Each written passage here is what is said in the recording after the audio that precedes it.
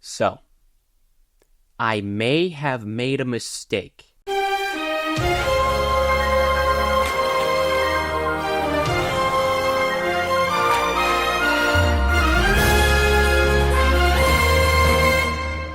Hi everybody, I'm here in my space office. If you're wondering why, long story, and we'll get there when we get there. So, Wizard101, easily one of the top MMOs when they were swarming entertainment as a whole. A massive online experience with millions of people who have played within it.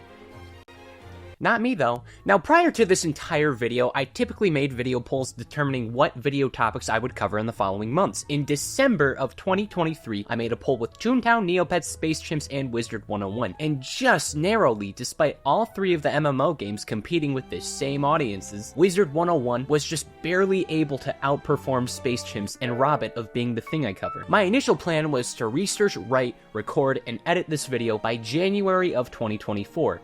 And, that didn't happen. In a moment, I'll explain what exactly went wrong, but until then, I think it's important to introduce the foundation of this universe, as everything following will escalate in importance, and virtually even the smallest of things can come back in this story hours later. Wizard101 takes place in the Spiral. The Spiral is a collection of anywhere from a few dozen to a few hundred floating islands that coexist on this plane, and to my knowledge have been around for roughly 1,000 years. It's set up in such a way that it's basically a giant planet, because at one point it was. Like, every world here has a corresponding Earth equivalent. For example, one of the locations, Krakatopia, is meant to be an equivalent to Egypt, both in how it looks and its history. And the Spiral wasn't always just a bunch of floating islands. Before the Spiral formed together, there was a single world that we're calling the First World, and it had at least 6 crucial and unbelievably powerful individuals. The first two are Grandmother Raven and Grandfather Spider. The two of them would fall in love, and then also another powerful figure, Bartleby the Grandfather Tree, hung out and used his magic eyes. He can see into the past with his left eye and into the future with his right, trying to write down all of history in his head. So in other words, in canon, all of history is preserved from an old guy making mental notes. That's gonna go wrong. Raven and Spider would then create 3 powerful children, the Titans. There's a dragon one,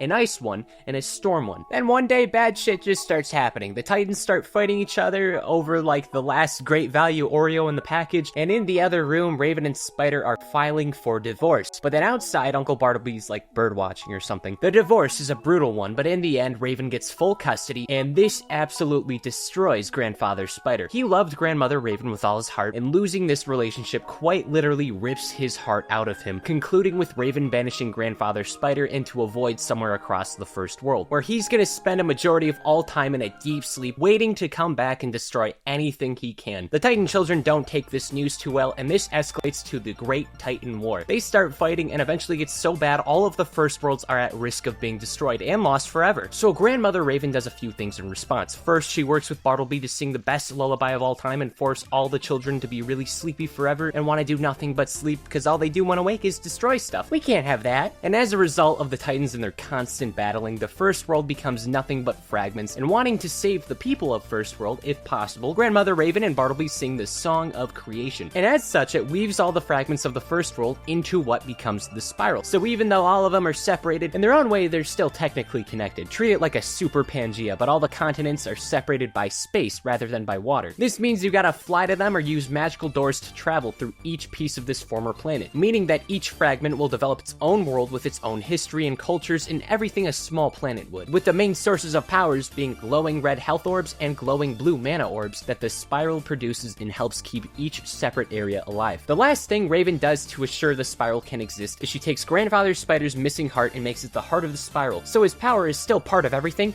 and nothing bad will happen. Now Bartleby, being a tree and all, he didn't really have an option on where he was gonna live, so instead Raven decides to have him be somewhat near the heart of the Spiral, acting as like a center point where people would come on in and use his magical teleporting doors that are inside him for some reason. Eventually Bartleby will be found by adventurers of the Spiral, and a greater society will develop around him. As for the Titans, along with their parents Raven and Spider, well, their locations are going to be revealed in due time, because there sure is a lot in this adventure, so just keep them stuffed back in your cranium. We got got 6 magical friends we gotta find. For the sake of not making all this too confusing, we're not gonna go chronologically through the timeline. Not only is that near impossible since there's quite literally hundreds of events to go through, but that would require a lot of jumping back and forth between each world, so we need a little more coherency. And as such, I'll go through my playthrough and cover topics when I reach them. The best way to describe this story is as one giant city of history. The entire story itself is the city, but then when you cut it down to districts, they're the same as story arcs because yes, story arcs are a thing. They should be called sagas, but arcs are fine. Then you cut those down to city blocks, which are the same as each respective world. We're gonna call them worlds even though they're more like their own world fragments, since yeah, each of them basically evolved to their own planets in terms of variety. Then within each of those blocks are numerous buildings full of respective stories and locations and characters that eventually make up said blocks, that eventually make up said districts, that eventually make up the entire city.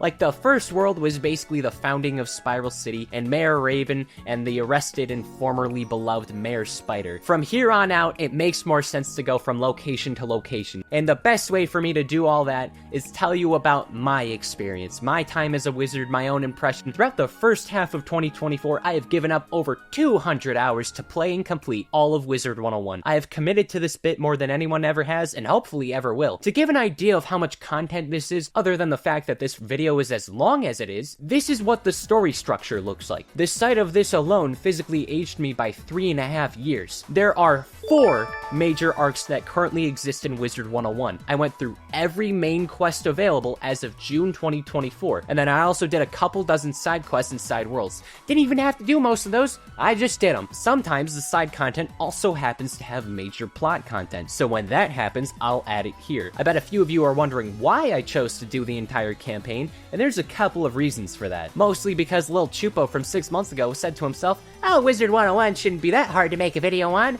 I don't think there should be any problems." I wish I could backhand the Choopo I once was. Problem 1. The story.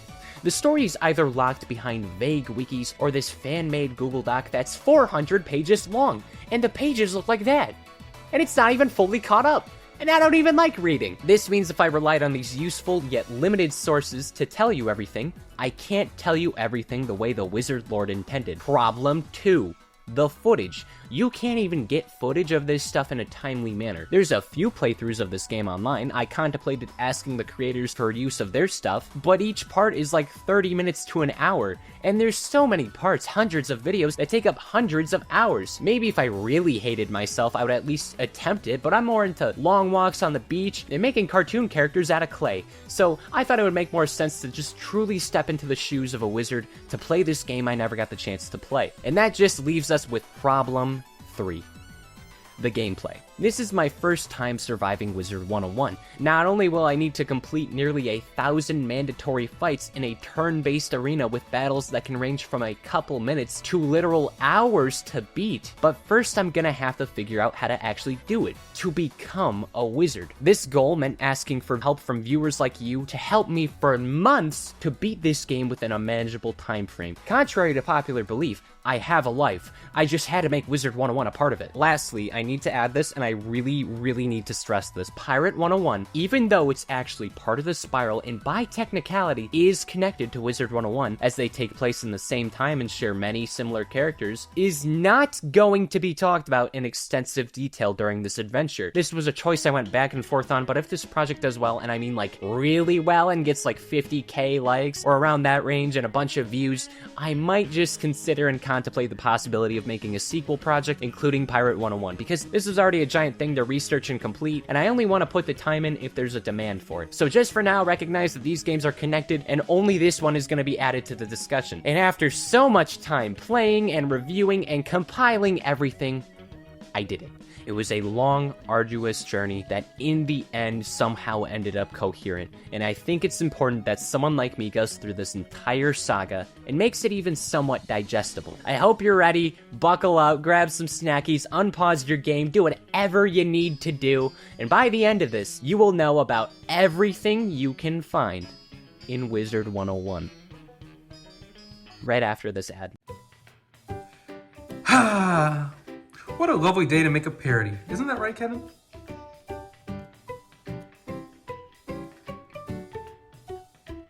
You said it, Kevin. Smoogle! Smoogle! What? What is it? It's me, the all-new Choopo plush, available on Makeship now! For a limited time. It's a little Choopo that you can take home and make your very own. The first official Choopo thing to ever choop the world outside your screen. It's got legs, a hat, even a detachable wand if you're into that. Jars, your bed, the zoo, whatever you want with it. As long as you get it within the next couple weeks on Makeship, it'll be yours to coexist with forever. Links in the description and the pinned comment. Papa Louie, did you hear the news? I do not care. Start the video. Aw.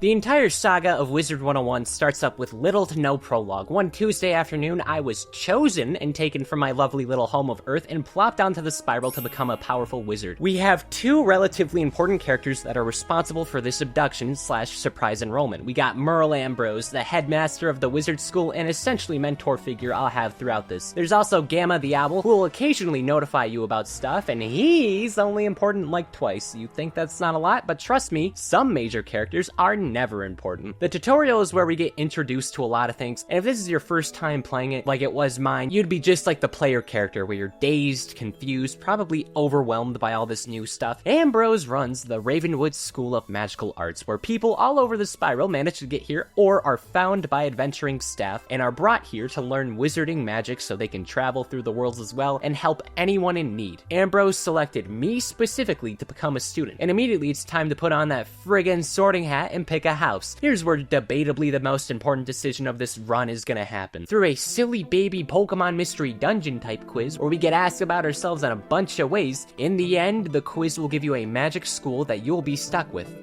forever. There's 7 classes in Wizard101, and I was unaware of my pros and cons until it was too late. Of the 7 classes, Ice Wizards are tanky, they have higher defenses but weaker offense. Fire, Storm, and Myth are the main DPS types with weaker defenses. Balance and Life are more support-oriented, focusing on buffing and healing. And then there's the school I was blessed with, Death. And this is quite literally the best possible starting class. Not only is it the class that can steal health from enemies, making it a considerably helpful class when I'm doing like solo runs or trying to keep myself alive, but the logo's also a skull, and that's pretty badass. Now this is Malistaire, the main villain of Arc 1 and the former Death Professor, until he got real mad and quit his job, so now he's an evil man. Due to our connection, Death Wizards unfortunately have a bit of discrimination going on within the story. Within like 5 minutes of arriving, he's already trying to assassinate Ambrose, only to change his mind despite being significantly stronger than my level 1 baby wizard man. Malistaire then runs away. From vibes alone, Ambrose can tell we seem chill and automatically moves us up from our orientation past any school lectures straight on to field wizardry, which you're not supposed to do until like a semester in. Now our job as a wizard is to hone our magic and protect the spiral and everyone and everything within it, and this includes Wizard City. So Ambrose goes, "Hey amigo, Malistaire brought some uncool dudes down to Unicorn Way. Can you like break their legs and stuff?" Yes, I can. But before we embark on this starting mission, and thus the entirety of this journey, I need to introduce my lovable little wizard identity, so nobody would know I'm moderately famous YouTube funny man Choopo. I went with the most Harry Potter-ish, Hunger Games divergent young adult novel type that I could possibly concoct. Ladies and gentlemen, this is Finnegan Jackalboots, and someday, he's gonna save the universe. At Unicorn Way, our goal is to free corrupted fairies and generally stop all the darkness. And even though I'm a day 1 wizard with about 15 minutes of experience, Finnegan Jackalboots is already on the top of his class. Like, some classmates already prove I'm the only competent one, some people just gave up on the starting fight, and he's supposed to be at our level. This is a hilariously reoccurring thing. Very few classmates, or people in general, are going to be useful. At the end of this battle for Unicorn Way, a skeleton gets beaten up who drops a tome. After talking to an anthropomorphic dog named Harold Argleston, I hope you had as much whiplash as I did reading that off, we discovered the most important info dump so far in the whole wacky wizard wizarding world. Malastair is bad and evil, and that's no good. We need to stop that. But in actuality, he's looking for a group called the Order of the Fang. Allegedly, that's not good, so we gotta find them first. Now, I already know this has been a stressful first day of school, but now it's time to meet the professors. Mr. Lincoln registers us as a student. He's basically useless after this. I actually don't mention him from this point on. Halston Balestorm teaches Storm. Lydia Greyrose teaches Ice. Dahlia Falmia Fire. Mulinda Wu Life. The Talking Dog Balance. Cyrus Drake Myth, remember this one. And the Death Professor Malorn Ashthorn. He's more like a substitute and intern for the time being because... you know, these are characters who may or may not be relevant later, but that's a secret. I'm not gonna tell you. You gotta wait. You gotta wait. You gotta wait. Now, Ravenwood is honestly a pretty lovely campus. Each school has a nice symmetric building, and as I made my way to the death school ready to learn about death and stuff... where's the death school? Guess what, goobers? It's time for some Wizard101 101. The entirety of Ravenwood's formation is pretty well documented, including how each professor got hired to teach. So, one day Ambrose was traveling around the spiral until he was the one who discovered Bartleby, smoking on like an imaginary cigarette or something. Then Ambrose makes the Nido Decisionato to establish Ravenwood all around Bartleby. While this is happening, Malastair was probably born and can be found living on another distant part of the spiral called Dragonspire. On Dragonspire, he lives as part of the House of Drake with his dad Vladin Drake and his brother, the current myth professor of Ravenwood, Cyrus Drake. Whoa! They're related? How could you tell? I mean, he's wearing black and he's wearing neon yellow. It's completely different. I should also note that one fun thing I learned very early on is that even if something barely seems to be impactful in the slightest, it has the potential to come back eventually. When I was at this point, there was a Doctor Who knockoff who I could have gone on a quest with, decided against it, and moved on my merry way. Well, it turns out that this dog was part of a limited time event that is extremely important if you want to learn about the professors because of time travel. We have been here for 5 minutes. Why is there time travel? We can help guide the professors and eventually some other characters to the path where they could teach us in a weird paradox. This is when I realized the game was not going to be a road trip of an adventure. This was going to be a road trip where at random intervals, I would pass by a building like Carl's Jr. and then 3 weeks later be quizzed about what the car at the drive-thru was. There's 5 of these time travel events. One of them's for Pirate 101. We can skip that one. 3 of them will make a bit more sense when we get there. And the last one follows a young Malastair and Cyrus. Wizard 101 has this bad habit of only telling you fragments of backstory and then backtracking, making you go forward, back again, all that stuff, making you puzzle piece everything together at the end, in part so the community could speculate when the story was unfinished. And I don't really care for that, so Malastair's entire backstory is gonna be presented here at once so we can move on. Malastair and Cyrus are having a jolly old time in Dragonspire. Malastair has a lover and eventual wife, Sylvia Drake, that he loved dearly, and all 3 of them hung out and like probably ate from Pez dispensers in their free time, I would guess. In all the time travel adventure, the time traveling dog, who we're gonna call the Professor, is dealing with his nemesis Maestro, wrecking the timeline just because he can. In this specific instance, he's trying to make everyone hate each other. Sylvia and Malastair at this point are engaged. They're about to get married, and Maestro, magically at a boardroom choosing to cuck Malastair, mind controls Sylvia, and being emotionally distraught, he then has an emo phase, quits magic, and begins to seek the meaning of life. Meanwhile, Cyrus is becoming a painter.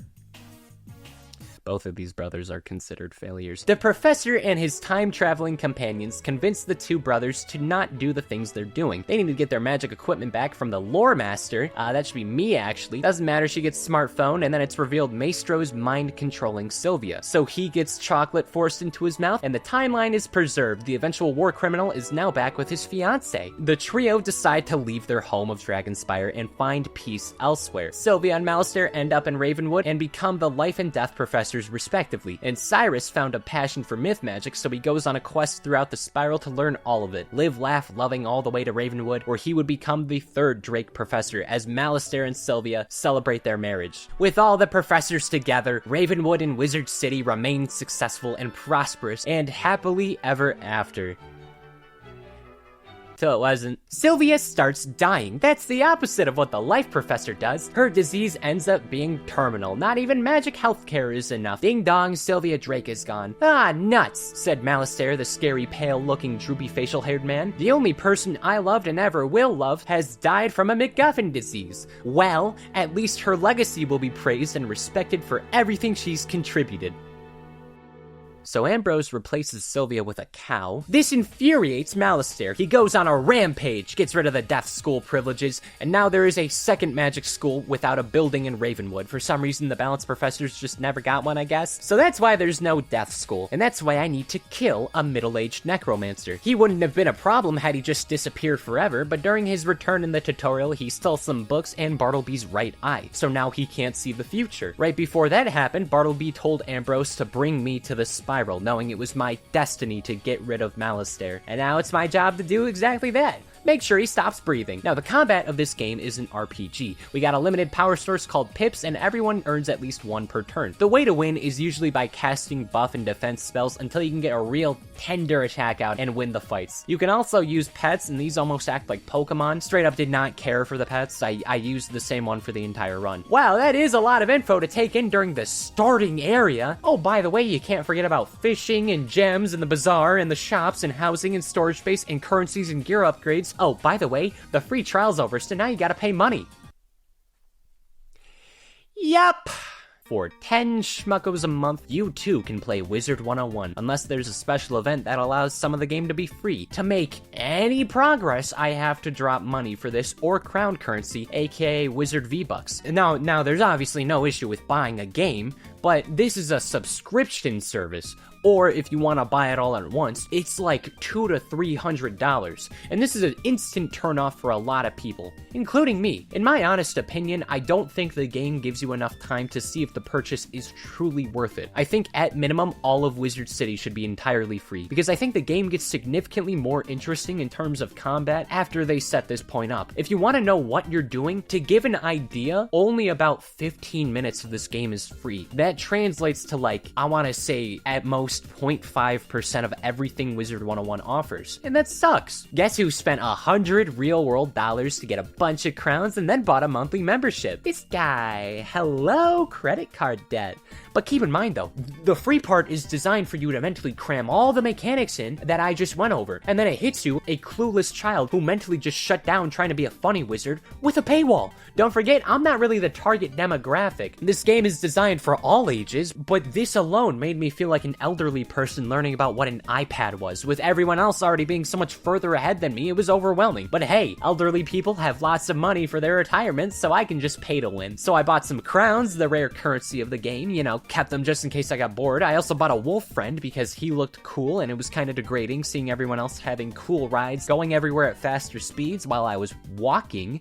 Ew. Then Ambrose tells me to talk to Sergeant Muldoon to help the rest of Wizard City under the same Panic Unicorn Way was. Muldoon gives us 3 places to use our memberships at any order. First, I went to Triton Avenue, struggling with a big storm and dead things frolicking about. In Triton, the Harvest Lord's eating souls, and this little asshole kid named Duncan thinks Malastair's not a bad guy. Seriously, what is this kid's problem? I can see why death students don't have a real professor right now. I'm glad you're not going to be plot relevant after this. I hate you. I'm sure you look so cool bragging about Malastair with all your death friends at death school. Oh wait, we don't have that anymore. Also, it turns out there's some propaganda going on. The professors seem to be lying about Malastair being alive or not. Like, we know he's still here, but apparently the entire student body just doesn't. It's not like they deserve to know. I'm overqualified to do this. Suddenly, the much nicer Storm Kid asks me to beat up the Harvest Lord and save his sister, so I do that out of kindness. I'm much more inclined to help if people use manners. Next in Cyclops Lane, there's a Cyclops we gotta beat up after yelling at this one kid. He's kind of a dweeb, not gonna lie. It's important to note here that Cyrus is trying to get me expelled. I'm aware he's related to Malastair. This is our Snape equivalent. He's kind of just a dick. Myth schools the Slytherin. They reek of stenches. And lastly, we got Firecat Alley. It's just too hot in Firecat Alley, and that needs to stop. There's a witch here. Her name's Greta Darkettle. Surely this name won't ever be important. Back at Ambrose's little place, we get told a lot of things we already know, mainly that Malastair's the bad guy. Shut up, Ambrose. You abduct kids. You're stupider than all those other trendy and other sort of popular wizard characters from other pieces of fiction. Have fun in Jupiter, idiot. Anyway, I marched through all of Wizard City and waste so much time losing to enemies that game journalists would laugh at me for failing to. Then I stumble upon a mysterious waterfall, and that leads to a place called Nightshade. And you know what's here? The Death School. It's still around. I actually wasn't expecting this. Yeah, here, I guess, yeah. And Malastair's also here. Oh shit, that's actually, wait, that's not good at all. He's yelling at his former assistant of the Death School before escaping again. Wow, I better tell Ambrose everything we just discovered about this interaction along with the Death School still being around. And the new permanent death professor I'm stuck with is Dorgan. Hi, Dworgen. Okay, bye, Dworgen. Hey, Mr. Ambrose, I found out the death school and that one guy who works in it that's built like a wrecking ball are hanging out in the bad part of town. Can we move the death school so all the death schoolers don't have to carry pocket knives to their lectures?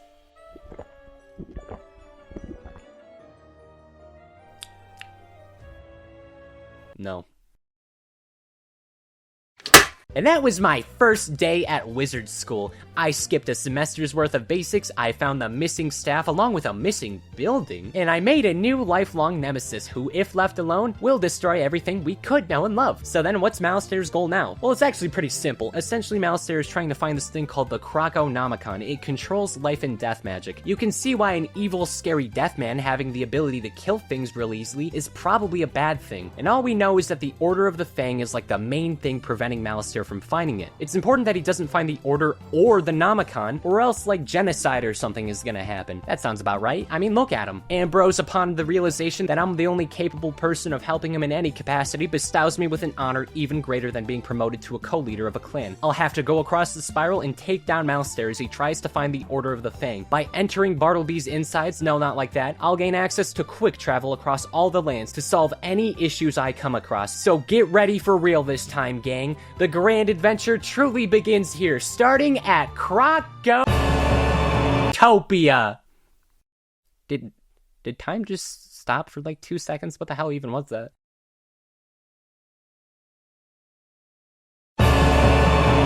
Exiting the world door, I stumble upon Crocotopia. Most of this world takes place within a set of pyramids and temples, but a few areas outside, I have no idea how they made these pyramids, like, all the way up here. There's more areas in Crocotopia. I don't know why this part's floating. It looks cool though. Gameplay-wise, things are starting to get a bit more complex. Again, I don't really think this area should be blocked by a membership, because I really do think the game starts to improve from this point on a gameplay perspective. Originally, this location belonged exclusively to crocodiles, more commonly referred to as crocs, and they pulled in Egypt, basically replicated all the royalty and culture, but now they're crocodiles, and then one day they have to leave because of plagues and death. During their time gone, another species called the manders hunker up in this fine establishment, until the crocodiles come back and secretly also want their shit back. At first they faked being friends, but then they changed their minds. Luckily or unluckily, based on how you look at it, the Order of the Fang, consisting exclusively of crocs, put all of the evil crocodiles into a great sleep. Until some British dogs from another world called Marleybone mosey on in and do a Britain by trying to steal all the trinkets to go in their museums, therefore reawakening all the evil crocodiles, capturing a bunch of manders as slaves,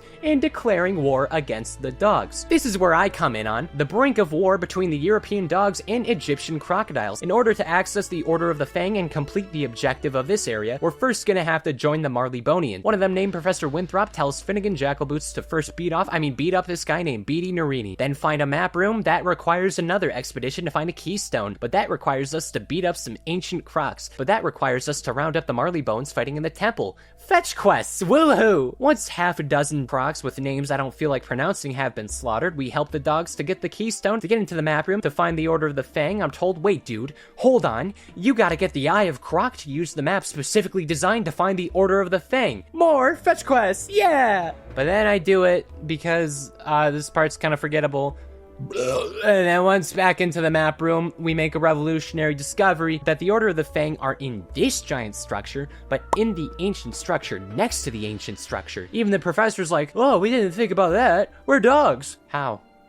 This is a big place and everything, but are you stupid? So after getting permission from the Marleybonian voyage leader and taking a lovely trip across a space ferry to an already populated area, these are some of the worst archaeologists I've ever seen, time to say hello to Alhazred, the first Order of the Fang member and an extremely important balance professor. He almost acts like the Isaac Newton of balance magic, as in he simply reiterates stuff that already existed. Alhazred is a member of the Order who was around when the Crocotuts were being naughty, enslaving people and whatnot, so on a journey through the desert to find himself. Don't ask how he got to the other deserts. I don't really see one right now. Alhazred realizes, no, it's the Tuts who are wrong. Then he gets his ragtag group of reptiles to secretly resist. Alhazred practices combining the 3 elemental classes and the 3 spiritual classes, eventually making the balance school. Then using life and death specifically, Alhazred made the Croconomicon that knocked all the crocodiles into a great sleep, which could eventually bring them back, but not just yet. This is stupid important. The Croconomicon has the power to revive and presumably unalive people when used properly.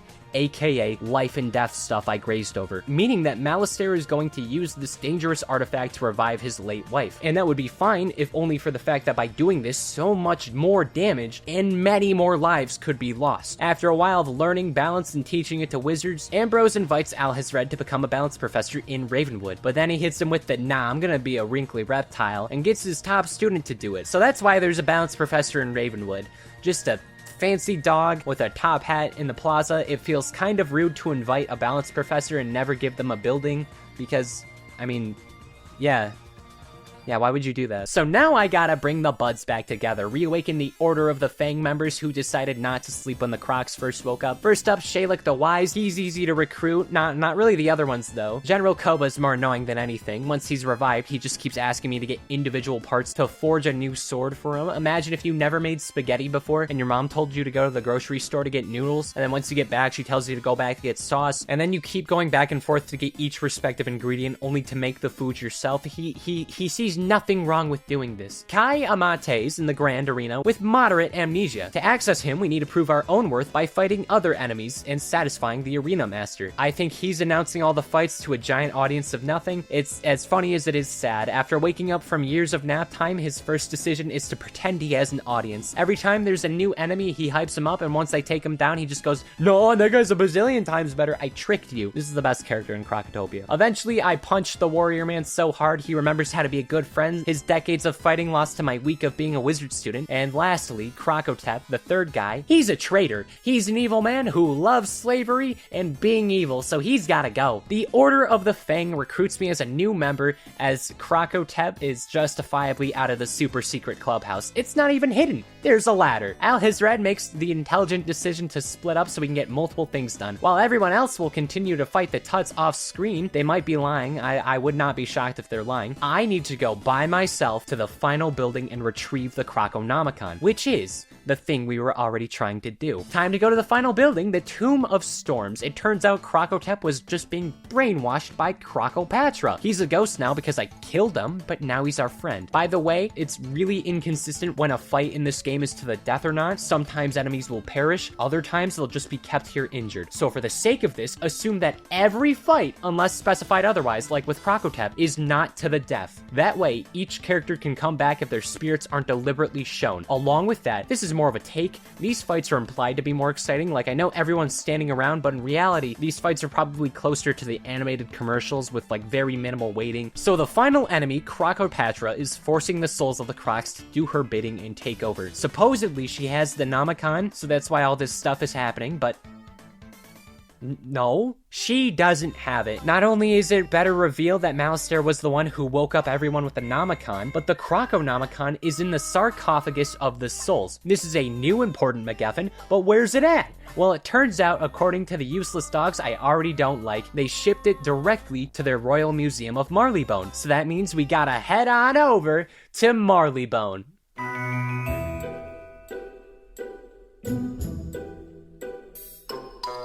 When arriving through the world door of Marleybone, I came to an important realization other than the dogs having religion. I'm not quite doing this wizard thing right. The combat is starting to ramp up. In order to actually win fights, you gotta rely on buffing yourself and nerfing the enemies with spell. I don't like thinking, but I have to. And we're in this odd spot where combat is very much at the mercy of RNG. If an attack misses, you lose a spell but keep all the pips. Same for the enemies. And with all the main quest battles being mandatory, in cases where I'm too weak to beat a certain group, I either have to grind, try again with different spells, or believe in the power of friendship and luck. Luckily, this is a multiplayer game. I'm sure you can tell by now, but anyone can join the arena at any time with the exception of dungeons. Only friends can enter at these points. This can be extremely annoying when there's like a mandatory amount of enemies I need to beat, because sometimes little Simon from the 4th grade will walk in as my fight is almost done, therefore wasting 5 more minutes of my life, but usually teamwork makes the dream work. Utilizing other players was by far the best way to get through mandatory fights. Usually people at my own level would intervene, though using this little thing called telling people I'm a YouTuber and you can be in a YouTube video if you're my Wizard101 friend, this was how I managed to wrangle some pretty powerful people to aid little old me and in some cases make fights I was gonna lose magically transform into easy wins. Just interacting with the community in general did much more good than harm. At this point on, soloing's not too annoying, but later on some fights are virtually impossible without other people. So between worlds, I started buying upgrades, buying cosmetic stuff, getting a little involved with the additional content around me, because obviously the story is what I'm looking at, but all this time exploring and seeing people in Wizard City became comforting at a point. Like, it reminded me of my Club Penguin days. It was a feeling I thought was gone forever. So every once in a while I'd stop at a bazaar, bought some better gear, and would familiarize myself with NPCs like Prospector Zeke, who lives in my backpack and somehow will manage to get to every area before I do. This might be the most powerful person in the spiral. That's not even a bit. I'm dead serious. Anyway, dog time for realsies.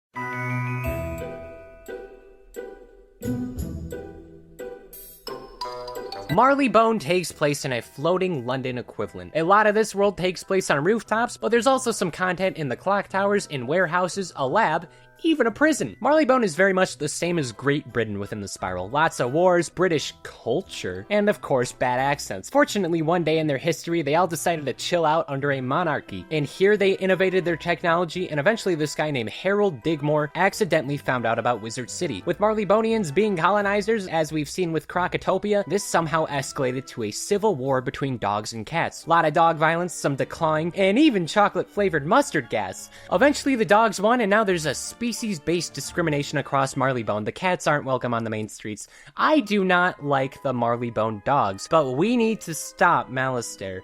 The citizens of Dog City respond by making their problems that can be solved at any time, my problems that I need to solve immediately. The moment I go to the museum, I'm not allowed to see the sarcophagus. Instead of using my wizard rights or talking to a wizard teacher who could easily solve this issue, I have to ask the mayor for permission. He says, oh sure, you can see our museum that's immune to magic, so nothing bad can happen to it. But first we have this group called the O'Learys. We got some rotten kitty cats causing a gang uprising across the whole city. Did you make that not happen? Yeah, okay.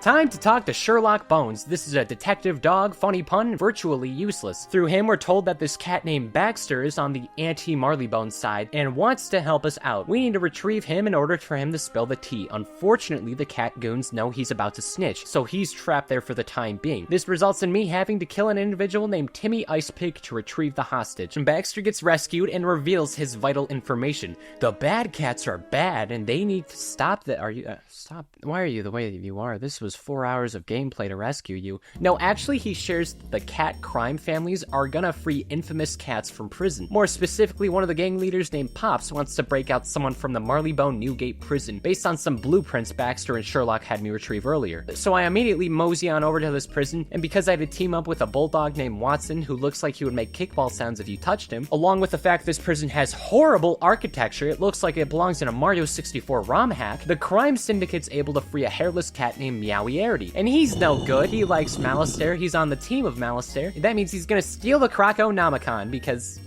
he doesn't need magic. He's violence. You know what would make this story even more fun? Another character. It's time to meet Jack the Scratcher. What a pesky little guy. He locked himself in a clock tower within this city of like 50 trillion clock towers. This isn't even a bit. There's like 6 major clock towers within like 3 square miles. Jack the Scratcher has been out and about scratching all the dog women living peacefully on the rooftops. I got rid of him, but then there's another evil cat named Dr. Von Katzenstein, who's also causing mischief by mass producing robots to cause crime. But at this point, I've skipped over 20 cat bosses. This is just another one going into the criminal cat carcass corner. After brutally preventing the funny doctor from ever existing again, his lab assistant Grunk is able to destroy all the operations. Grunk informs me that Meowiarty's hiding in the super clock tower dungeon. It's Big Ben. He's in Big Ben. And this requires clearing out all the clock weights because of a failsafe. He had his minions weigh down all the other machinery so no one could get into Big Ben, I guess? That sure is a failsafe. I mean, it worked, it stalled, it worked. And now, after all of that, let's go slaughter this hairless cat.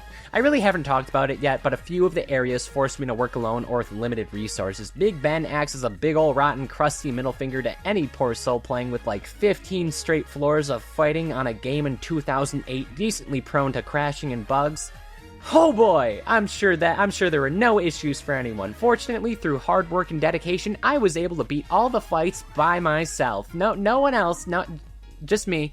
I did it. I beat Meowiarty and saved Marleybone. There is no more crime ever in Marleybone, and Sherlock Bones declares me an honorary detective. Oh, wait a second. I forgot to add this. Before I got into the clock tower and started fighting for my life and saving Marleybone and whatnot and doing everything for them, one of the cats was able to actually get the sarcophagus and Croconomicon anyway, giving it to Malistaire right before our final fight. Great! I did not like Marleybone that much. I don't quite like calling content filler unless I fully believe it prolongs a narrative, but like, a lot of Marleybone felt like filler. Not to mention, the combat felt the same as it was in Crocotopia, with just higher numbers, which makes sense considering how much game is left. I wasn't that annoyed about it. Some areas looked cool and held my patience, but god, these dogs used the hell out of me. All I needed was this one thing to save the whole spiral, but the Marleybonians made me solve their crime rates, worsen their problems between dogs and cats, just to give me an honorary detective badge and risk the whole spiral. Like, most of the police just stood around and nobody helped me. I don't know if I should be angrier at the dogs or Britain for this one. Like, which side is responsible for this massive blunder? I don't know, 60-40 is my guess. Thankfully, going back to Ambrose, he informs me, oh yeah, damn, my bad. Just kidding, more bad news. Malistaire has returned to his homeworld of Dragonspire. This is where we need to go now because he's not gonna leave. Instead, he's gonna start on his preparations with the Croconomicon. I'd love to go straight to him, but the issue is that Dragonspire is locked behind a force field, meaning you cannot even sail into Dragonspire unless you happen to have a world key to get in. With the past couple worlds, our Wizard Pass has allowed for quick transportation, but in this case, well, not so much. Ambrose informs me he knows where a key is. It's in Mushu, yet he also requests our aid in a separate world called Grizzleheim. Now, this is the start of a fork in the road. Grizzleheim is optional. You can just entirely ignore Grizzleheim and still complete the main game. I did not ignore Grizzleheim. Just because it's side content doesn't mean there's not still important content. There's the main quest stars in the quest log. We gotta do it. The next two worlds I have to play are Mushu and Dragonspire, and Grizzleheim is designed to be played in between those two if you're underleveled for any reason, with the first few areas asking you to be only level 20, and later ones upwards of 40. I was between the minimum and maximum requirements, so I did hop between this area while doing the other worlds. So for the sake of this, know that I started Grizzleheim first, but I'm gonna cover Mushu first. Right away from personality alone, Mushu is an immediate upgrade from the past two worlds. This was a genuinely very pleasant and fun place to be around. I felt like I was in a Great Wolf Lodge. Like the rest of the worlds, Mushu is based on a real-world location, this time being feudal Japan, but now it has a bunch of farm animals living within it. Now, Mushu was initially inhabited by dragons. The guy who ended up becoming the first emperor of Mushu, Emperor Ping, managed to create the first empire with a dragon, declaring from this point on that each emperor would be able to use dragon magic. For the next thousands of years, Mushu would prosper. Most of the population would learn magic, and eventually, when discovering the spiral, Mushu would become a crucial trade partner. In the following centuries, everyone would thrive, until at one point, the country's current emperor, Emperor Su Wong, would be captured by the Khitan and Manju clans, also fighting for Mushu, which in response, the rest of Mushu civilians began to pray to Muda and Mudism. What the hell am I even doing with my life? War happens between all groups. Eventually, the samurai, that's cute, take back the control of the country, and Mushu officials start making books that told everyone, don't do war anymore, you Nimrods. And then another new emperor, Emperor Mushu, stopped the evil clans from eviling and restricted who could leave and come back from the spiral based on how many cool points they had or something, thus limiting international trade. Years later, the modern day ruler, Emperor Yoshihito, existed, and he and Merle go way back. So after Sylvia died, Merle was looking for a new life professor. So Yoshihito got his apprentice, Mulinda Wu, to become a life professor at Ravenwood. I'm sure it was awkward replacing the wife of a mean, scary death professor, hellbent on killing everything that he hates, probably definitely including the person who took his late wife's teaching job, but hey, funny cows! Shortly before my arrival, Malistaire showed up to Emperor Yoshihito chilling at his home in the Jade Palace. Malistaire goes up to him and he says, hey there, mister, give me back the spiral key to Dragonspire. I don't have one, and because of that, I can't go back to Dragonspire, which, reminder to the folks at home, is my hometown and where I will be doing evil things with the Croconomicon that I have acquired for the sake of resurrecting the deceased love of my life, along with partake in doing terrible things to mostly innocent people for simply being associated with people who I'm not friends with anymore because they replaced said deceased wife with a farm animal that you provided to them that greatly upsets me, and therefore I have a very bad connection with you and I would like my thing back. Can I have my thing back, please? No.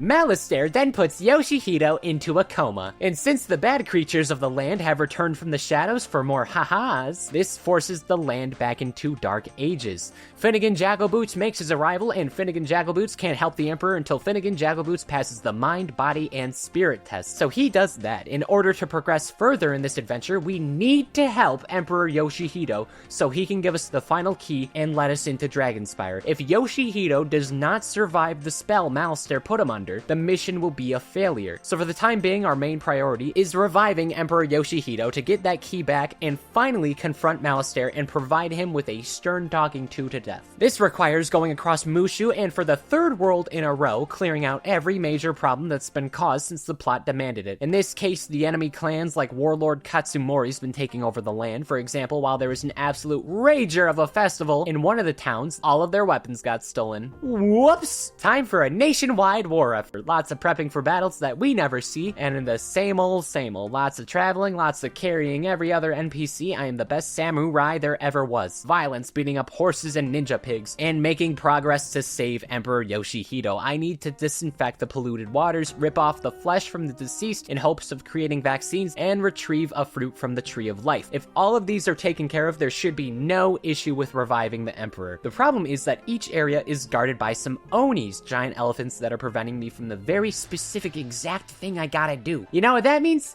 Spending a couple more hours in the same combat loop. I was underleveled, but damn it, this is the perfect game to turn off my brain and watch Crunchyroll on. So I just kept hitting my head on a brick wall, hoping it broke instead of just going around it. There are 4 Onis. The War Oni possesses some of the Emperor's warriors, causing internal conflicts. The Plague Oni is pouring chemicals into the water, and not even Muda can stop it. And then the Death Oni is straight up just torturing innocent dead people, which in my opinion is a dick move. They already died. Why? This is unnecessary. Truthfully, all of Mushu boils down to soloing all the evils of magic Japanese anthropomorphic farm animals. Like, despite allegedly the entire country being in support of us, they don't do anything, and it hurts my feelings. The final item I needed before saving the Emperor was the fruit from the Tree of Life, and the tree is wilting, and that wilting needs to wilt. This requires making the corrupted dead double-die to death, leading to a face-off with the Death Oni, and eventually reviving the tree to its proper glory, truly letting both the citizens and spirits of the land alike return to normalcy. And after voyaging across the entire country, it's finally time to save Emperor Yoshihito's life. Oh look, some fellow wizards are joining me for this final mission. Oh look, the final of the 4 Onis, the Jade Oni. He's challenging us to a mighty battle. Gee willikers, 6,000 health?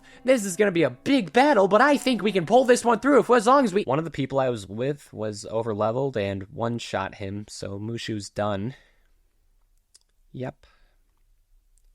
I'm not complaining though, that was a cool attack. Another day has been saved. Another soul is grateful for Finnegan Jackalboots. Emperor Yoshihito thanks us with a key to Dragonspire. I don't know why Malastare didn't just steal all the keys and prevent any additional access. He would have easily guaranteed victory. Malastare and the Chipmunks, you had the opportunity. You blew it. Your demise will be your own fault. Back at the spiral, I start prepping my voyage to Dragonspire, doing the routine I've become extremely familiar with at this point. This time, I've spent a little more time at the Death School. I still think it's ridiculous that they haven't relocated the building, but hey, Dworgen's pretty cool. He's become the new death professor, and despite being rounder than a Timbit when it comes to teaching about death magic, I'd say he's pretty sharp. In this place called Darkmoor, Dworgen lived as the assistant of Dr. Finkelstein, and in his spare time, he read comics about a necromancer named Jamie Skinner until his shitty dad threw him off a bridge into some water. Dworgen then fails his evil assistant exams and gains a lot of self-doubt. The time-traveling dog shows up for a bit, pats him on the back, and his dad just goes, "All right, bucko, I got a gig for you, but it's not at this horrible, dark, scary, spooky place. It's just Wizard City where it's lovely and everyone's gonna be nice to you." Darn. So then he gets a job at the Death School. Malastare becomes his owner, but not in like the slavery way like the Salamanders were, just like a dickish manager to intern type. One day, Milky Dud Malastare's yelling at a child and being like, "Ah, you suck.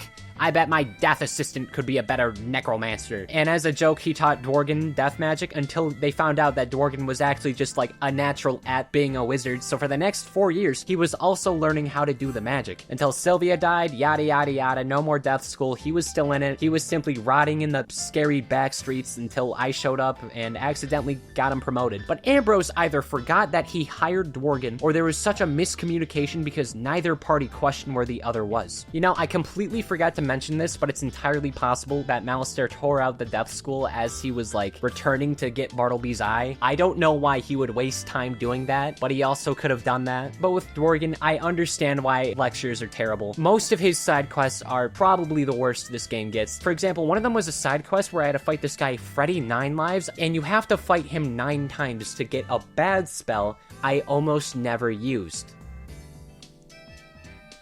Oh shit, I can talk about Grizzleheim now.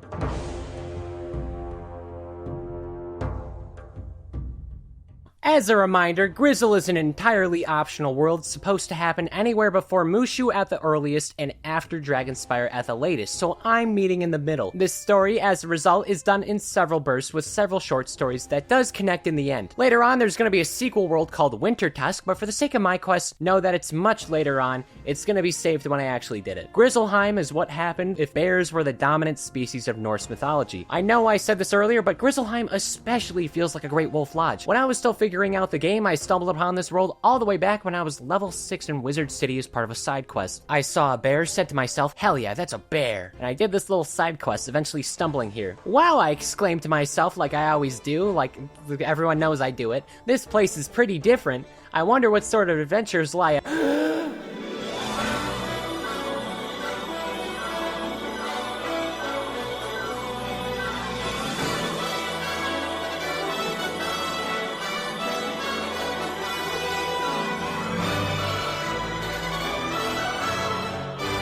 Nick Jonas? What's Nick Jonas of Jonas Brother fame doing here? Well, Nick Jonas, and only him, not the other two, made some of the music for this game, namely in that so-called Wintertusk. Suddenly, the motivation to find Nick Jonas at Wintertusk fueled my little heart like it was the furnace of a steam train made of fleshy flesh meat.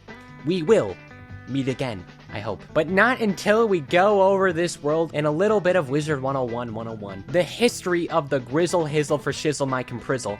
One day, there was a thing called the Grendels. Now, the Grendels were gross and ugly and everyone wanted them dead. So Mother Grendels declared that no one was allowed to harm her Grendlings. And everyone made this agreement as an oath, except for the spiders. As such, the spiders can still harm the Grendels, and otherwise you can only harm a Grendel when they're young. The older they get, the more invincible they get from this oath. The only way you can stop them otherwise is with spider magic. And also, there's Grizzleheim's chief king people. They're like the Black Panther, but bears. It's like they fight each other to become the leading bear. They beat up the Grendels. There's a bunch of goblin thingies versus Viking bears. The latter actually lose. Long story short, Grizzleheim's gone to shit, just like every other world. Along with that, Grizzleheim also includes ravens and wolf tribes, with boars also being there, like an invasive group that came from a different world. There's boars in Mushu and probably some other places. The boars are bad. They also must be dealt with. That's where I come in. Stumbling through the world door, infecting the world with my presence. Within minutes, I befriend the merchants and successfully negotiate trade with this world and Wizard City. Then, Ambrose warns of there being danger, so we need to talk to the king. In order to do that, I must become a brave warrior. I think you know where this is going. Lots of smaller questing that accumulates to me eventually making something of myself. Wizarding has become my 9 to 5. It's time to save the forest, all while getting mostly bad gear and little to no experience. Did I mention this location is very bad for grinding? It is entirely just to have more wizard content. You get like 2 levels throughout all of this. Most worlds you get like 10. I entered the woods and went on a journey to get a sword embedded with spider venom. This gives the chance to actually unexist the Grendels roaming around the land. Also, lots of boar violence. I'm very good at reducing populations because my wizard kidnapper teacher man encouraged me to. Still not enough though. Gotta make my way to another part of the land to protect Andor's Holt and a village that's being attacked by a traitor known as the Red Claw, including this one guy named Ivar. He's especially a traitor. I have 20 hours of footage. It'll be really embarrassing if I forgot to record this guy. Part of this portion requires me encountering Bullthorn the Grendel. That sounds like a Swedish Sonic character. He's willing to help and tells of an Eye of Truth, as that should be able to get me out of the land. I am slowly losing my patience. To obtain this funny artifact, I gotta go to Red Claw's super secret base, and somehow, someway, I was able to sabotage them by asking to join their clan, destroy their stuff, rinse and repeat, and that is the end of an uprising. Oh, and guess what? That evil bear Ivar? He's actually just a raven, not even an Ivar. This is when it's revealed the ravens are the ones bringing all the conflict across the land in order to achieve an eternal winter. Why are they doing this? Yeah, I mean they are. I guess they just like it cold. Totally unrelated, but now the wolves are mad simply because of the ravens. Fighting ensues and another species uprising. Ivar was taken hostage by the wolves, therefore allowing the ravens to cause internal conflict for the bears of Grizzleheim. This wolf named Wolfric tells us those filthy ravens trapped the wolves to make this massive miscommunication. Beat up the confused wolves, rescue Ivar. The king is grateful. He rewards us with another chance to fight the No, they're overleveled. I'm gonna lose this fight. Okay, now we're done. The king apologizes for scaring me like that and blames the ravens. It is now time to stop the ravens with kindness. Because if that eternal winter thing they want happens, that's gonna lead to just cold forever. Eternal famine, or at least that's what their Tower of Lore says. Contrary to the title, not that much lore. According to the Raven Coven, who's like this strong warlock raven, they want to take all the magic of the world and force the cold. That seems like a thing ravens or crows would do.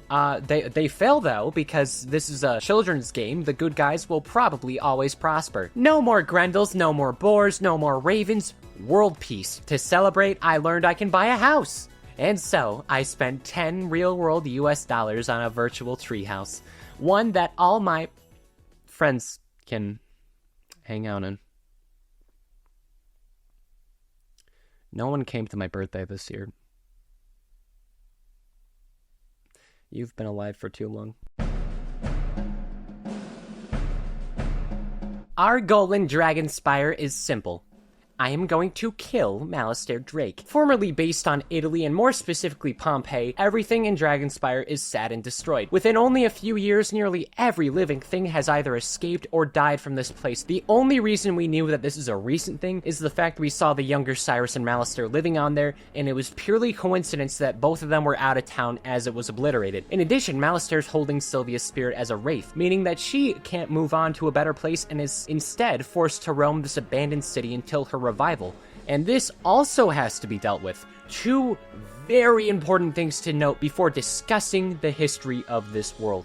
One, this is very much a military state of the spiral. As such, eternal conflicts bleed from every orifice possible. This is why getting in or out is such a challenge. The population was never able to fully relax, leading to a rather violent history, and much of this world is me weaving through everything in this world to get all the stuff I need to get to where Malistaire is standing. Secondly, the first of the 3 titans responsible for the destruction of the first world is here.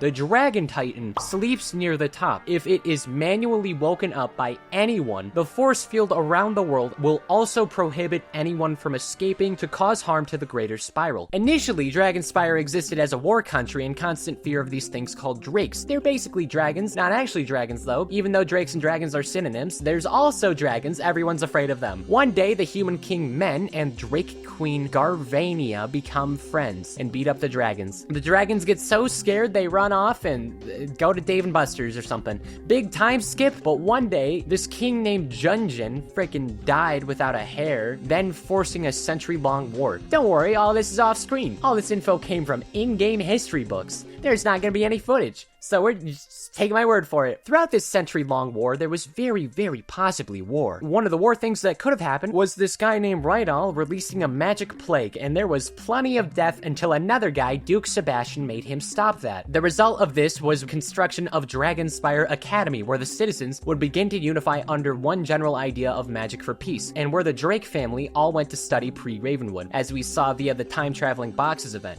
Also gonna throw this out here, it's kind of assumed the Drakes are like descendants of the dragons. We actually don't know how that works, but that's why their last name is Drake. The academy becomes a big part of the country. One of the kids named Aldered, don't mix him up with Alhazred or Ambrose, they're all different. He overthrows the government, then everyone overthrows him because he sucks as a leader. The Dragonspire Academy Dean was a bad guy. The Dean by the name of Vladimir Darkflame, oh that's for sure a bad guy name. Vlad had a bad case of the Mondays and decided to do this thing we in the industry call kill everybody, trapping all Dragonspire Academy professors who could stop him as he reawakens the Dragon Titan and its army as it slaughters almost all the people there. And truthfully, it's just fortunate no additional harm was done outside of Dragonspire. And the last thing the Dragon Titan will do before going back to sleep is replace all the water streams with lava, truly ruining any chance of bringing this place back in any greater capacity. Upon hearing about the news of their obliterated home, the professors were in shock. "Oh no," said Malistaire. "Almost everyone we've ever known and loved has died while we were at Ravenwood Academy in Wizard City.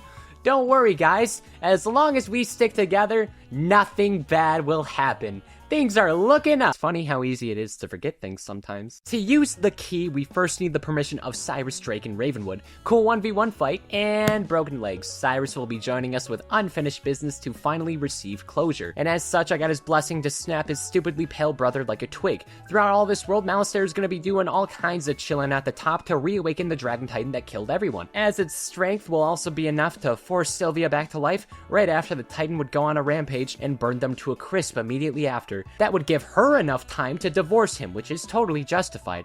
First thoughts? Yep, everything here's fallen apart, and there's nothing besides scavengers and spirits. I will say, though, that there is a very apparent difficulty spike. Overall fights have begun to feel significantly more challenging as the health and damage amounts have spiked drastically. So from this point onward, I was thinking to myself, well, if they can team on me, why can't I team on them more often? This quest is a noble one, but it doesn't have to be a lonely one. So through the power of friendship and having a large number next to my name, once again, I converted even more wizards to Choopathism and just began to steamroll all the annoying fights that would take so much longer. This also made me enjoy the game significantly more. I'm sure you would be shocked that I'm enjoying the multiplayer aspect in an MMO, which is short for massively multiplayer online game. I think the multiplayer aspect would be quite nice. I'd like to treasure curb stomping Malistaire as a group memory. And I think it's a good call. If I have to fight an army, why can't I have my own army? And if nobody helped me, I would probably give up. Like that's not even a bit. Like, I would be done. There is not enough here. I don't think I could do this by myself. Upon entry through the world door, Cyrus warns us that his brother will be able to sense our presence unless, say it with me now, go around each and every part of the world to improve the quality of life since nobody can do it themselves. This time, they actually can't. They're all ghosts. Thanks for that, by the way. So that means progressively gaining the trust of a bunch of powerful and important people that once roamed Dragonspire just to enter the tippy top of the city, which also happens to be the most challenging location to actually get into. Talking to the former head librarian of Dragonspire, he brings up the knowledge crystals. These are giant things that can help us out on the mission, specifically to present preserved history. That's what the lore master of this place does as well. Why are you here? You've done nothing but cause problems to me. I hope you please go away. Once the stones needed to progress are gathered, I head over to the Stone Keeper and gain his trust so we can go further into Dragonspire via teleportation. And this leads to him revealing that he left the portal piece necessary for progression in a vault located in the Grand Chasm. One problem though, we need a key from the Vault Keeper, and I would argue not being alive puts him out of commission. But what does that mean? More time travel, rather than using the time travel to stop Vladimir, or even just like throw the baby Malistairs off a cliff or something. No, we go back in time to open a safe so we can time travel again and open it from there. Why did we not abuse the fact we permanently have access to time travel? I don't know. Why did we not at least warn the Vault Keeper about his doomed fate? Well, that would be a paradox. That one at least makes sense. With another item acquired, let's go find Sylvia's corpse. Pop back into the place Malistaire's storing her. I would say it's quite rude how much he's messing with the remains of a loved one. And using the knowledge crystal, she gets captured and I'm gonna be using her as a hostage, so Malistaire has to surrender. I don't even care if he retaliates. I welcome the inevitability of death with open arms and a goodie basket. With one more thing checked off the list, approaching the nearer bits of Dragonspire looms as a growing challenge. Dragonspire designed their academy to be essential to all students, literally making it impossible to get to the center of the world without a student ID. This means I gotta find all of the former professors along with Vladimir Darkflame, as he's ultimately the final person who will determine enrollment. Luckily, getting in isn't too hard. Like getting the Drake riding professor and the history professor to approve isn't that bad, mostly because they're bored of being stuck in this lava-ridden purgatory, so any variety of life is ideal. Vladimir's student application process for the academy is pretty lackluster in my opinion, just waddling around doing a lava Moses like in that one scene in The Incredibles, just to get his old things since he couldn't retrieve them because he was in prison. And dead. But anyway, welcome to Dragonspire Academy. Off-screen, Malistaire has failed to revive Sylvia on account of the fact we're holding her spirit for the time being, and has decided to use the Croconomicon to revive the Dragon Titan and utilize its power. Why not, right? It's not like reviving the Dragon Titan and having him roam around the entire spiral would destroy everything. I'm sure nothing bad could happen. At the Academy, we meet Ashley the Fire Tree and are informed a living drake is going to be needed to fly up to Malistaire. This requires a staff made from obsidian and pure crystals in the Crystal Grove. Oh, also, drakes are like super endangered. Making this even more fun. Nothing wrong with more fetching adventures, being the whiz dog I am. We get that crystal cut up, get that drake staff, go to the drake hatchery, make a new baby drake specifically for this one flight up to the top, and with all the gear together, it's finally time to end the life of a middle-aged necromancer. The quest to the top is intense. Finnegan Jackalboots and his party of warriors all climb to the top, witnessing Malistaire doing his evils. My little wizard mind had a flashback to my youth when I was at Great Wolf Lodge. My family had all clocked out for the day after a wonderful experience of going through a water park and doing that magic quest thingy, the thing that once sparked my flame in my heart for wizardry. I was watching the ever-iconic Disney Channel show Wizards of Waverly Place, and as the commercials struck, I watched those beautifully crafted Wizard101 animations, those battles of a storm and an ice wizard fighting Malistaire with everything they had. That was the moment I said to myself I was not going to be an astronaut or a brain surgeon or a mechanical engineer. I was going to be a wizard. The time has come. My time has come. We are going to stop Malistaire from reviving the Dragon Titan using the Croconomicon and save the Spiral of all his evils.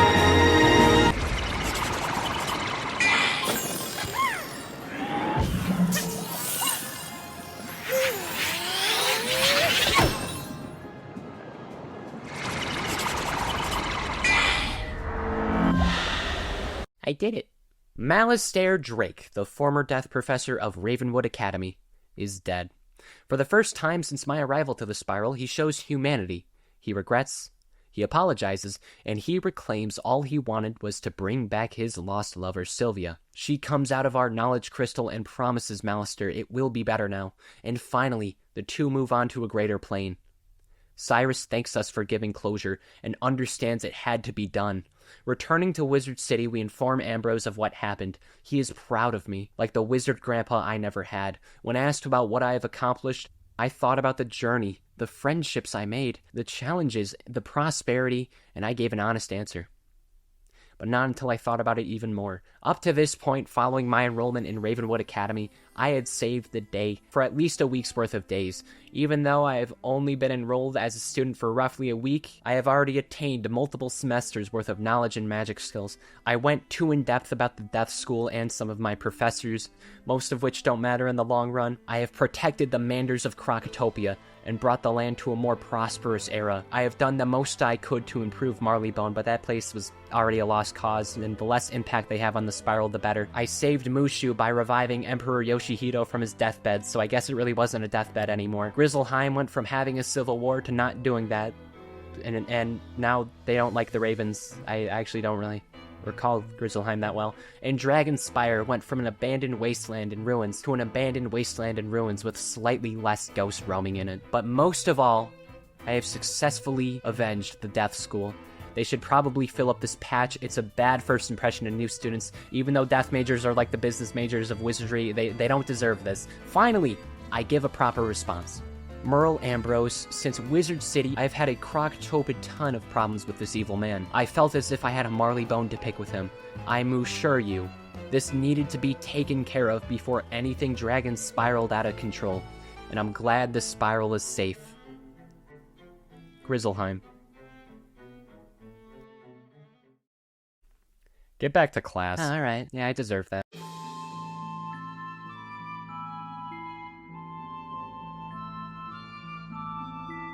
Now, between arcs of Wizard101, anywhere from a couple of days to a couple of years could have passed. In my case, it was about a week, but truthfully, the exact time points of events don't matter, just in the order in which they were done. Next portion of Wizard101, in a lot of ways, acts like a Season 2, just a sequel story that adds to the world building, while also setting up new things. A good chunk of the established cast gets utilized, yet there's plenty of time to tell new events. I don't think the game quite found its footing just yet, but it's getting there. And the story of Arc 2 gets pretty good. But let's stall on that and talk about another side world.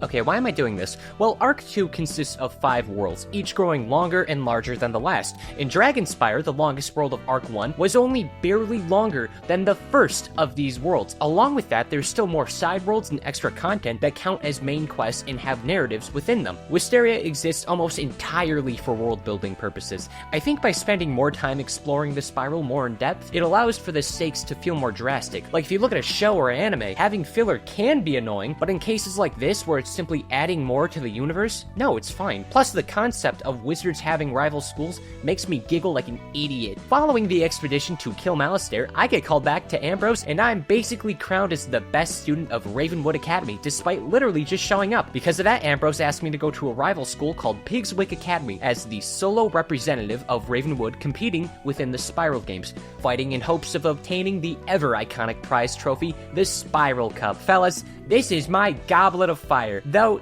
for some reason, nobody even came to support me. Like, not having a chaperone's nothing new, but it's just like high school where I feel alienated and alone, and still kind of do. But hey, funny wizard game! Welcome to Wisteria, aka Pigwick Academy. The species of this world is the pigs. A lot of piggies here. They seem to be pretty bad at being students, that's nothing new. Wisteria specifically excels in cantrips, and those are the non-aggressive spells like being able to fish and levitating in place.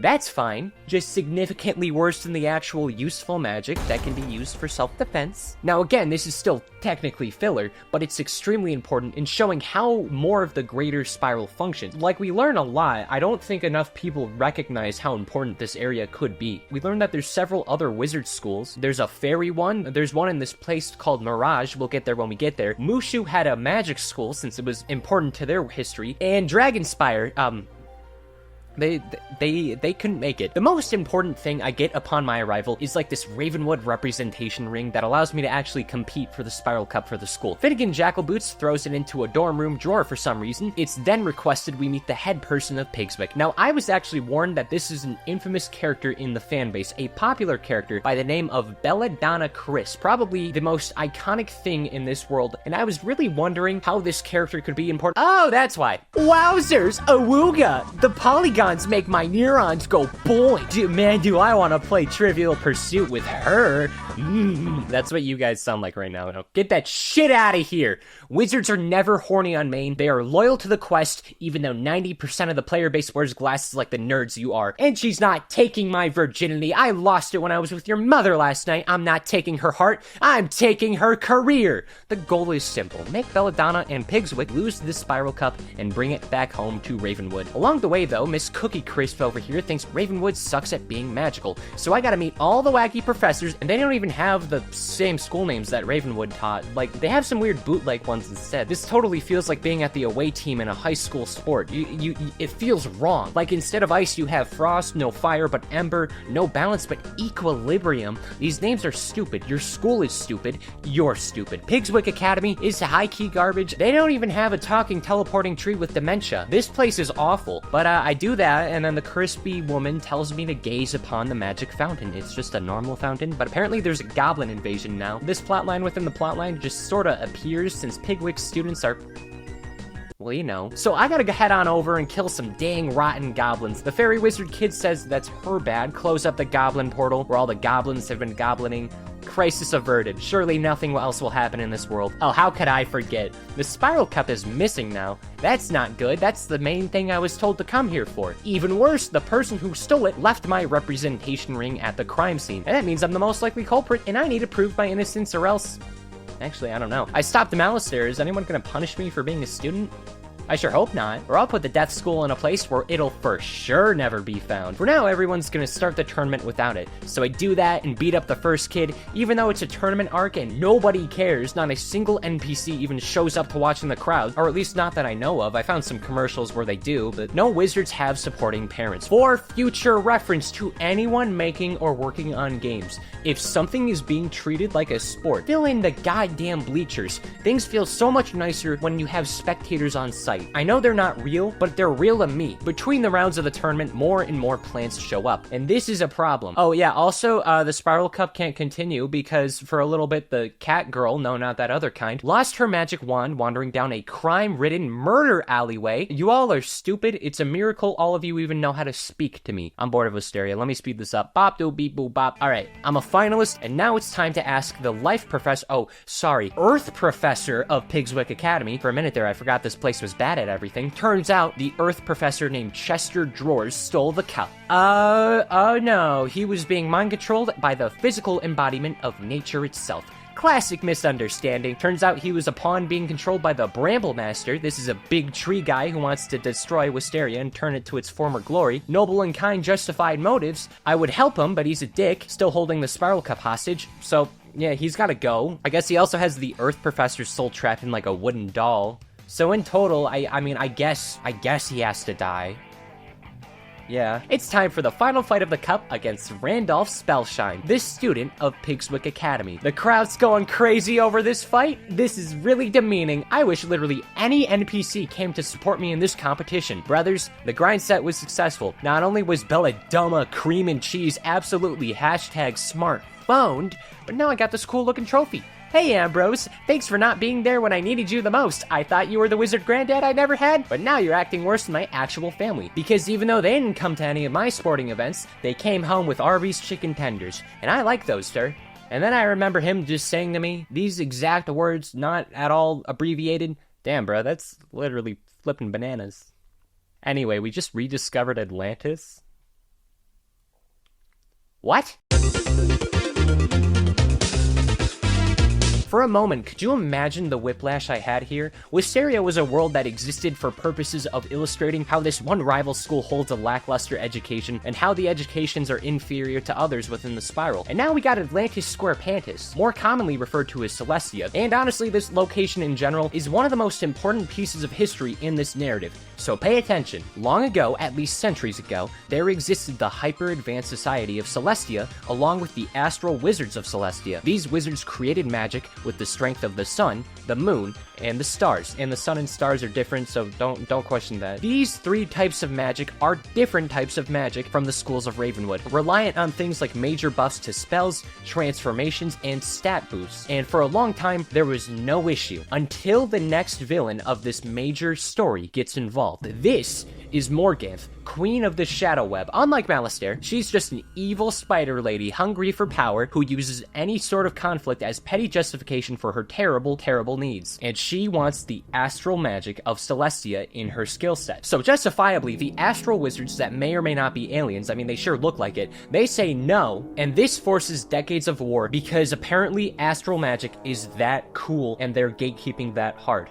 In a final stand, the Celestians summoned the second of the three major titans, the Storm Titan, to save them. There might be multiple Storm Titans, but in the possibility that there are, we're just gonna ignore that because there's only one Storm Titan that matters. Let's just assume that there's only one. We're just gonna go with that from now on.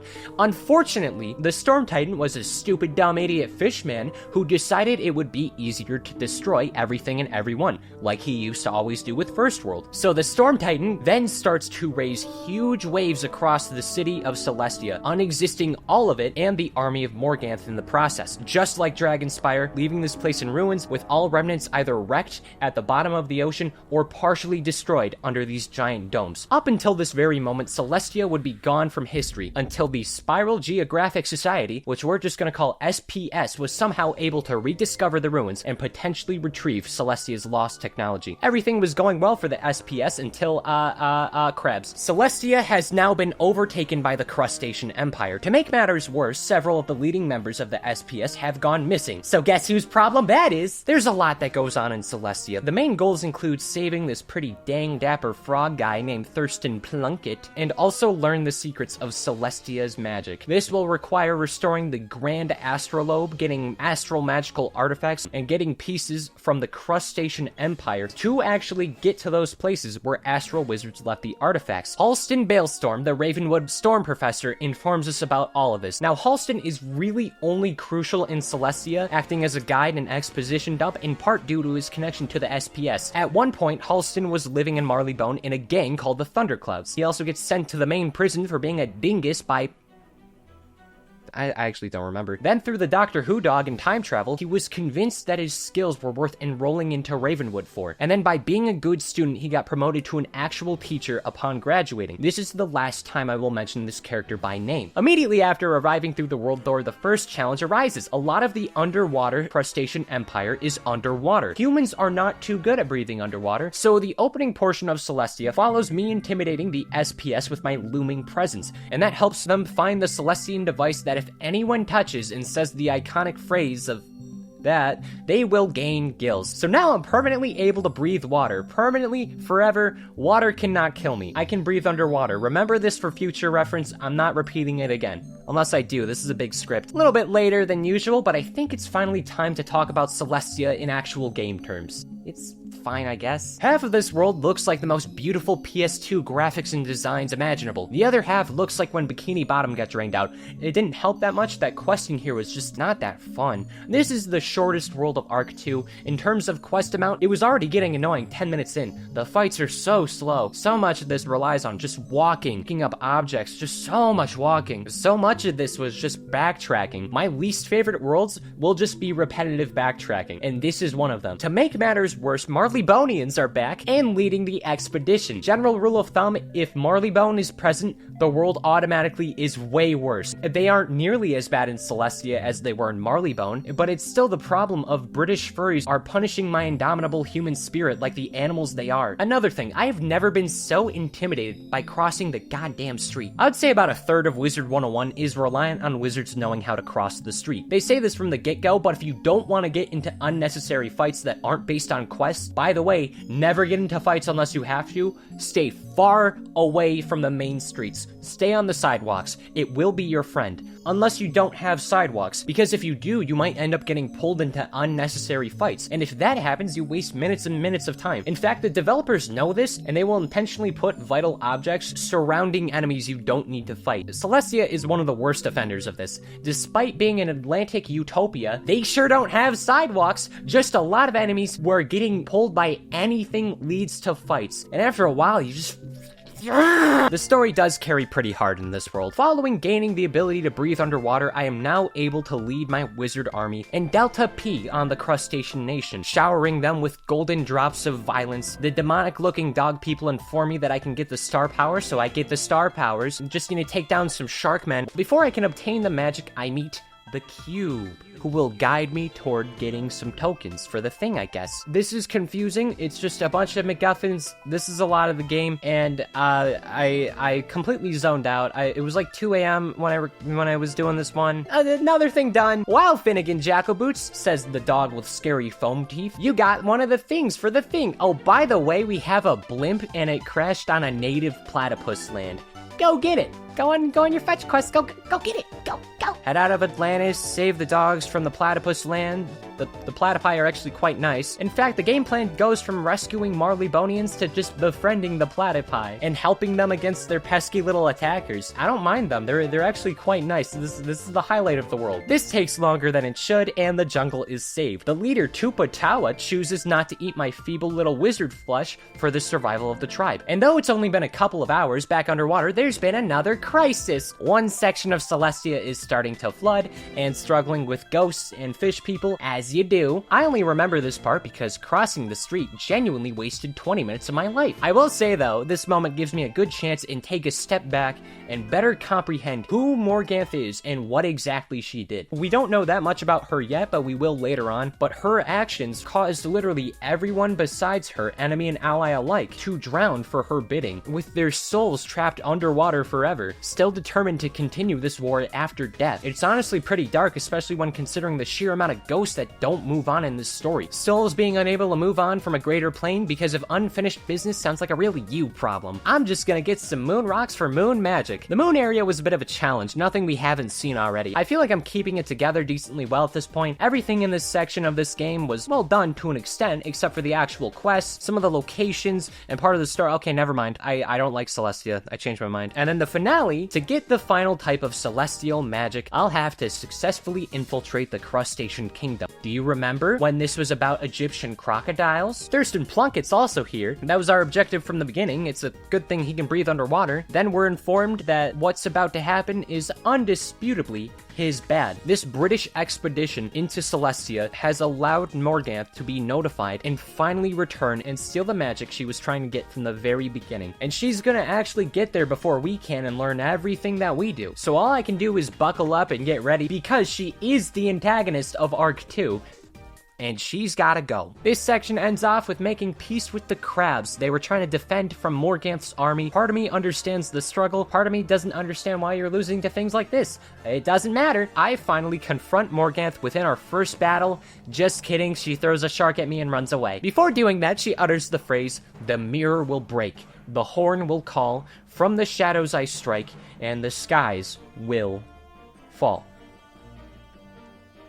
This is a prophecy that Morganth is hoping to fulfill. This is something that has been around for almost as long as Grandmother Raven and Grandfather Spider. It's not 100% confirmed what this prophecy could mean, but anyone who hears it in the spiral is under the impression that completing the prophecy would destroy everything. So by Morganth saying this, basically implies she's going to at least attempt to fulfill it. Supposedly someone is going to strike and make the skies fall, which really can just be taken as, at some point, someone is going to permanently alter the spiral, likely for the worst. And if it's Morganth, it will definitely be for the worst. Well, that's not good, is it? The big bad's got a plan to set in motion. To counteract this, I'll also have to get approval from former astral wizards and learn the Celestian magic through a giant dungeon that looked concerningly similar to my dreams, along with this one guy named Asteris doing... It's actually really impressive. I don't know how you do that. The climax of this situation sees a fight on what I would assume is a sun. I don't know where this sun would be, but it sure looks like one. This area raises more questions than answers and could take 10 minutes to comprehend, but who cares? I was on the sun and now Celestia's done. The next major story of Wizard101 has just begun, and once again, the fate of everything rests on my magical wizard shoulders. Along with that, my time as a wizard also kept happening. Despite the Death School's rediscovery and gain of a proper death professor, my education is still lackluster. To be fair, the magic professors are wizards and educators later, and even though Dorgan's a nice guy and new at his job, I hate his classes. He has very slightly below average rate my professor stats. Celestian magic is officially in the system now. I've digested it, I have learned it. From now on, not only can we expect enemies to have these magics, but now I can fully utilize them. But to be honest, the only one I ended up taking the time to properly learn was the sun magic, capable of buffing attacks by huge amounts and easily capable of dishing out humongous damage. Now complete 180, but Selena Gomez. Unfortunately, I'm a decade and a half too late, but in early 2010, Selena Gomez, as in our Selena Gomez, was preparing for the release of her hit album, A Year Without Rain. Suddenly, crabs came in and stole Selena Gomez. Yes, not the crabs from Celestia, but a different group hiding underwater in Wizard City's Crab Alley was held hostage by King Heinrich Thermidor the 8th, I think. Fortunately though, the Wizards of Ravenwood at the time were able to defuse the situation. Selena then hired some of the crabs as backup dancers for future shows when they came back on Earth. And then at some point, the Crab King would temporarily be replaced by some freaky purple thing in the bonus dungeon called Waterworks. I played the quest to get into Waterworks. I ignored Waterworks. Personally, do not care about any of the crustaceans. And there you have it. That's why Selena Gomez had a tour with a bunch of crabs that one time. I'm glad we finally have that answer to that really weird time in history where she had those dancers. Not only is this funny being one of the only recorded crossovers in this game, but I think it's genuinely appalling that they completely ignored Wizards of Waverly Place, a show that was still running at this point with Selena Gomez about wizards. If you're gonna have Selena Gomez be the Crab Queen, at least let her be a wizard. Based on this entire situation, there's also the implication that Nick Jonas from Arc 1 was either just a dude who coincidentally looked exactly like and was also named Nick Jonas in the spiral, making these two completely separate entities, or Nick Jonas got trapped from real life to the Wizard101 game, or Nick Jonas accepted his new life as a musical wizard. No matter what you do or say, he is still unironically one of the strongest characters in the spiral. He's capable of shattering the fourth wall. So I mean, that's pretty impressive.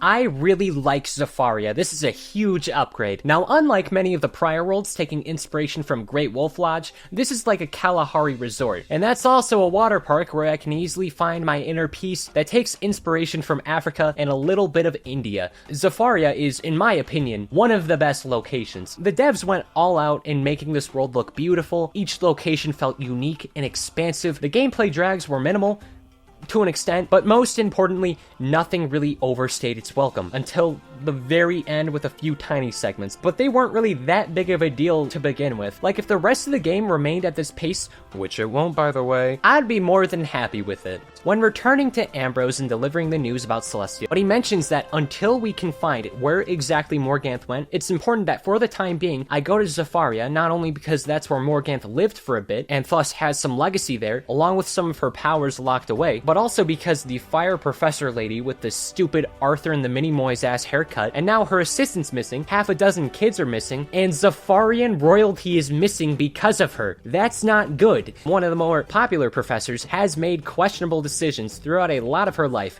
Despite being a fire elf, she decided to major in ice magic. Like, she's so dense that only through time traveling and the time traveling dog, like usual, was the fire elf convinced to actually pursue fire magic. And then who would have guessed the fire creature can then make fire, she graduates, becomes a professor, yada yada yada heedle. None of the professors are important, but we like them. Meeting up with the witch doctor in Yaga White Stripes, we're told that Dahlia's assistant, the flamingo guy, took the kids to meet the other Zafarian tribes. There are diplomatic problems all around. Despite the fact an abroad program was created, not every part of the world was okay with that, and this has led to issues capturing the whole group across the world. So in other words, you know the drill, solve everyone else's problems to get the things. But why is Zafaria even like this? Well, initially, a long time ago, Zafaria was happy and joyous with the 4 animal tribes of zebra, lion, elephant, and gorilla. That was until Zafaria was invaded by Morganth and her shadow spiders because she's an evil causing an evil. Then the king of Zafaria began to pray to the sun. This prayer, as a result, would summon the Council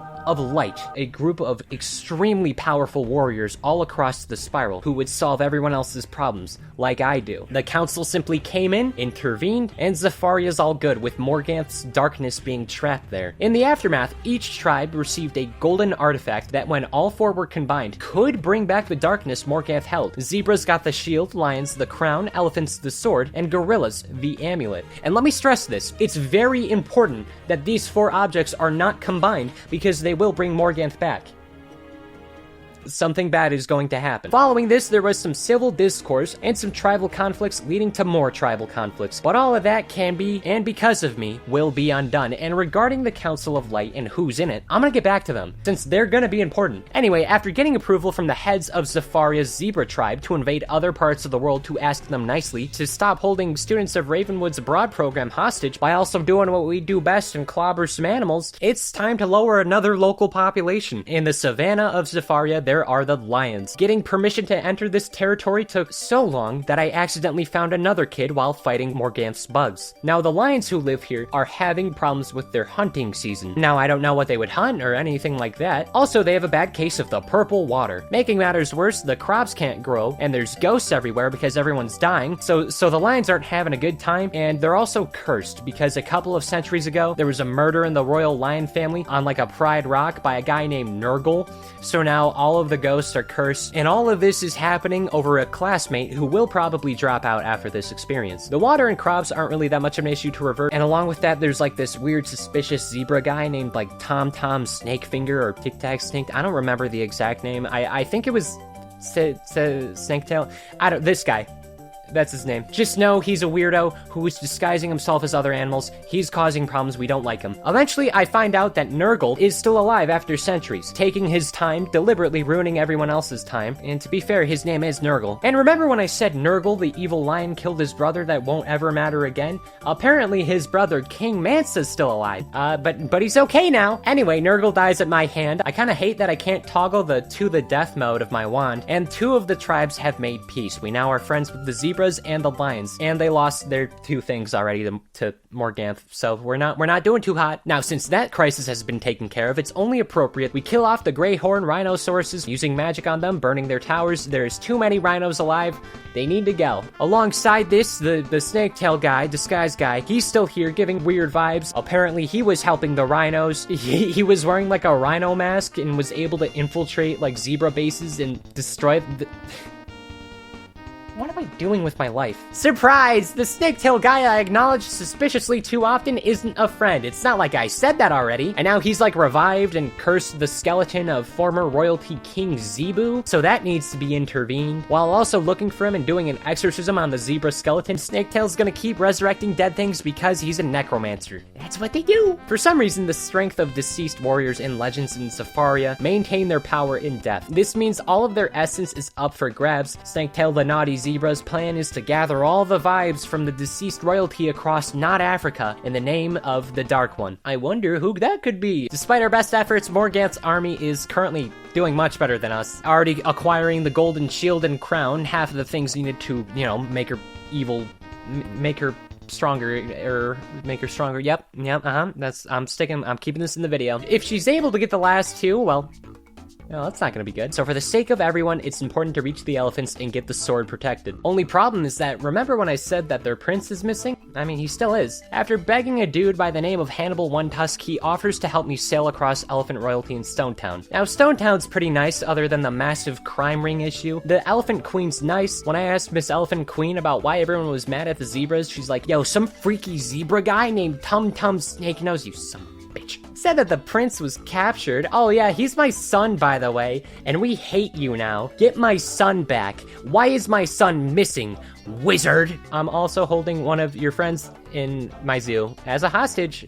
We have a zoo. That raises a whole bunch of questions about, like, the morality of intelligent animals, but I don't want to think about that. Then I hit her with the sorry for your missing son thing, all is forgiven, no idea where the prince is, and all I need to do now is get a signature from some people, including the queen, to get the okay to take the Ravenwood student out from the zoo. This ends up taking longer than it needs to be because somebody thought it would be funny to steal the pen that I'll need for signatures. This is not a bit. Finnegan Jackalboots was responsible for 4 deaths over a pen. When I go and get the Ravenwood kid, he explains some bugs attacked the group, and when he ran to the queen to explain the situation, he was out of breath and they only heard him say prince and zebra, which somehow escalated to this entire fiasco between the whole parties. Nobody asked for any elaboration of any sort. I can see why you guys have national affairs. And from here we learn that some of the enemies have been using enhancing gems to make them more powerful. So after investigating and interrogating merchants, I'm not only able to find one of the people getting those evil gems, but also the gemstone dealer.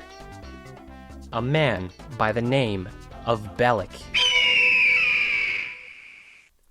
What the hell was that? How did he do that? How did he do that, the thing on the screen? It's almost like he cheated.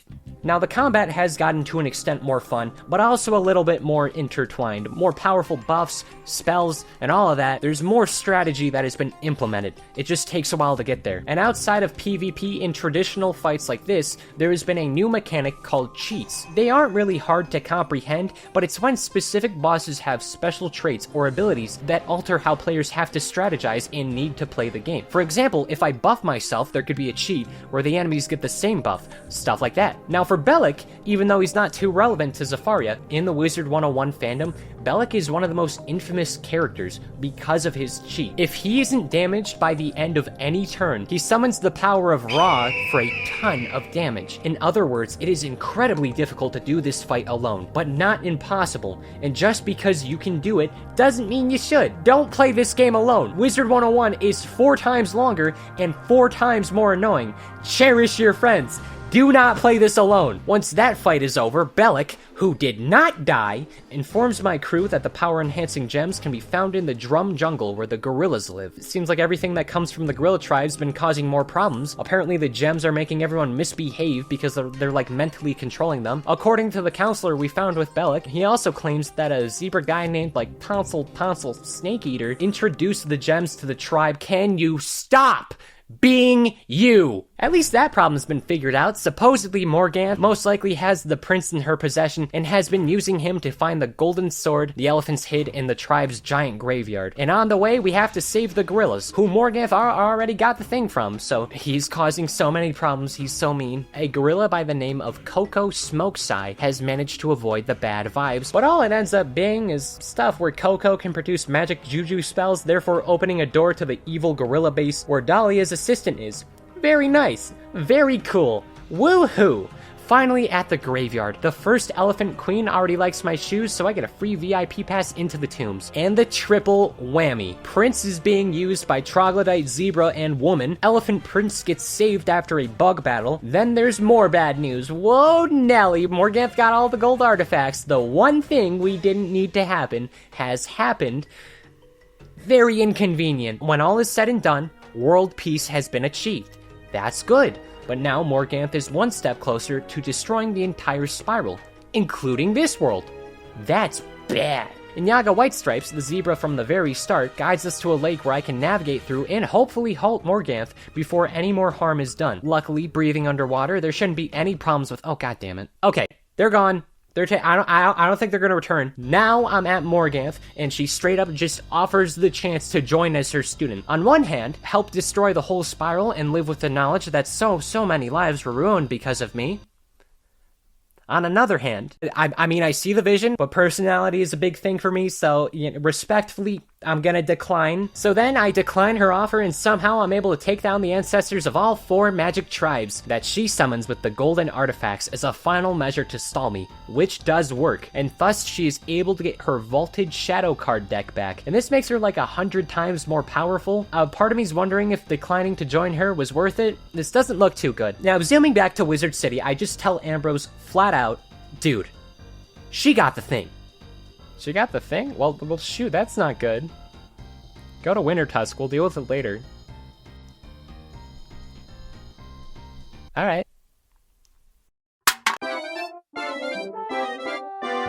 This is probably one of the worst times to have a side world show up, and it didn't even need to be like this. I just love causing problems. Wintertusk is important for a couple of reasons, but none of it necessarily connects to Morganth and the tasks at hand. But it is very, very important nonetheless, and I cannot for the life of me ignore Wintertusk. Like, so many major questions remain unanswered if you choose to ignore it, and a lot of future content will make less sense. As a reminder, all of the music in this area was specifically designed and made by Nick Jonas.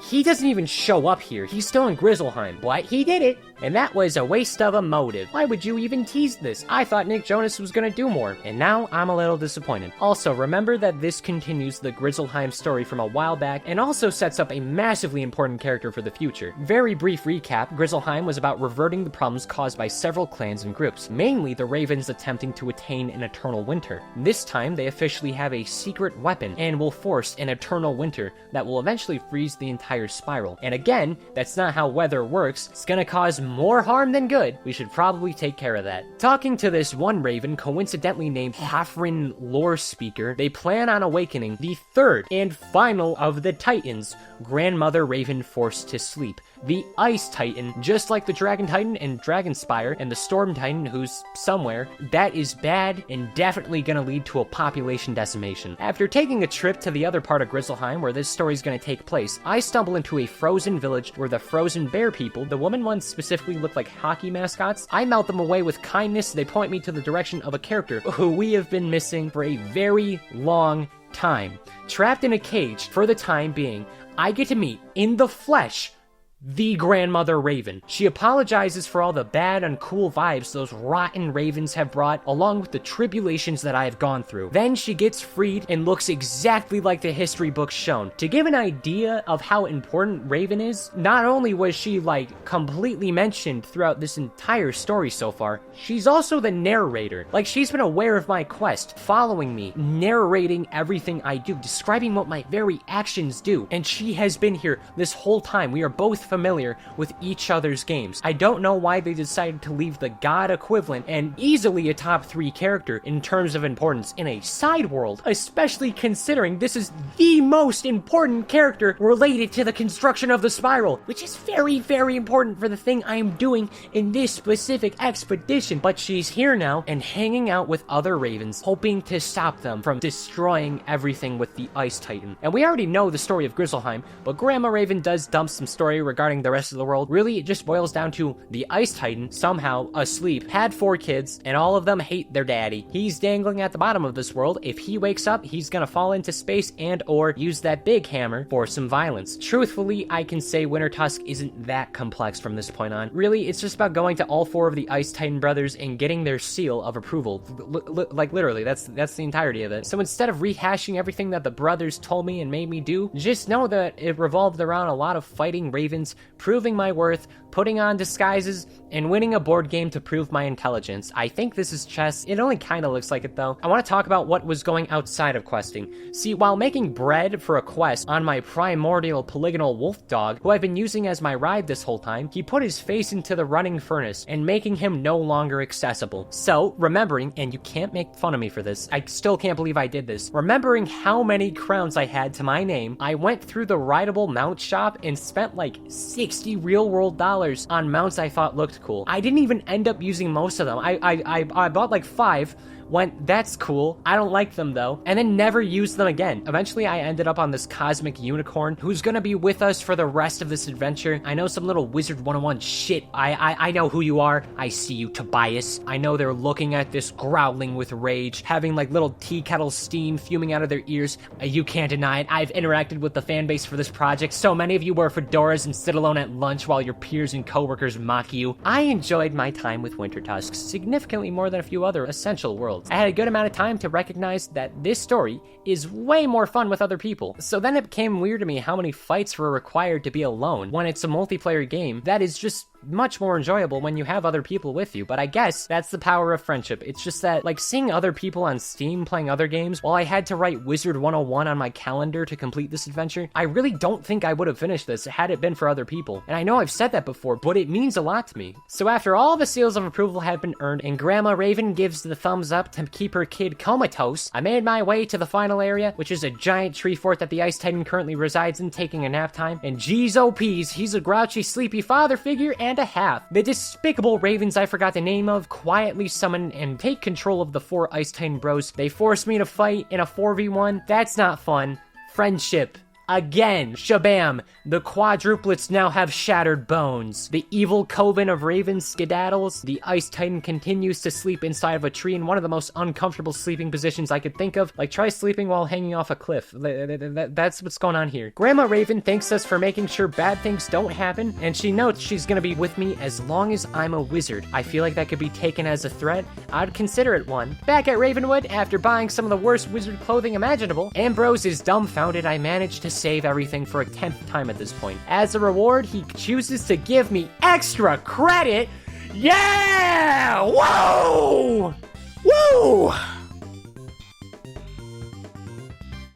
Oh my god, I forgot about Morganth. The dictator lady is attacking Gamma in the starting office, and here she confirms that yeah, everyone is about to die to her hand. Her way or the highway. This is officially our last chance to swear loyalty as her goon, and I would assume in more ways than one. Fortunately, just like me, Ambrose believes in bros before hoes, tells her to skedaddle, and she does so. And after, Merle takes me back to his office and has something to share.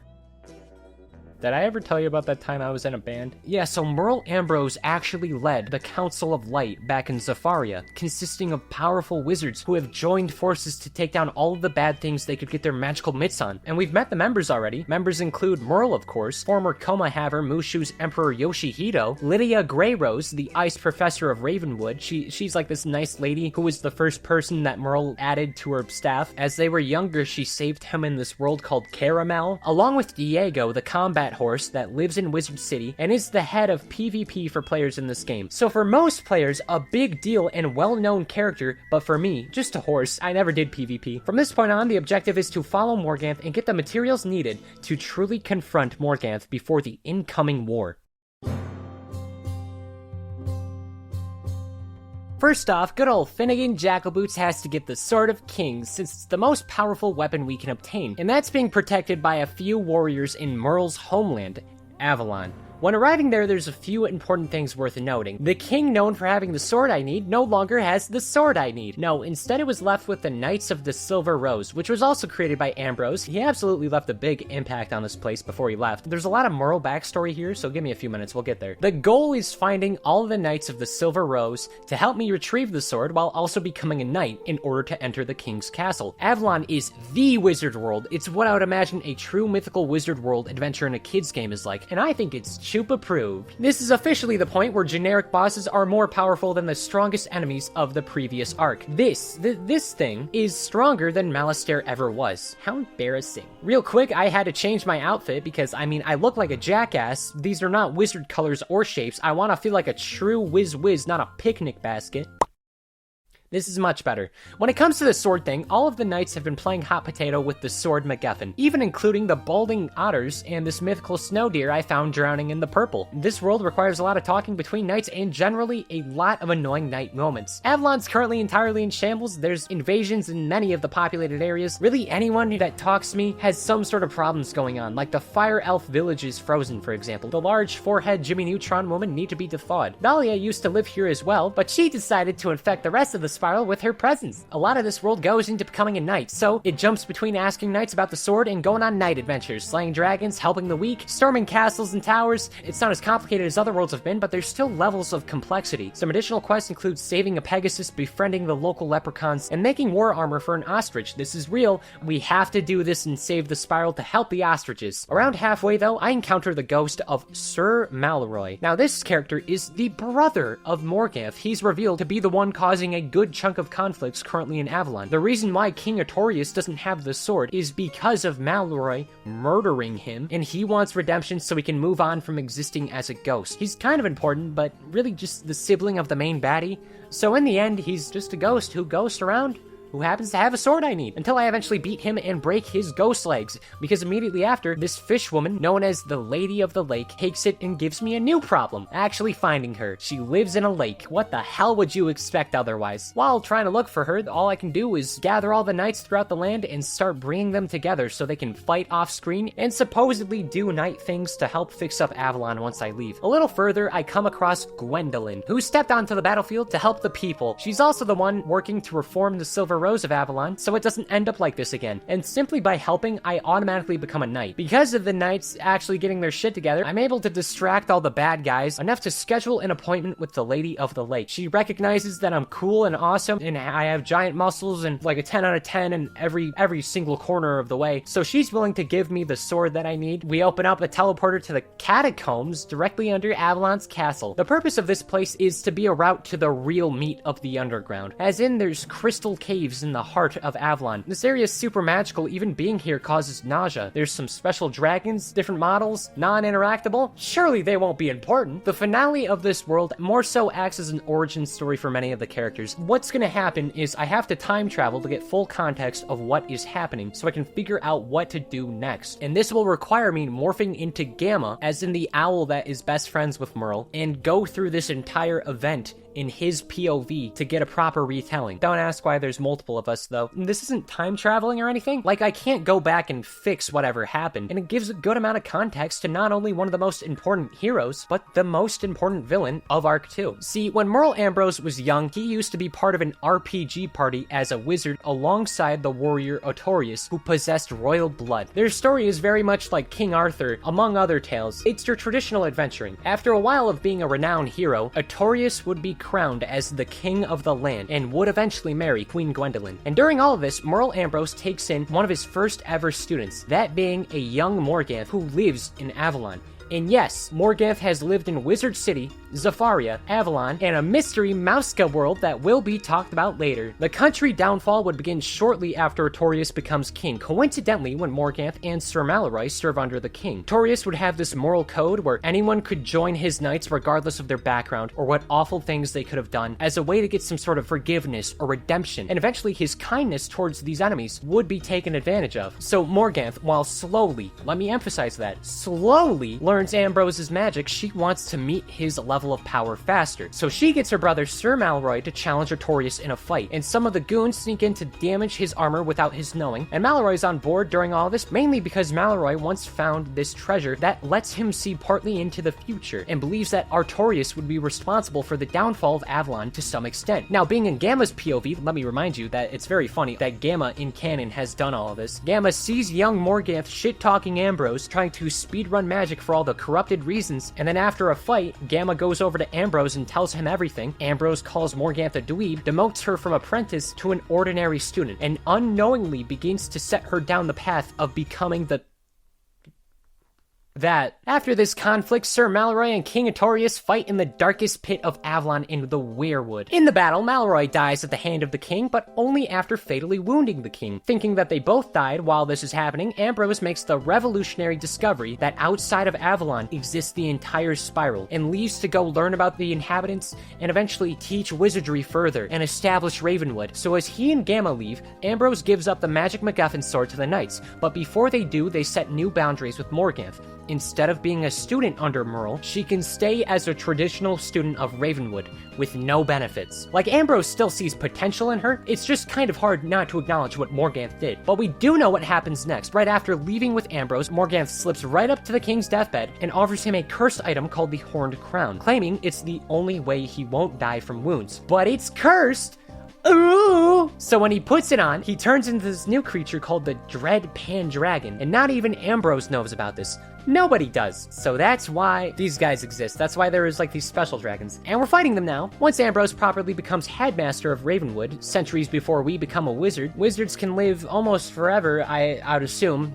You know, it's magic. It really doesn't matter. Morganth's still a real sour potato about the whole not being the successor of the most beloved wizard of the spiral thing. So then, when considering what to do next, she does this little thing we know and love as arson. Not even magical arson, just normal gasoline arson. Now even Malistair's mad at her. He tries to revoke her magic gear, and somehow she wins the fight. Ambrose finally puts his foot down and says, "Morganth, you suck. Have fun being expelled, idiot." And so, Morganth has fun being expelled. Hellbent on learning the astral magics, she destroys the alien folks in Celestia. She claims a home base in the mystery Mouska world. The big fight of the Council of Light happens in Zafaria, and she loses some of her power. Something.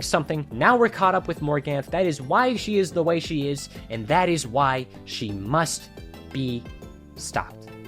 Wow, that was a lot. And Avalon's not even saved yet. So we do that. We fight those two dragons to produce an antidote to the curse. Now Avalon's back to normal with King Artorias here. He's super happy to be here. Okay, now Avalon is done.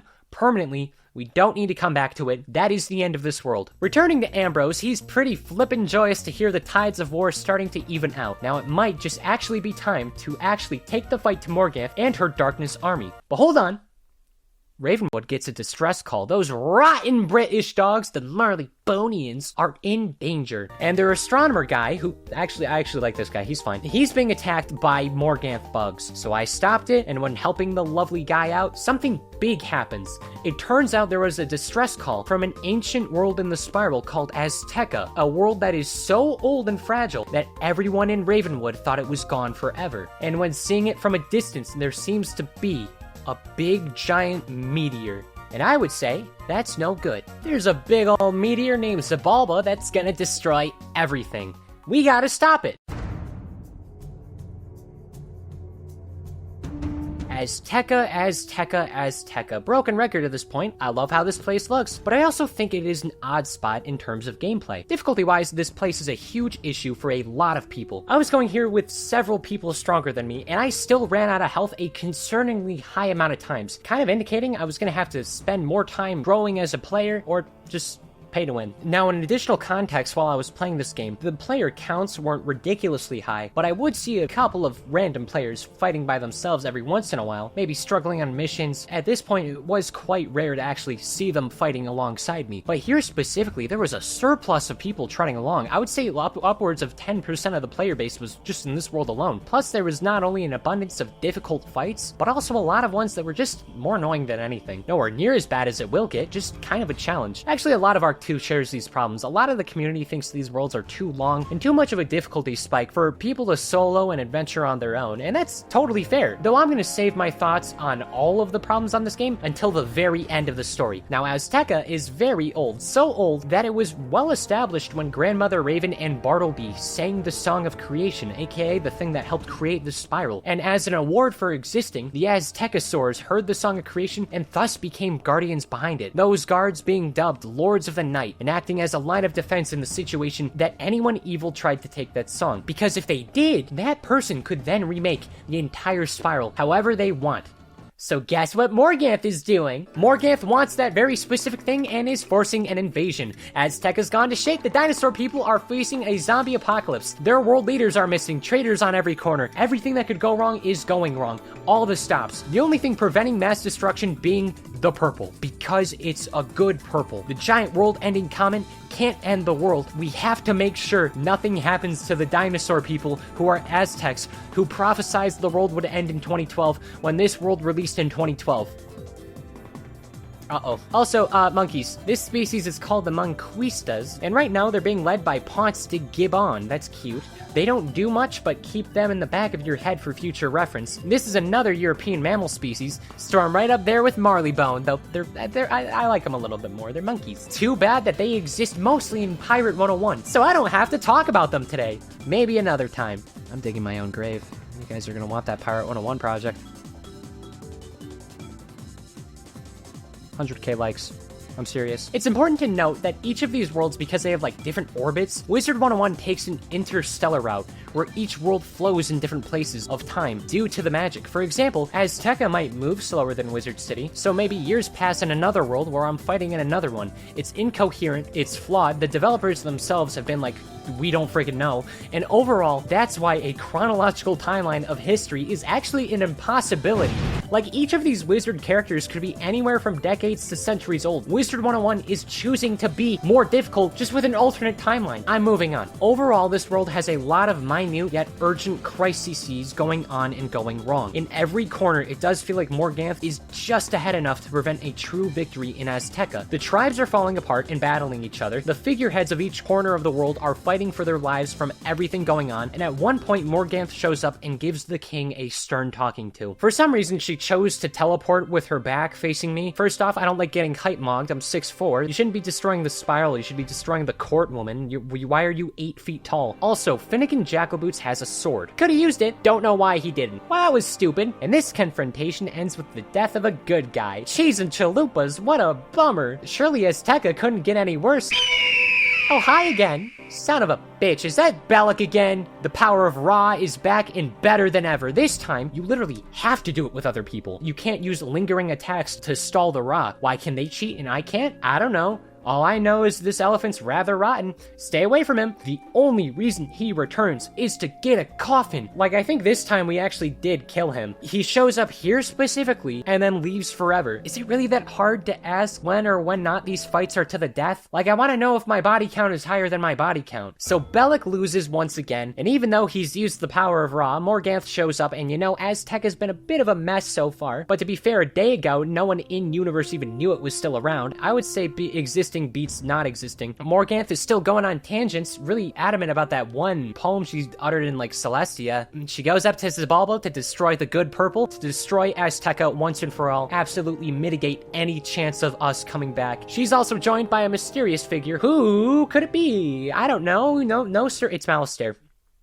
Malistaire is back, or at least his corpses. Throughout all of Azteca, Morganth and the Shadow Army has raised the dead and made all of the corpses loyal to them. Death in general is convoluted in this world. Unfortunately, I'm pretty sure it goes by like Kingdom Hearts rules. What I mean by that is that every individual here is made of 2 parts, their body and their hearts. When somebody passes away, their soul has the chance to move on or roam as a spirit with unfinished business. When Malistaire died to my hands, we watched his soul move on and not his body.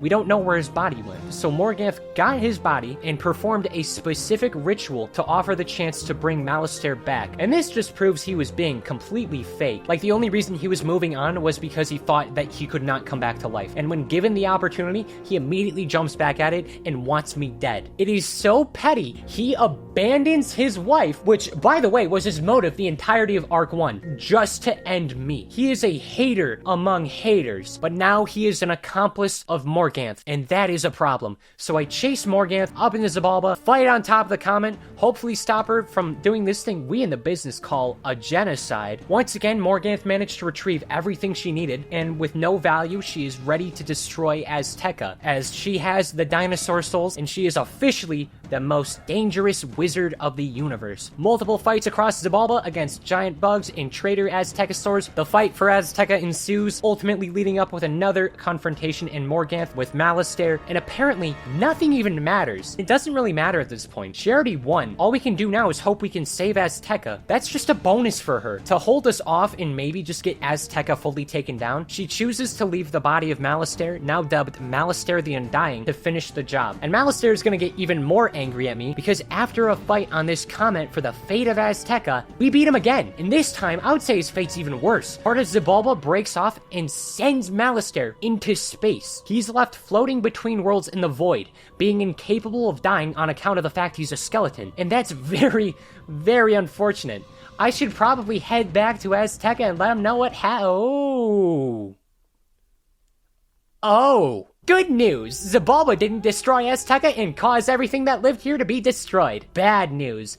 Fragments of Xibalba are breaking off and hitting the world, which is still gonna lead to a major tragedy, and a lot of people are gonna end up slaughtered. And that is a genuine tragedy that we couldn't stop. This is a meteor shower that has been going on for 12 years at this point. I'd assume this is gonna happen forever, which is hilariously tragic. I think the fact that out of all the worlds, the one that we witnessed getting destroyed is the Aztec dinosaurs in the world that released in 2012. They were set up for failure. In my defense, one of my classmates had a pumpkin on his head, and to be fair, I'm only 11-1 when it comes to saving places. You know, people can still get put in the Hall of Fame with a .25 batting average. I'm still doing pretty good. Hey, Mr. Ambrose, we're about to get a lot of dinosaur refugees and a lot of casualties are my bad. Things are pretty bad over at Azteca. Ah, graham crackers, dude, that freaking bites. Let's go reform the Council of Light. Was that rhyme intentional? People just died, Mr. Ambrose.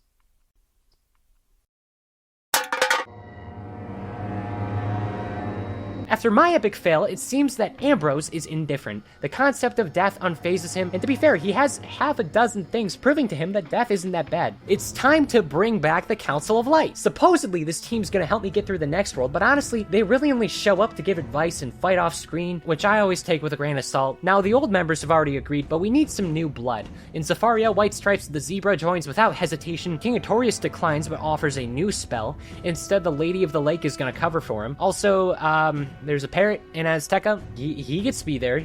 I guess he was living there. That's fair. But I'm only an honorary member. This is bullshit. Morganth has fled to the mystery Mouseco world. Chrysalis, a dreadful little corner of Wizard101, found in the scary outer curves of the spiral, and not the safe, reassuring, wonderful inner curves. It's full of rodents and bugs. This is Spiral Detroit. It's gone to shit. It's gotten so bad, I gotta craft a new key and doorway to even get access into the world. It's gotten so bad, the council can't even start because Morganth will instantly detect the power. I'd assume they probably have. And it's gotten so bad that Morganth has made this her home. The objective here is simple enough. Use astral magic, better learn the shadow magic Morganth has, and stop Morganth from learning the Song of Creation. If she does this, then everyone in the spiral could end up like Azteca. But actually getting to Morganth? Oh! That's 20 hours of my life I'm never getting back. Gameplay-wise, the most effective way to estimate the length of worlds is by the amount of their quests. Shocked I haven't talked about what exactly counts as a quest, but it's really just a number that each world gave me, letting me know how much time I was gonna have to invest coming into them. Marleybone had 50, light work, no reaction. Zafaria, 150, little less light work, but a little bit of a reaction. Chrysalis has 277. It's got a little kick. And as the worlds progress, they would make quests longer and longer. A quest in Zafaria is significantly shorter than one in Chrysalis, and this does progress even in future worlds. The objective here is to simply confront the freaky goth lady and assassinate her. Here's the plan. Morganth is here, and I'm here. So I'm gonna need to get through all of this to save another day and get another seal of approval from the Wizard Society. This is gonna require a whole load of strategy and persuasion to get into Morganth's base of the Shadow Palace. Fortunately, Morganth and her army lets anyone apply. I walked up to the trial bug, lied on my resume, and casually gained access to all the bad bug stuff. No background checks or anything, just casually hired the biggest threat to your success. The mouse people, also known as burrowers, are the normal civilians, and they should have thought about that before they existed. Morganth's army is passing the time between invasions trying to take them all out. They even managed to capture one of their top warriors, Devim Whiteheart. Our task from the bug woman is to torture him until he shares his secrets. So I do the opposite of that and slaughter the bug woman, and Devim's a friend now. He's a home dog, he's cool, we like Devim, he's a good character. After getting his armor back, Devim gives a little backstory about this world. For once, not that much. Hundreds of years ago, Morganth showed up and attacked the Chrysalis world. She's aged phenomenally, might I add. Through all this time, Morganth has turned a lot of the little burrowers into statues. She's made some of the bee people who also live here turn into living weapons. The bees used to be friends with the mice, and now they aren't. And all of them have been fighting ever since, the burrower survivors hiding in the woods. You can tell how successful that's been going.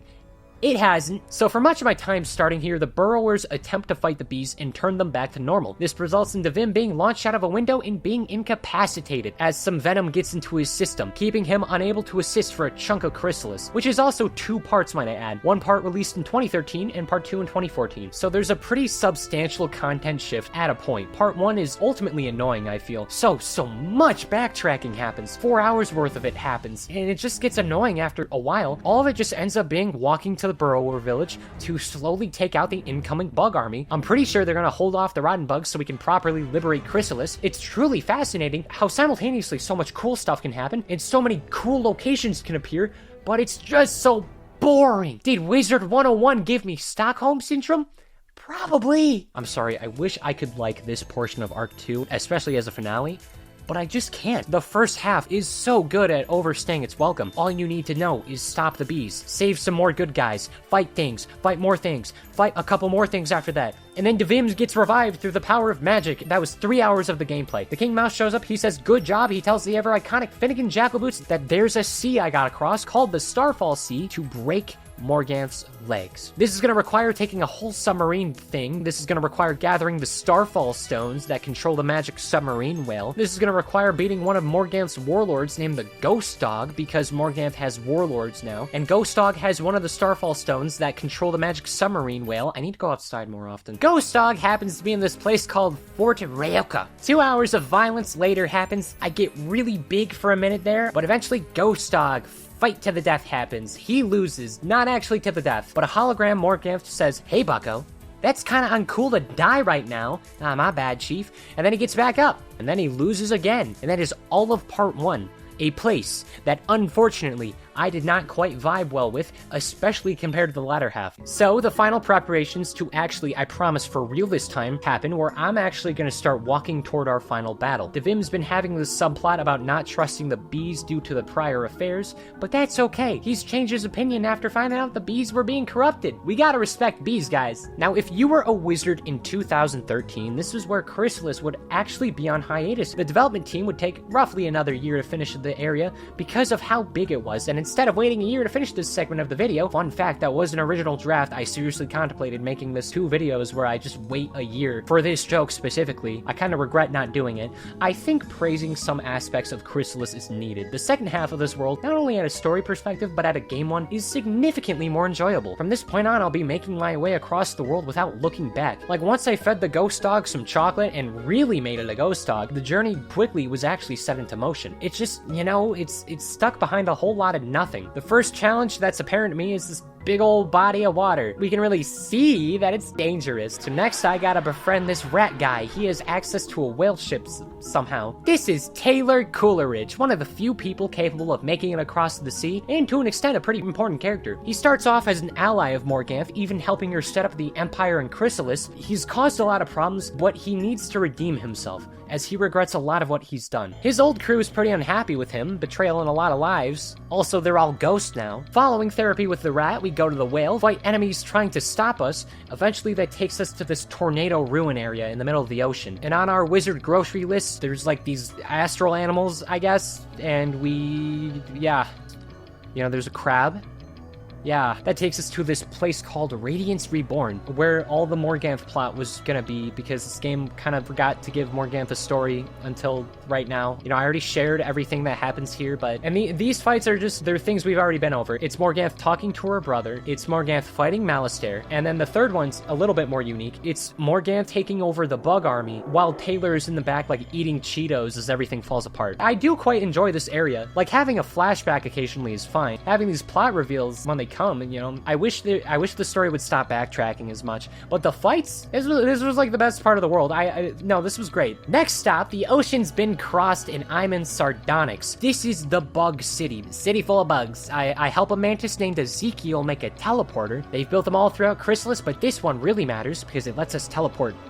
But gooder. I remember nothing about this place other than how it looked. I feel like a tourist on sleeping pills, and how did Prospector Zeke get here before I did? Are you infiltrating? Are you a neutral party? I'm too scared to ask. Then there's a desert. There's more mice, one named like Saul, the one who knows. His name's funny. The deserts are ugly in this game. Why do we need to go to the sad barren desert? Well, it's really just to gain access to this place called the Solar Arc, and here's where the shadow magic is implemented. It's added to the core gameplay. Feels kind of weird to add it right before the final boss of a saga, but that's alright. A majority of Chrysalis did not matter except for Devim. He was fine, I liked Devim. Just like it's odd to think that the main objectives get put on standby so often. And not only does the remainder of this conclude the story of Arc 2, but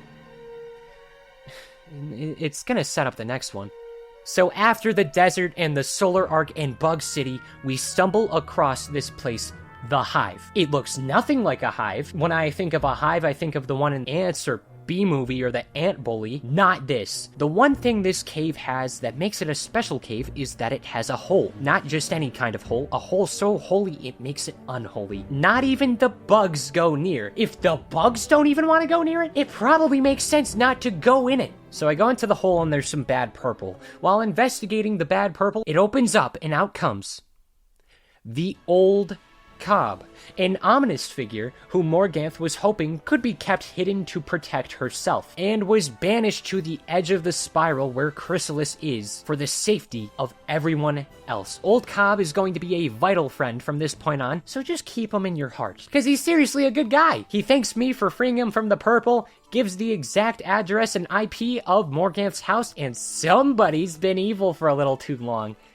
We're gonna end a life. Since Azteca, Morganth has been trying to learn the song from the ghost dinosaurs. All of her warlord goons show up and try to stop me, but through friendship once again, and a 1 liter brisk lemonade, you can get those for like $1.75, they're a steal. I, Finnegan Jackalboots, was ready to confront Morganth just before any of her plans could come into fruition. Once again, we find ourselves being the last line of defense to save the spiral. Once again, the fight ahead seems treacherous, this time with the big bad turning to a giant bug herself. I remember everything I've seen so far was in my hands. It was finally time for the true battle for this spiral.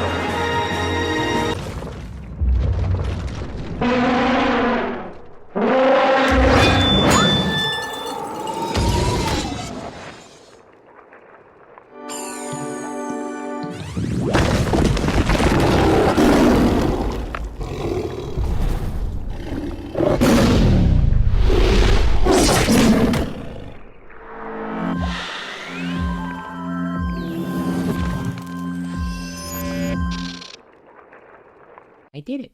Unlike Malastair, Morganth is left alive, and her defeat leaves her with nothing. Feeling unsatisfied with the results of the fight, she prepares to attack once again, until the glass below her begins to crack, and just within a fraction of a second, Morganth's reign, and potentially her life, have just come to an end. Just like Malastare, she's left floating in space with seemingly no chance of returning for the time being. Chrysalis is saved, the Spiral is saved, the war has come to a close, and the Council of Light is satisfied. All of the lives lost in Celestia and Azteca have been avenged. There was a crystal crisis, and Azteca a ton of problems, but in the end, all of them got taken care of. It was far from easy, and it left me in wisteria, but I think it was still, at the very least, kind of Celestia fun.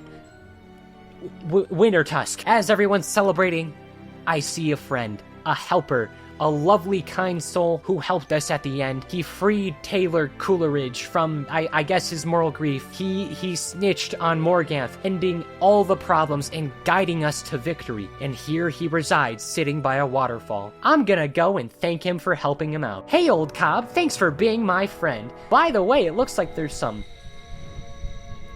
bad purple coming out of you. And bad purple's wait a minute!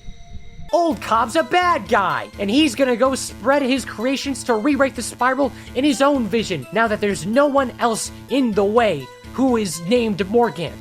Guess who's gotta stop him?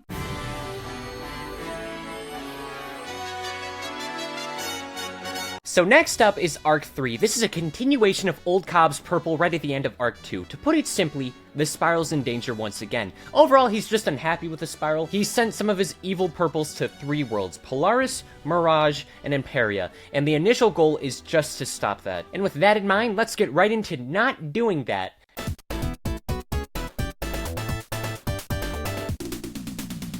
Yep!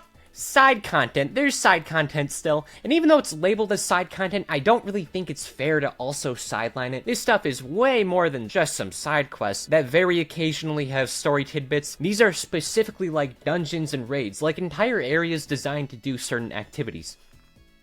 And I didn't do them. Okay, well, that's not true. I did some of the stuff in this bunch of wizardry, but the quests aren't fully mandatory. Some of the other wizard kids did them. I just didn't really want to, nor that I feel like I needed to. It's mostly just bonus dungeons and raids that are available at certain points in the game. And it's not like Grizzleheim or Wisteria where going over it objectively matters. You know, we've covered most of them, and a lot of these dungeons are just going back to previous areas and attempting to do them again. So here's what I'm gonna do. I'm gonna very briefly go over all of the most important side content right now, just so the rest of this lovely little adventure can be focused on the main game and the main story. First off, House of Scales. Al has read the Balance Professor all the way back from Crocotopia, has been studying the Croconomicon after I got it from Malastare at the end of Arc 1. Al has read and his new assistant Alina are deciphering a chapter of the Nomicon titled the Crococyphra, but then there's a crime in an upside down pyramid. Turns out this guy named Ahmet the Devourer is trying to eat souls of anyone he can, so that gets stopped. Next up in Marleybone, we got Barkingham Palace. There's a really uncool dude, Dr. Jackal's trying to turn everyone into a monster. This requires going to the Queen of Marleybone, who is a corgi, and saving the day, so that gets stopped. In Kimbalang, Major Talbot from Crocotopia is freaking out because some of his guys went missing there. Turns out this rotten bad guy, Tenkatsu's trying to use the bodies of one of them to bring back an evil monster McGee. So that gets stopped. In Avalon, there's the Catacombs. I went there partially. I don't care. I never finished it, but there's more here. I don't want to do it. Aquila is a really cool place. This is a mythological world where wizards get invited to compete in the Immortal Games, where you fight the Spiral Zeus, Poseidon, and Hades. I don't know why they're scary, muscly birds, but they are. This was a fun one. I liked it. It was short and sweet, and there's even backstory here. So a few years back, actually no, gonna pull the plug on that. This is a Pirate 101 world, like a fully explored Pirate 101 location. And in here, it's just a bonus. So guess what, dweebos? I'm not gonna cover it. Maybe when the day comes to do a Pirate 101 adventure, I'll go back. You know, I'm alright being a wizard for the time being, so I'm not gonna talk about Zeus just yet. Love this area, though. I really hope it's not bad in that game. And then there's, in my opinion, the most important one. There's Darkmoor. Do you remember back in Azteca when Malastare did that thing where he fell into the infinite cold abyss we all know and love as the depths of space? Yeah, so he survives that. And let me just say, he's pretty freaking peeved about me existing with my skin and vital organs still intact. So he crash lands on the scary land of Darkmoor, where Dworgen used to live. It's funny seeing how these two have grown up in different ways. Good for Dworgen. He's doing very good for himself. At this point, Malistaire, since the end of Arc 1, his entire existence has been tragically hilarious. He went from being content with moving to the afterlife with his late wife, then in Arc 2, he gets revived by Morganth, and then decides, the wife can wait. I want to kill a child. So then, you know, he gets dropped into space, spends like a year floating out there, and now he's hanging out with werewolves and zombies. Meanwhile, his wife Sylvia is watching him go on this crusade about ending the lives of children and wondering to herself how she married this man. He like really wants me gone. Not only does he cast this thing called the Law of Kandavasi that forcefully binds me into eventually having to fight him to the death, but he gets everyone there to fight for him. For example, he convinces the vampire Lord Shane Bonshane with the claim that he can revive and bring back dead people.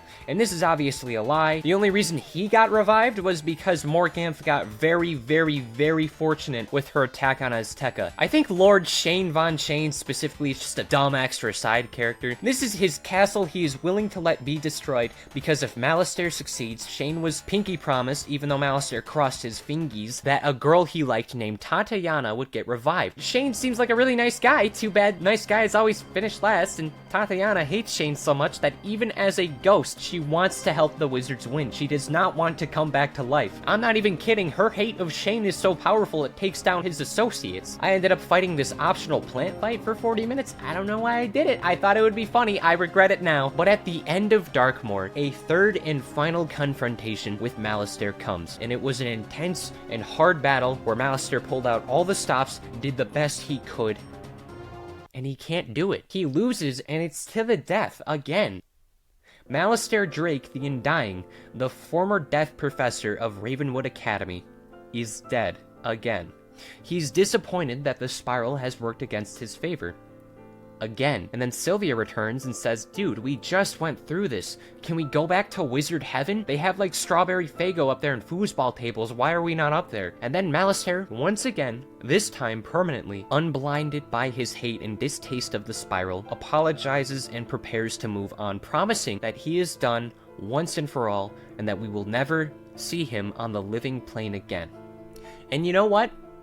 I like this ending. I think it's nice that it's actually completed after all this time. I think one thing lost in this video I can't fully articulate is how long each of these stories in-game take to actually be told. Dragonspire happens in 2010, and then he gets revived in 2014. It takes him 4 years, nearly half a decade, to get revived and to get this far, and you have to respect the fans who stayed committed to the world after all this time. Of course, a lot of these more important characters have stories that need to be told, and despite how unfortunate a good amount of Malistaire's story has been, along with him doing things I definitely don't agree with, don't think I forgot about Death School, it really is truly nice to see an entire character go through their story and to be able to say goodbye to them, especially one who's been there since the very beginning. Like, Malistaire has gotten the most screen time out of any character, even Merle, who is the mascot. So goodbye, Malistaire. I'm glad you had proper closure a second time. At least it's better than Morganth, who has had closure 0 times. Canonically, she is still floating in space as a spider person, but in a decade, she might be dead. I don't know. Why can you summon her in a spell? It feels like a plot hole. This doesn't feel right. Why can you do this? So back at Ravenwood, Ambrose has something kind of important to tell me. I graduated. I mean, when you think about it, that makes sense. In universe, the game has been around for roughly 7 years, so people who have been playing since the start, by technicality, have gone through middle school and high school. That's 7 years, and I think it's fair to graduate, but at this point in my own story, it was only like 4 months. I can't help but feel like I did exclusively questing, and because of that, I got a cheap excuse to fully miss the experiences that come with being a student. So I personally don't feel like I deserve it, you know? Allegedly off-screen, when you're not playing the game, the wizard characters are like studying and doing all the things a wizard should. So maybe he had some like Wreck-It Ralph off adventures with some other wizards we don't know about. I wouldn't know. All that I do know is that after all my time at Ravenwood, they still haven't put the Death School back. The graveyard's like one of the worst places to have a school building, but at least I have one. Sorry, Balance School. That's what you get for having Margaret Thatcher be in the Balance School. This is canon. Every school has official celebrities connected with them. But yeah, it's a nice ceremony. All the staff, the council, really just every magical non-student we have encountered, and they all agree that saving the spiral from 2 major threats, along with a couple dozen minor ones, is worth a diploma. All of Ravenwood shuts down for the occasion. In fact, nobody else shows up besides the people we have met along the journey. Merle gives us the thing, Dworgen celebrating his successful student. Suddenly, the tree starts coughing. This is the catalyst toward the next major portion of our journey. See, Bartleby's got a case of the dying disease. Maybe there's radiation in the teleporting doors, or maybe Malistaire had cooties or something and gave it to Bartleby when stealing his eye. That could explain why his wife died also. A few of the professors try helping out. The cow one, even though she's a life wizard, is unable to help Bartleby. Then Cyrus tells us that we are once again going to have to go to the farthest corner of the spiral, just like Chrysalis, and where coincidentally Old Cobb sent one of his evil purples. In Polaris. The main objective of Polaris is to find Old Cobb's Purple of Polaris, along with finding Cyrus's old friend Baba Yaga. She might be able to help out Bartleby. The only problem is she's gonna be hard to find. And then that takes us to the real start of Old Cobb's story. From here on out, there's a definite shift in almost every corner of this game. I wouldn't necessarily say this speaks for everything the game has to offer, but I would say the content in these next few worlds have a lot more substance. Like, there's still moments where things happen just to happen, but then there's also a good amount of times that exist to justify why some of these things are happening. Fighting becomes more tolerable, specifically for solo gameplay. Just in general though, I will say the game feels a bit better. Polaris is a second attempt at a snow area after Wintertusk, and I like this one. And I thought this was an above average area. There's this one guy on the official subreddit who goes on a lot of the posts and says, Polaris best world. I hope you're doing well, by the way. Also, no, but let me at least say Arc 3 is the best Wizard101 will get. Best difficulty, good area variety, story has a lot of memorable moments. It's not just Polaris, but it's a very good start. I won't lie though, I did not really like the first third of Polaris. Ignoring all the overarching content, I'm introduced to another attempt of the game making polar bears and then also some penguins. The backstory of this world is just France. An important spiral figure by the name of Napoleon Gwyn, guess who he's based on, was attacking the spiral worlds based specifically on the spiral worlds that share traits with all the ones in Europe. Then he falls to Marleybone, and then the Pirate 101 location Valencia is where the horses live. They also don't like Napoleon Gwyn. Remember the horses. Recently though, the penguins that go by Pinguines have fallen under the rule of Empress Antusket, and they want me to stop that because that means I can't really travel to the rest of Polaris. Events here include a Boston Tea Party, fighting, talking, more fighting, discovering the villain of this area is named Rasputin, and meeting Baba Yaga's friend Ivan the Great, who, wouldn't you know, is pretty good and not too bad, I'd say, as of right now. And with Ivan, I go up to the Empress, hit her with the 1-2 stern talking to. Long story short, I overthrow a monarchy in 3 hours. And this area sets up the future. Very nice. It just wasn't my cup. It was just kind of boring. I'm not all for historical resistance stories. I know that's like a very specific niche, but this falls into it. Didn't really care. But with their freedom, we are now able to adventure into the further depths of Polaris. And walking through the winter woods, there's some stuff all around. The best, of course, being a vegetarian yeti named Zoot. He has a backwards hat and treats others how he wants to be treated. I remember him more than anything that happened to me in Mushu. I am confronted by a new character, Malari. I don't want to go into that much detail, but her personality and existence as a whole just boils down to something like this Venn diagram. I'd say that's derogatory. As it turns out, Malari's guardian just so happens to be Baba Yaga. At first, she's like this generic old lady witch who's brewing like a cauldron and trying to cook Hansel and Gretel into an oven until Bartleby the dying tree comes into conversation. Then she locks in, and all of a sudden I'm in this like magic thingy as old as Bartleby called the Oracle. What? Oh yeah, also, we find out that Old Cobb, this guy. Also, do you remember Grandfather Spider? The guy who got divorced at the very beginning with Grandmother Raven and was like stuck in sleep and had his heart ripped out and all of that stuff? Yeah, that's Old Cobb. That guy who helped create the spiral and destroyed the first world. This is Grandfather Spider. This is the final guy from the original 6 we needed to find. So needless to say, after waking up and seeing that the first world has become the spiral, he's unhappy with it to say the very least. So he sent out the evil purples all across the spiral to increase his chances of one of them being able to take over that respective world and then, you know, like spread across everywhere else. And to make matters even more of a challenge, Spider's evil purples have all disguised themselves as natives of their respective worlds. For example, Polaris's villain, Rasputin, he disguised himself as the Rat. He helped enslave the Penguins, and after the Penguins overthrew the disgusting Walrus Queen, is currently using an entire town's worth of penguins to mine some Borealis gemstones, which he's gonna use for bad reasons. That's bad, there's also a moose, but Rasputin gets away on his very slow boat after taking control of Ivan the moderately above average. Baba Yaga hears that Rasputin has managed to sail away after we try to go in the mines and stop him.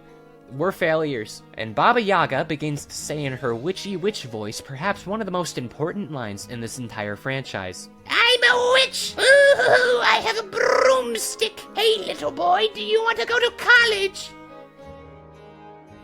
What? Oh boy, time for a new major location. This is the Arcanum, and the Arcanum is, for the remainder of this, essentially just the new Ravenwood. Like, there's new spells and professors, but this time, they're allegedly the best of the spiral. And it's not just like Merle's sloppy seconds, but I won't lie, I'm gonna miss going to Wizard City so often. I mean, wizard teleportation means I can get there in like 2 minutes, but still, now I gotta learn about all of these guys and their backstories and whatever, and to give an idea, one of the wizards is a Celestian, and reminder, they died, they aren't messing around here. They straight up just have these mythical masterminds, all these incredible people.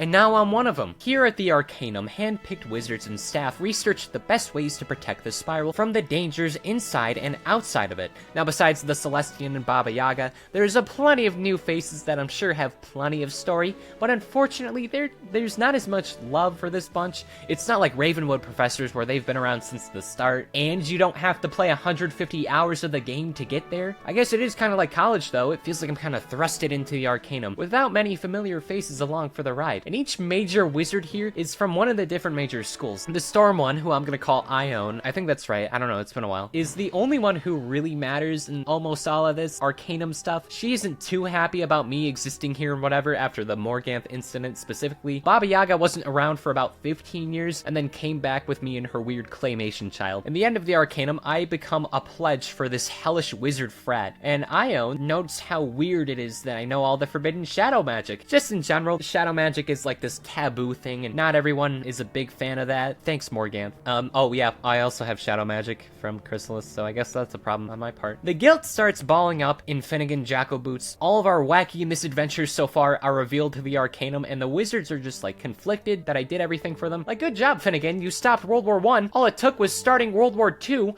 Me freeing Grandfather Spider to stop Morganth protects the spiral as much as it puts it back into danger, so obviously they're really upset that now it's their problem. And Grandmother Raven shows up for a bit as well. And, she's not good anymore. She's unhappy with the spiral and Old Cobb and all this fighting, and now she's an enemy. And there's this touch I think is really neat, because Grandmother Raven, being the narrator of this story, whenever there was a specific action the developers didn't want to animate, she's not the narrator anymore. We don't have one anymore. The angel on her shoulder, the guide who has been there since the beginning, who has watched every portion of our quest, is now an enemy. And it adds to the loneliness, it adds to the conflict, and we'll get into Grandma Raven's motives in a minute, but it's really impactful just seeing how far this character changes. It bothers me how invested I am now, and I'm moving on. Back in Polaris, Ivan, Malari, and all the penguins who revolted earlier are trying to find Rasputin. The whole gang storms in on these Borealis gemstone creatures Rasputin's made, and then everyone sails over to a mountain he fled off to. And not too much of a shock, he's got a micro-army. Scaling the mountain, Ivan the Wonderful stays behind to hold off some additional fights, so Malari joins us as we actually confront Rasputin as he transforms into the rat, and he sure plays like one. This fight took 4 people and gimmicks by intentionally using weak cards. This was a hilariously close fight, and it didn't need to be. This is just a thing you gotta deal with. Whenever looking at quest logs, whenever a boss is labeled cheats, you just gotta clasp your hands and pray, or else you're gonna lose a couple hours to something that looks like this. The finale fights in almost every area from now on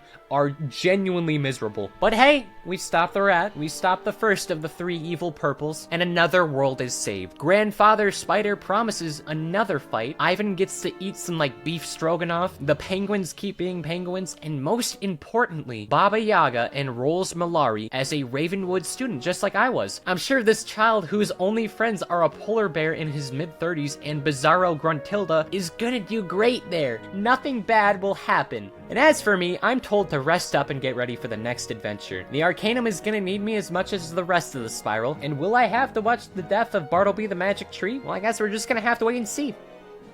Actually, no, we're doing that now. Life Wizard of the Arcanum, Xander, says that Bartleby's feeling even worse than before. Physically and mentally, he's deteriorating. So in hopes of finding ways to mitigate this decay, we decide after 8.5 years since the game's launch, it might just be time to find Bartleby's missing eye. Now, as a reminder, at the very start of our adventure, as we were brought to the school, Malistaire stole his right eye, the one that lets him see into the future. Dworgen recommends I take a visit to Malistaire's old house in Wizard City and maybe find some clues. Now, this specific reason why Malistaire stole Bartleby's eye was to make a shady trade. In exchange for that specific eye, a secret group of wizards known as the Cabal provided information on how Malistaire could revive his wife, specifically to get the Croconomicon all the way back in Arc 1. During this exchange, both parties talked between one of their agents in Wizard City with the initials of D and G. Suddenly, Duncan shows up! Triton, the Harvest Lord's eating souls, and this little asshole kid named Duncan thinks Malistaire's not a bad guy. Seriously, what is this kid's problem? I can see why deaf students don't have a real professor right now. I'm glad you're not gonna be plot relevant. After this, I hate you.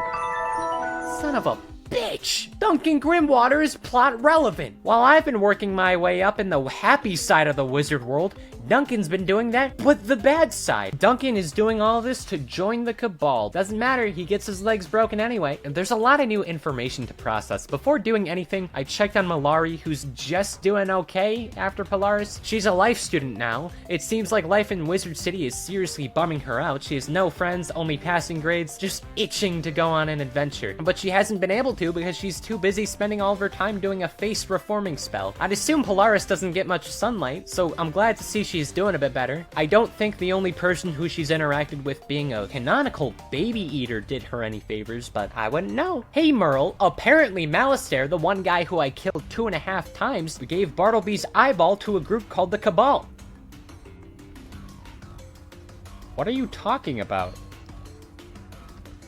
Merle doesn't know about the Cabal, and nobody does. This is because they got scrubbed from history. Only the Arcanum really knows about them. Not sure how Duncan found himself in cahoots with them, but he did. So before the Arcanum, there was a group of scholars who wanted to make the Arcanum and use it to better study the spiral. Partway through the construction, about half of them decided that the spiral was doomed, and instead wanted to use their powers to prepare for a reset and make a better world, or even just bring back the first one. So both parties fought, and in the end, the ones who would become the Cabal lost. And the winners made the Arcanum we all know and I hope love eventually. Distraught from this whole situation, a kitty cat death wizard who I didn't even bother to learn their name this time, informs us we have to go to the next world, Mirage, and find the eye. And wouldn't you know it, Grandfather Spider's here again. Another double whammy, oh boy! Now Mirage is also a pretty good world for Wizard101 standards. Personally though, I think this is one of the uglier worlds though. I typically don't vibe with how deserts look. Like at this point, I'm numbed by the gameplay loop.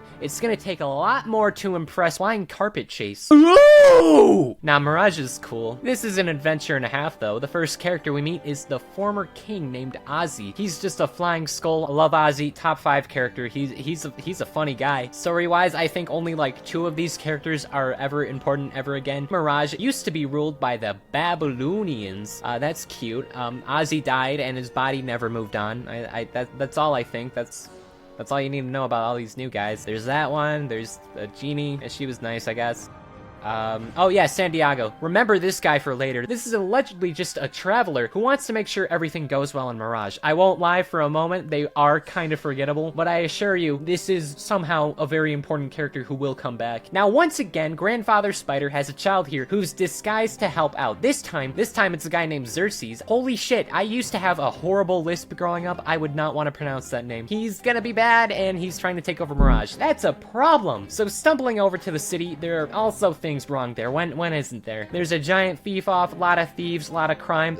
It's all bad. We meet a little Robin Hood Aladdin pal named Swan, a genie named Istar, the former wife of the King of Thieves, Sultana. They don't like all the badness batting around, so our plan becomes a thiefception. By out-stealing all of the thieves in the city, we can negotiate with them and hopefully attain some level of peace. And then everyone can prepare for the great war against Spider. There's a baboon one. I like Ali Baboon. He's friend-shaped, but not full of friendship. This will be important in about 28 seconds. Until then, it's time for traveling around to a bunch of these houses full of Mirage folk in order to convince them to join our cause against Xerxes. He brings an army to the city and then reveals his true form as the Scorpion. Not just a reanimated corpse he was pretending to be. Too bad he loses, and it's embarrassing. Old cosmic grandfather Spider makes his return, calls his son an epic fail, and then gets rid of the whole army for some reason, which I'm glad for. I personally feel like if he just used them, we would have lost. And it turns out, as this was happening, Ali Baboon got his goons to steal the genie that was also not here. Little magic carpet chase. This is cute. I like this part. Now he's in a Star Wars Jabba the Hutt thing. This next segment is unironically just a giant Star Wars reference. I talk to this guy named Devin. He gives me a scarily disgusting fake camel woman outfit to sneak in. And then after, Ali Baboon already knows we're not a real camel. And then he gets unalivicized after a quick couple fights. When rescuing Istar the genie, she reveals that all the important genies like her all have plans they can't share because the haters will sabotage them. And then I have to go into like the genie plane and knock all the truth out of them. They want liberation for the genies. They want freedom, and we'll take it forcefully. This is funny, but as far as I'm concerned, a lot of this world is semi-filler. This is when we learn what the evil plan of the day is. Spider, with the help of the Cabal, are all going to use Bartleby's eye along with some mythical items known as the Chrono Shards to create a sandstorm with some mythical sand referred to as the Sands of Time. If the storm rages on long enough, the entire spiral, with the exception of them, will bring back the first world through time travel, which will kill almost everyone in the process. And then an onslaught of reveals happen. First off, Duncan was not the agent of the Cabal we were looking for. Instead, it's Greta Darkettle,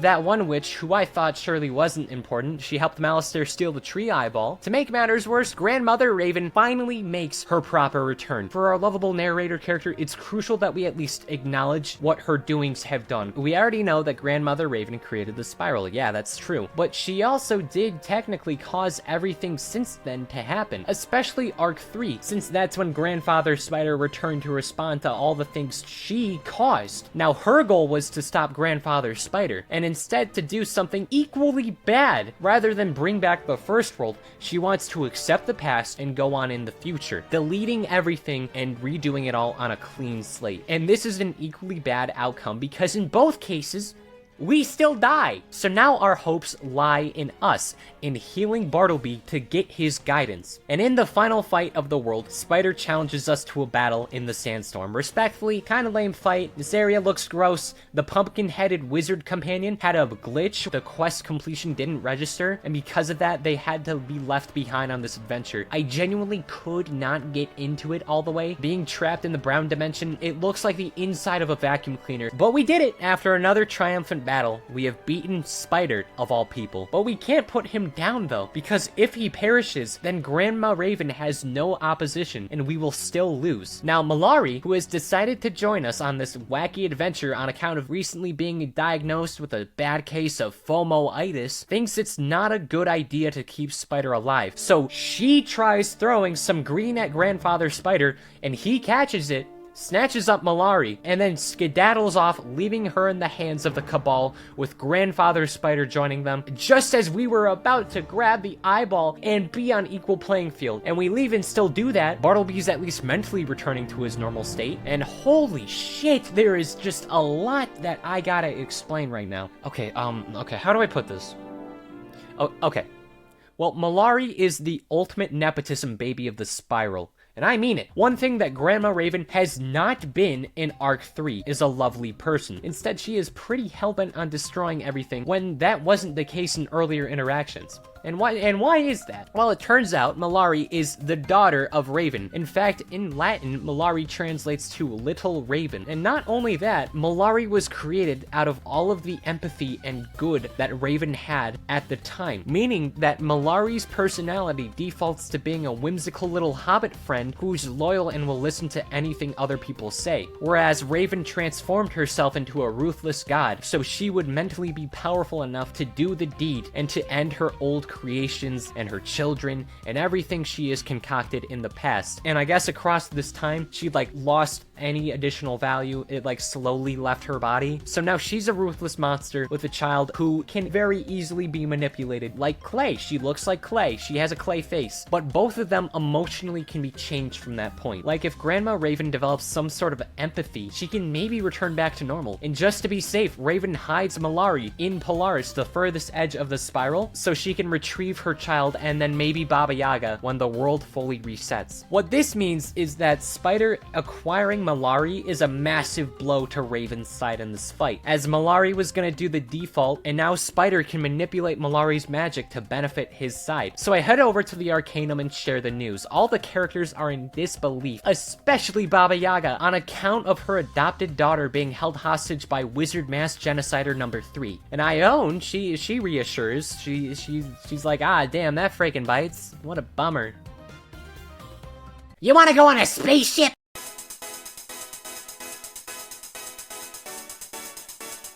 Emperia is, in my opinion, the best world of the game. Not Azteca or Wizard City or Zafaria or anything that's spoiler material after this. In my opinion, this is the best it gets. Fights made me genuinely excited. It was the coolest looking. Nothing overstayed its welcome. It's fairly digestible for this game's standards, and it actually rewards players for committing to the story. This is the Marineford of Wizard101, and I mean that in the best way possible. Right away, this is James T. Pork, a Star Trek pig who is easily the best character in the game. I love this dude. He's a funny little guy who's actually useful, something that you would be surprised is a rarity. This alone already drops him to like the top 3% of the characters in the spiral. As a reminder for what's going on, Spider wants to bring back the past, Raven wants to bring forward the future, but both want the present gone.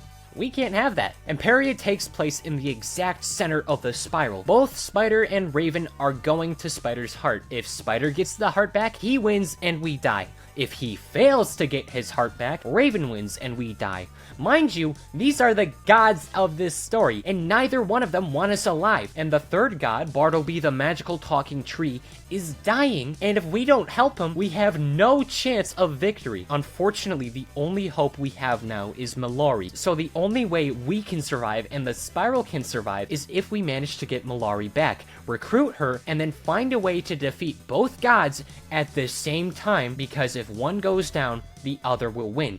So in summary, we're screwed. But if the Arcanum doesn't at least attempt to save everyone, then what's the point? So they made this giant ship called the Spiral Ark, and the goal is to sail/fly into Emperia and go get her done. We're gonna be joined by Ione's brother, Spark with a C. We also gotta find a captain of this massive thing, because the Sky Ocean to get to Emperia is incredibly dangerous. It's a space Bermuda Triangle. My first option was finding Taylor Coleridge back from Chrysalis, because he apparently survived the voyage there, and it turns out this isn't fully true. It seems that during his sailing days, he was looking for El Dorado, just roll with it. And while he was in his sleep, his navigator, who was Pork, was actually the one to do it. So I stumble onto Azteca and find them. And mind you, after in-game years since this has happened, Azteca still has a meteor shower problem. So then Pork joins. Along with him, he has a doctor pig named Beans, who is also here. And before we leave, it's revealed that Pork went to Emperia the first time, and his decisions there will impact us for later. For one, during his visit to Emperia, he was asked and eventually did bring Ione and Spark with a C from Emperia to the Arcanum. Now we're starting the expedition. Unfortunately, within 2 minutes, we fail and crash land, only to meet what actually makes Emperia different. See, the spiral acts like a whirlpool, maybe like a spiral. Wow! A majority of the worlds move consistently, and the closer to the heart they are, typically the smaller they get. Because of this, Emperia's got worlds so tiny that we just have a bunch of micro worlds and micro stories within a greater story, which which is what this game has done before, but it's not annoying. And the variety here is like just enough to where it's fine. First off, we land in Ariel. This acts as a giant ship graveyard for anyone sailing near the heart and crashes for any reason. It's full of castaways like this guy named Khan, and he's mad because Pork abandoned him on the first voyage, taking away his nose in the process. But it's okay, after I convince him that having a nose is just a fad, everyone is friends again. Khan's gonna help out, and we have a new strat for transport. Like the spiral arc is a lost cause, we aren't gonna fix it. So instead we're gonna use escape pods in it to launch to other areas in Imperia, and then build teleporters between them so we have better ways to get around. The first pod goes to Khan's home of Xanadu, and this place is under attack from Spider and his third son, the Bat. Unlike Spider's other failures like Scorpion and the Rat, the Bat is just a bunch of references, and also a good guy. He thinks the Cabal is cringe. In this case, all of the Cabal members are parodies of Batman villains, like when we fight Bane. I'm not even kidding, it's all downhill from here. Also,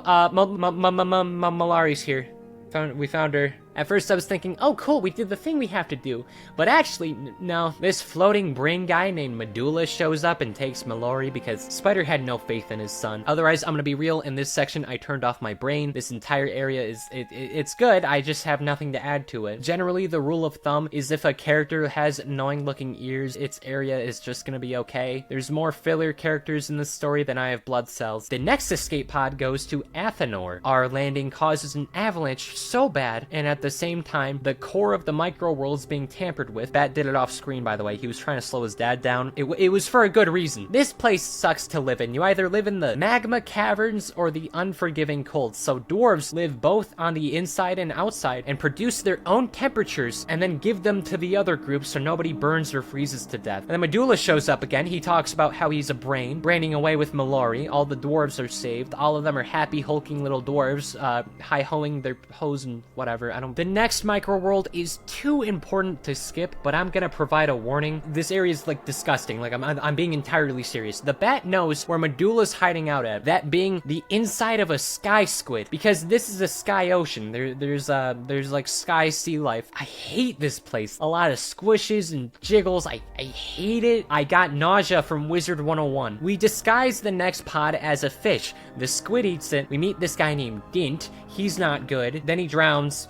Last stop in this gross, sticky realm of sadness and self-loathing is the central axum. This is a part of the brain we managed to stumble into the squid's brain for a fight. Before facing Medulla, there's a rotten little weasel named the Quizzler. Oh, I get it. It's a reference. That means it's funny.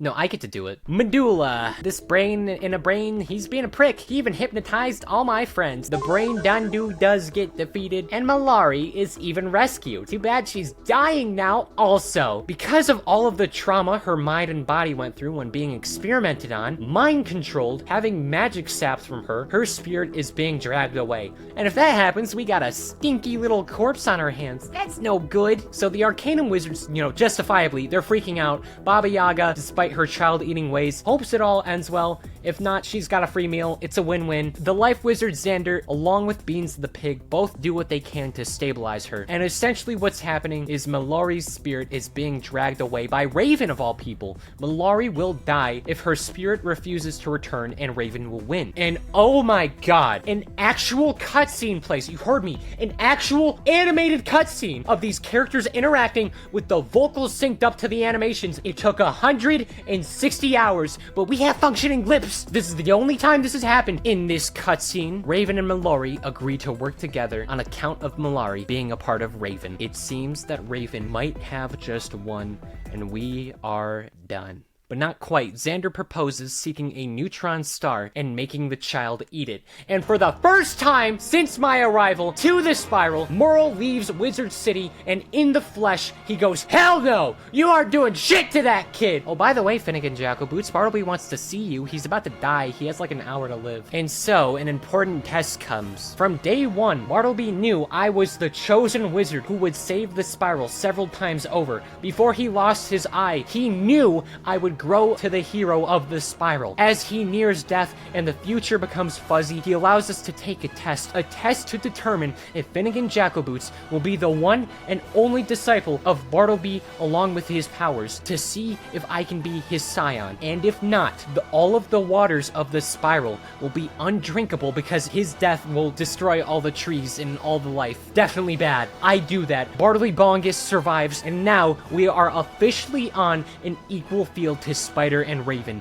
The next steps are to make sure the bat stays loyal and to properly revive Mallory. If we do that, then we will have the scion of Raven and the scion of Spider, and we will have more than enough power to stop the destruction once and for all. So Merle wishes me luck, the Council of Light says thank you, the cow professor who's been watching over Bartleby pretends to be plot relevant, and now it's time to enter the astral plane, what's basically a dream realm where all the perceptions of everything from every person in existence storage. The only way to revive Mallory is to enter her dreams and drag her spirit out ourselves, and the only way we would be able to enter is with a Scion Hall Pass, which we now have. Mosey back on over to Imperia, take a quick detour at this jungle ring where there was like an alien species. I don't care, and neither should you. I won't lie, I was disappointed when I saw this on the map, and then it ended up being this. In short, this is the place we can revive Mallory at, and her brain is a wreck. Her perception of Ravenwood is overwhelming. It made her feel small. And you know what?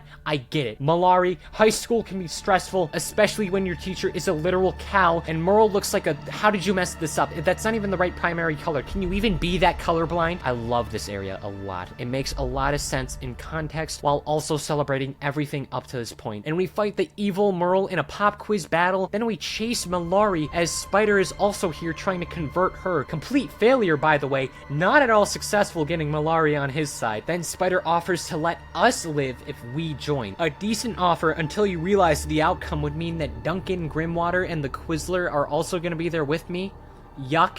No thank you. We then find ourselves in Finnegan's mind mid-chase. It's all of the earlier worlds. It's almost like an Inception in...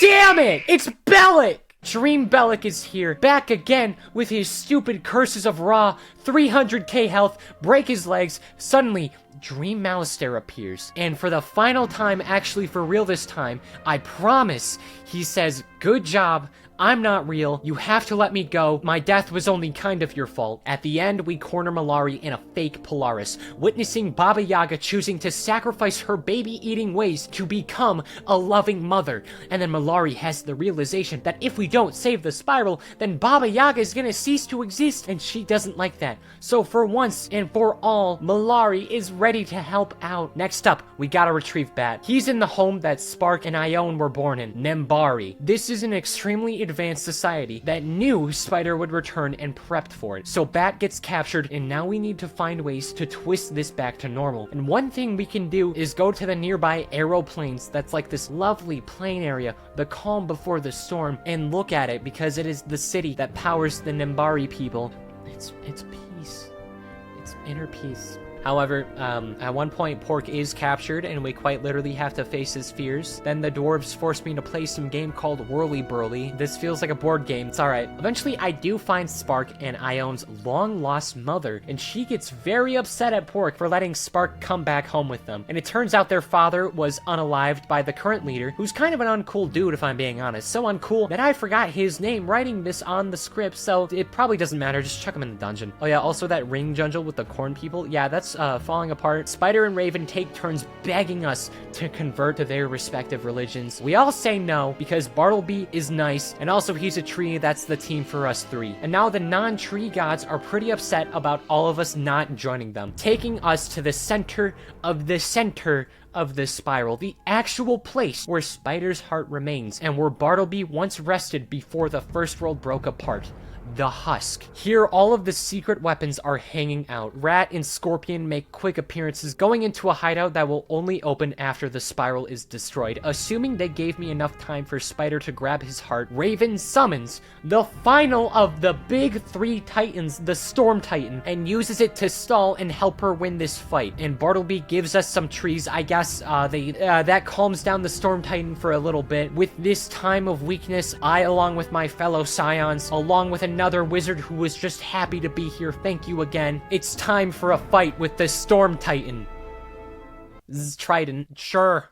This is where my game crashed and the servers were going down in 20 minutes, so from this point, I wasn't all too jazzed. I had to rush this a little bit. I'm actually kind of upset about that. By hitting the Trident, the Storm Titan runs out of power, and that allows us to make it to Spider's Heart, where Raven and Spider are starting their final showdown at Spider's Heart. And I don't necessarily think that's gonna fit inside of him. One physically weakened, the other mentally weakened. A fight is about to begin, but Bartleby, the magical tree, appears in spirit and asks the gods to not do the whole destroy everything bit. And in response, both characters tell him to jump off a big tree accessible bridge. Suddenly, the Storm Titan's back, and all the Scions are going super. Milari and the Bat give all the power they can, and it transforms me into a giant wizard to take on the Storm Titan. We use numerous, magnificent, powerful spells against this Titan, all schools, all of extreme beauty and magnificence, and it's wonderful. And oh my god, the server shut down in 10 minutes. The Storm Titan is defeated. Rat and Scorpion are out of the picture because they ran away, and now they're like in the void somewhere. And Team Bartleby has successfully won the war, knowing there is no chance of reviving the first world and accepting the spiral despite its flaws. Grandfather Spider and Grandmother Raven find peace and acceptance despite their ongoing affairs. They accept the past what it is, look into the future for what it can be, and decide to take it on together.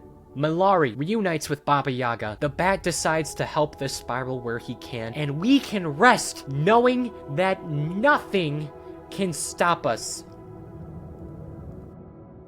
And that's Arc 3, my favorite of it all. It had its flaws like all good things do. The narrative felt rewarding for investing all of that time into it. If it ended here, I would be okay with that. So you could probably guess I was surprised to remember, oh wait, we got another arc. Well, if we got anything like Arc 3, then I'm sure we got nothing to worry about and nothing to fear. This tree freaks me out.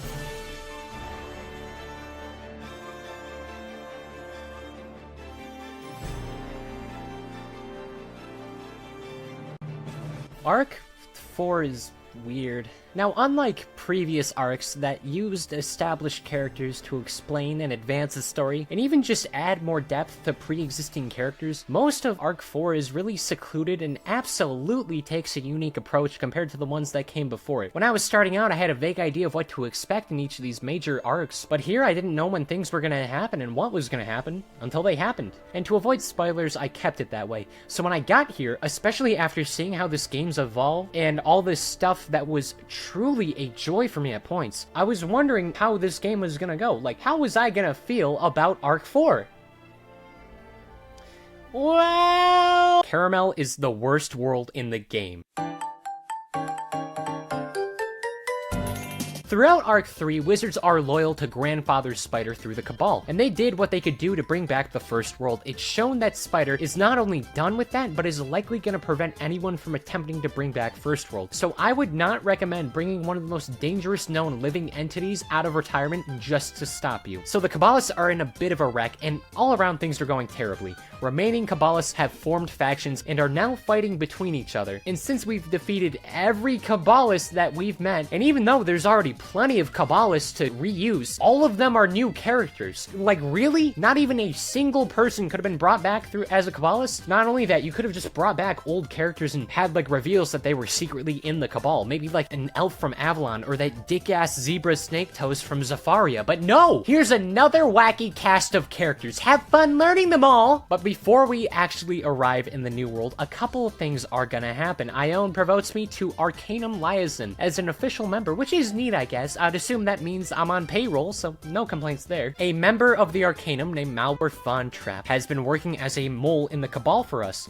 To prove his loyalty, he reveals that the Cabal were gonna start by assassinating the King of Chrysalis. So cool, he's a friend for about 5 minutes, because in the very next room, he's revealed to be a double spy for a man by the name of the old one. Not the old Cobb, the old one. They are different people. Please do not mix up old Cobb and old one. I don't know why the game decided to name two very important characters the same thing. Now, the old one, this green octopus guy, he's hosting a grand summit where all the Kabbalist factions are gonna meet up together, along with make peace with the Arcanum. This summit is held in Caramel, the world released in mid-2020, and oh, I don't like this one. When it comes to Wizard101, you can differentiate each world and their quality through three things: the presentation, the gameplay, and of course, for me specifically, the story. There's a lot of waiting periods before we get to story droplets, so the first two need to be good. Make the enemies cool, make me fall in love with the world, do stuff that's creative and unique, and actually make this feel like a quest. This is what any adventure story will do. When you go to a new place, you want to make it something neat, and you want the viewer or the player character to fall in love with the area and know the pains or the beauties behind it. Now, my favorite worlds so far excel in at least one or two of these things. They might be lacking in some aspects, but in the end, they excite me in seeing where the story's going to continue or what places I'm going to go to. Now, on the other end of the spectrum, my least favorite worlds are weak, but at least have some sort of takeaway I can appreciate fondly. I wasn't a big fan of Krokotopia. It felt repetitive in gameplay and in areas, but it made up in context given that it was the first world past the tutorial world and it was still unraveling the greater story. Marleybone had some odd moments and mostly took place on rooftops, but there were points where I enjoyed traveling through it, like in the prison. And Celestia had a ton of ugly rooms, a lot of unappealing areas, and most of them just existed because I could go underwater now, but it had a pretty good backstory. Caramel is just the worst for me. Now, in concept, Caramel is a cool idea. It's mostly based on Switzerland, and it's the candy world, a theme that's been in plenty of other games and shows, so it's not like this impossible thing to execute, and Caramel is most likely meant to parody and criticize the real-world Switzerland company, Nestle. The company mascot is Nana, and this is all canon. All of Caramel is facing labor problems. The working classes are stuck in warehouses, poor conditions, bad water supply, and Nana's on Twitter.com blissfully making fun of the Aztecian tragedy. Okay, never mind, this world's actually kind of funny. At this summit, the Old Ones, one hell of a respected dude. Old Ones managed to recruit some of the most threatening Kabbalists all in one place with the goal of reunifying everyone back to the initial Arcanum with the goal of prepping for the future, to bring back everyone. All's going well until it isn't, because a giant hole takes Old One away. So now the Kabbalists are freaking out, running around Caramel, destroying whatever they can, and to make matters worse, some rotten witches are making the gummy bears sour. So they're doing company damage. Guess who's gotta stop that? The hole that snatched the Old One is known as a cavity, and they've been popping out a ton recently, so the goal is to find each Cabal member, check and see if they were the ones responsible. Spoilers, none of them are, because they all liked Old One conveniently for all of their different reasons, just before they all fall into their own cavities. As we maneuver around Caramel and stop the Kabbalists causing mayhem across the world, I also have to investigate what's wrong with Nana's company, and this is where the Cabal members are partially responsible, just like how they're responsible for some of the worst moments in my life. I hate this kangaroo. I wish I could smash this kangaroo with a giant mallet. This fight took too long.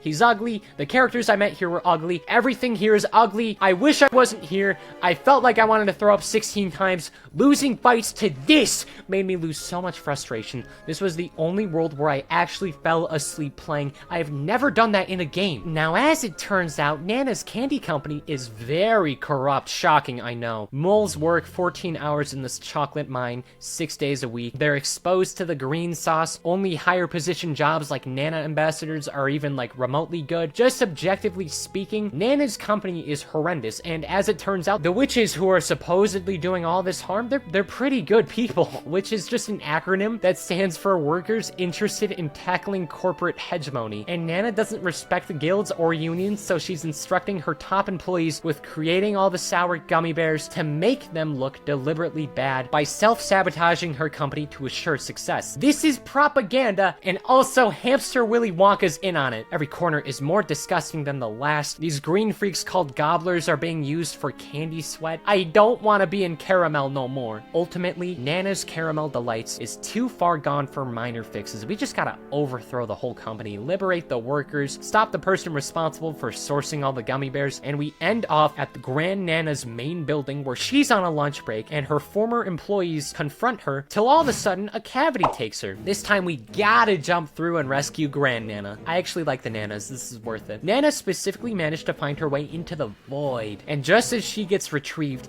it shows up. A dark, shadowy, sick, and twisted version of me at the end of Arc 3. It doesn't do much, only sends some strange beings to attack, and once defeated, it takes its leave. And we take our leave, arresting Nana for her crimes against humanity, rescuing every person who's gone missing, all except for the old one, who nobody could find. And this is not good. I barely make it back to the Arcanum from that hellscape, completely ignore Ione because I don't have an emotional attachment to her, and head back to Bartleby and Ravenwood. With his eye of the future, he sees a beast making waves and crashing the currents of time, growing in power, hoping to force the waves of the sea and destroy everything. The only thing that can stop it is me, and failure to stop this problem will lead to nothing happening, and it will doom everything. Lemuria is where things start picking up for Arc 4. So the cavities are essentially portals into the nothing's domain, and staying there for too long assimilates things into the nothing. This is what happened to the old one. He was stuck there long enough to where he became part of the nothing, losing his life and a majority of his existence, but in exchange, the nothing gains the composure and patience he once had. And for a majority of Lemuria, we're the only person who gets to see or interact with him, in part from our exposure to the void and the nothing. Now, the nothing has technically become the old one. He has the knowledge of a genius, but the wisdom of a toddler, meaning that if he's exposed to too much bad shit, he's gonna perhaps become the greatest threat of the spiral. To make matters worse, Old One was virtually a sociopath. He conducted experiments and did horrible things exclusively just to see what would happen. Old One was initially an Arcanum wizard, studying and modifying the life around him, but he slowly adopted the Kabbalist beliefs, choosing to see if he could reassemble the spiral and bring back the first world through science. He was, in fact, very corrupt. Like, the reason why he wanted to unify the Cabal with the Arcanum all the way back in Caramel was just to get back to his Arcanum lab. And personally, I think it's just nice to see a character have so many layers added to their morality. This is easily one of the most interesting characters this game has done. Now, one day back in the Arcanum, the Old One discovered that the spiral was gonna prioritize larger worlds and let the little ones die based on just energy priority. And that's a bad thing. So we got this guy named Stallion Quartermain to discover all of the tiny ones, get the locations down, and give them to Old One, and then he produced a world synthesizer that would allow him to connect all of these small worlds into one larger one and prevent their destruction. The trade-off is that after he did this, he shrunk Lemuria and made it run on a machine in the Arcanum. The issue with this, though, is unfortunately it's about to run out of mana, and everyone in Lemuria is going to perish. So before entering it, we have to grow the planet and release it back into the spiral, otherwise all the life and research the Old One kept there is going to be lost forever. Now, back then, Stallion found out about this and he was outraged. The Old One used Stallion to create heroes that would fall under his beliefs and help him build the first world. I don't know. I don't even freaking know. The Old One's kind of a dick, but he clones Stallion without his permission. He gets upset, they have a fight, Stallion instantly loses, forgetting he's fighting an emotionless monster with an IQ in the quadruple digits, and ends up getting frozen by the Old One as they're right about to fight, leaving him frozen for years at this point. So first we actually got to verify the existence of Lemuria and all of this. The Nothing joins me on my quest and begins to follow me around. I go from places to Mirage and to the Marleybone Museum. By the way, Ghost Dog from Chrysalis, he's alive. Didn't know that. But yes, Lemuria does exist. They worship the Old One as some sort of god, mainly because, I mean, he created all their stuff. I get it. At one point after talking in Polaris, we stumble upon the lab where Stallion was frozen, and we save him. He's pretty happy about being in the future, actually. Sure, his family's all gone, but, you know, new adventures await. You can't be too upset about that. The 2.5 of us enter the Old One's Arcanum lab, where Lemuria is on life support. The hesitant Arcanum wizards allow us to reinvestigate the research and grow back Lemuria. And it's an interesting world. So, Lemuria is a lot like Imperia, being a collection of micro-worlds worlds with very minimal cross interaction. The difference here is that unlike Imperia, and I didn't like this one that much. Imperia has some clear goals. Every movement, every plan was calculated. There was a larger team and we had an objective and everything felt like we had to do it. But in Lemuria, I feel like I'm being dragged wherever the nothing thinks he's supposed to be going. And this felt very video gamey. Like I know, crazy, I know. And repetition has been an issue in a lot of these worlds. I mean, with a game plan where you just go to each lab, you'll see quickly. First up, we got the Lemurians themselves, the Old One's favorite citizen. They're freaking the hell out because of the sky changing, all this new stuff around them. We think it's Thursday, they think it's the Rapture. And the goal of Lemuria is to enter a building where part of the world's synthesizer is located at. Then we can decide what to do from there. However, each lab on Lemuria has an entombment stone, and by obtaining all 6, then we can actually enter the lab holding the synthesizer. And while all this is happening, Stallion is gonna start looking for each and every cloned hero of him that the Old One created and join forces with me and create like a giant Avengers team. Guys, I'm gonna be honest, none of this part of the quest holds that much of an impact in gameplay manner. It's literally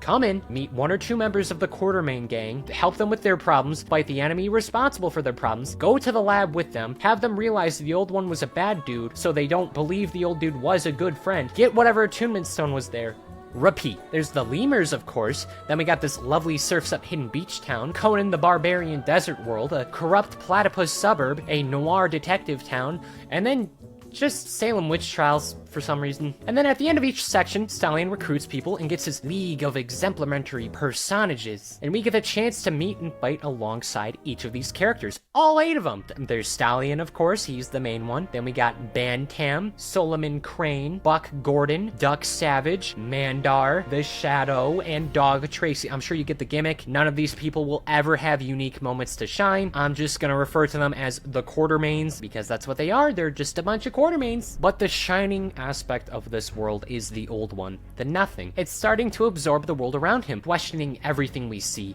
wondering why some people act the ways they do, justifying things by his own logic, and most of all, seeing how terrible the Old One was during his time roaming in the spiral. At one point, Nothing decides to change its name to Design. He thinks the word design sounds cool and likes the idea of having a personality. So after claiming the masses, solving crime, leading a platypus resistance, regaining the strength of Mandar, and preventing Salem's witch trial panics, all of the attunement stones and all the Quartermains are brought together. The 9.5 of us head over to the Old One's lab, cut through his defenses, all as Design phases in and out of all the non-Choopo folk being able to see him, and then we stumble upon the Old One's final defense for real this time.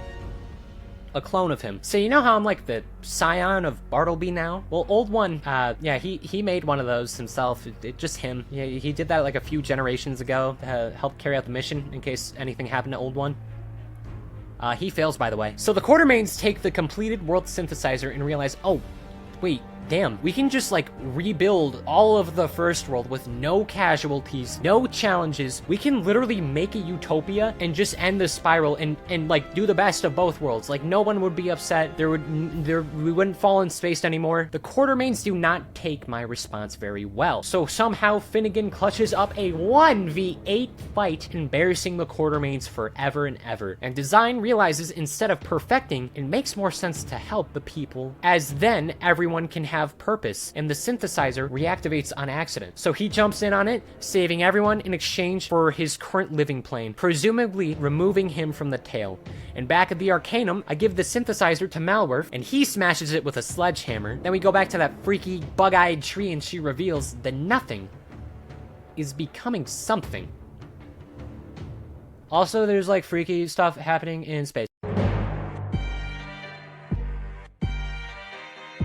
Dude, Novus is insane. Like, based on how this game is designed, I think that really only older folks are gonna make it to these later arcs. That's why early on the conflict wasn't nearly as complex, because children would never make it to Morganth simply based on the difficulty spikes in those worlds. As such, Arc 3, but especially Arc 4, get a bit more mature. It should be clear by this point, but there is not a main villain of Arc 4.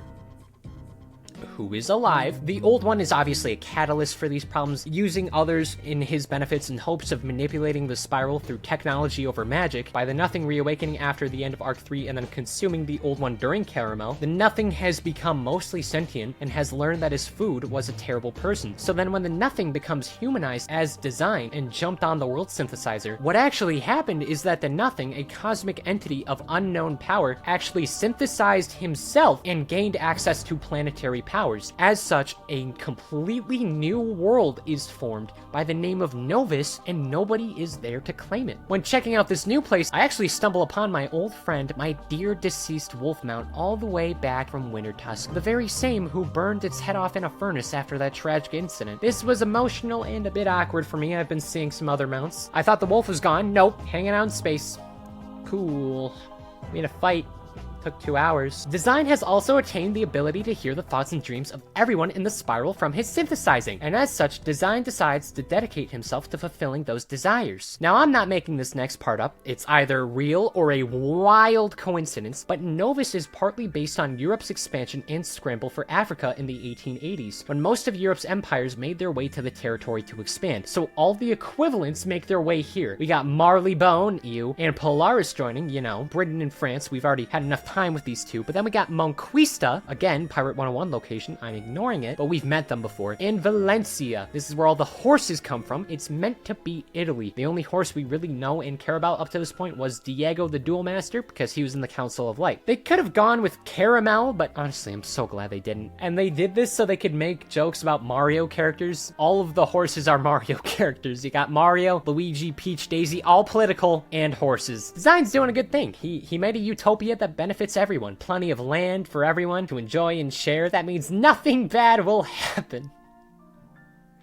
It's a scramble for Africa with a bunch of fictional politicians. What do you think happened? Everyone hates each other, everyone wants to expand, and negotiations are scarce. As such, this will lead to military conflicts. Coincidentally, all the respective world leaders not being here adds to the problems. We knew about the Queen of Marleybone. The Polaris penguin that we met named Red Rosa is too busy helping out clean up the internal affairs. The Peach horse just couldn't make it for a good chunk of this story, and yeah, I don't know. I haven't met them yet. All of them aren't here. All their representatives sure are politicians. So even though every party would be guaranteed to get their hopes and dreams and necessities through Novus, they all got a little too greedy and doom any chances of retribution. So this means that Design is mentally being confused and shaken up, making Novus even more exploitable. And all while this is happening, we still have the Kabbalist going around. Copycat and Quake Charmer, specifically from Caramel, are causing chaos because they don't trust Novus. They want everyone gone to prevent any risk to anyone. And while all of this is happening, we have another Kabbalist named the Manticore secretly working behind the scenes and trying to use Design for his own benefit. So I'm sure you can see where everything falls apart throughout this. I have to juggle political negotiations, calming down Design, calm the Cabal, and hunt down the Manticore, who goes hiding for a majority of this world. Because if the Manticore spends too much time with Design, he's gonna use his powers to rebuild First World, because that's what they want. Nothing will change if everyone goes back to the First World. It makes no difference. You gain nothing. You get nothing working with the Nothing. And guys, I knew this was coming from the very beginning, where there was going to be a part where I fall apart, a moment where I catch up to the level capacities. I go from being underleveled and carried to being a normal functioning wizard on track to play the game, where I wouldn't have to grind, where I reach the max level and I can't abuse the system. But for one reason or another, Novus was starting to make me deteriorate, so I'm glad this was near the end. Novus severely bothered me for what it amounted to. A petty, repeated story with the Marleybones being a crucial focus. Every single time Marleybone has been a focus in any capacity, it is a below average Wizard 101 world for me.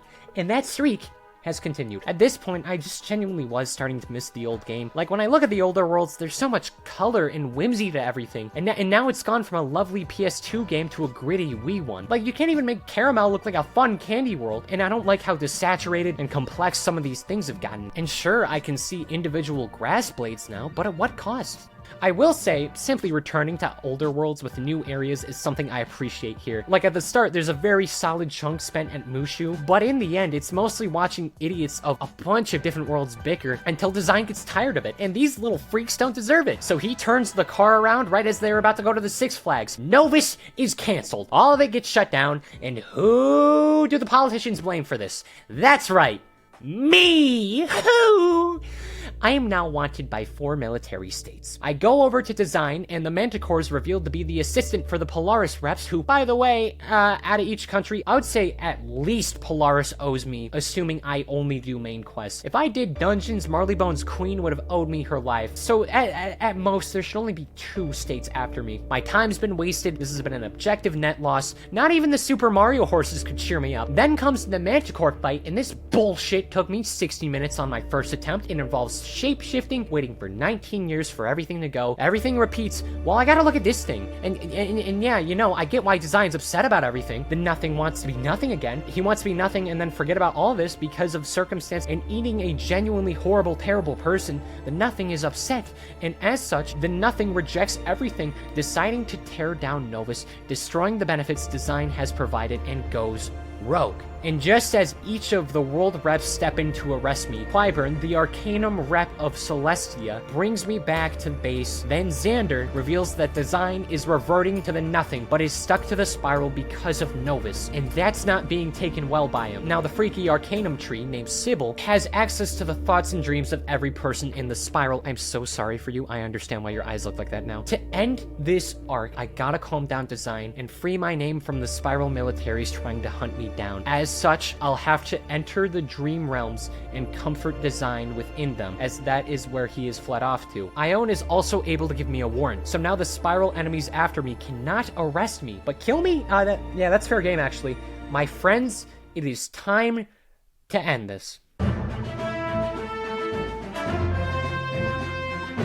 I was pleasantly surprised by Wallaroo. Now, compared to other finale worlds, it doesn't feel like a finale location. Like, we got the ruined homeland of the main villain, a decayed land that took centuries to be taken over, the heart of the spiral that celebrates a ton of cultures found within it, in Australia. But I can't lie, this felt like classic Wizard101. For the first time since Imperia, I felt like there was some adventure here. I straight up loved that this was an easy country equivalent, something that I'd argue hasn't happened since Mirage. Now, to justify why we're in Wallaroo, the country has a resource called the Dreaming. It's this pink liquidish substance that provides creativity and new ideas that can really help open up the mind. Many wizards take a voyage called the Walkabout, and this requires voyaging across Wallaroo until you attain inner peace and therefore wisdom. In this case, all our problems can be solved if we expose Design with enough of this to bring them clarity. But in order to do that, I need to take the Walkabout myself. So Ione lets me begin my totally tubular Australia adventure, and I was thinking, oh, which characters am I gonna have to meet now? No, Santiago appears. He comes back from Mirage, and he's gonna take this walkabout with us and help us find ourselves. Entering through the world door, I find myself in the big, lovely city by the name of Hope Springs. And just like Australia, there's nothing of value in the Outback, just violence, sadness, overbearing judges, and the MacGuffin sauce, so I gotta go there anyway. First up, we actually got a gate to the Outback. The Prime Minister isn't much help. I hope they have a horrible time at McDonald's. A man by the name of Crocodile Dendara, this is an actor, his real name is Paul, helps Santiago and I sneak out. Then he gets arrested. That's all the value they have here. Santiago and I find a few things in the real Outback. A gang of dingoes led by Ned Colley. He's the most prominent one, doing a Robin Hood, stealing from those who have too much. Along with Freddy Croker. This is a dream pun. I genuinely do not care. It's a B-tier wizard villain. Every world has a couple. And then we got the solo fights.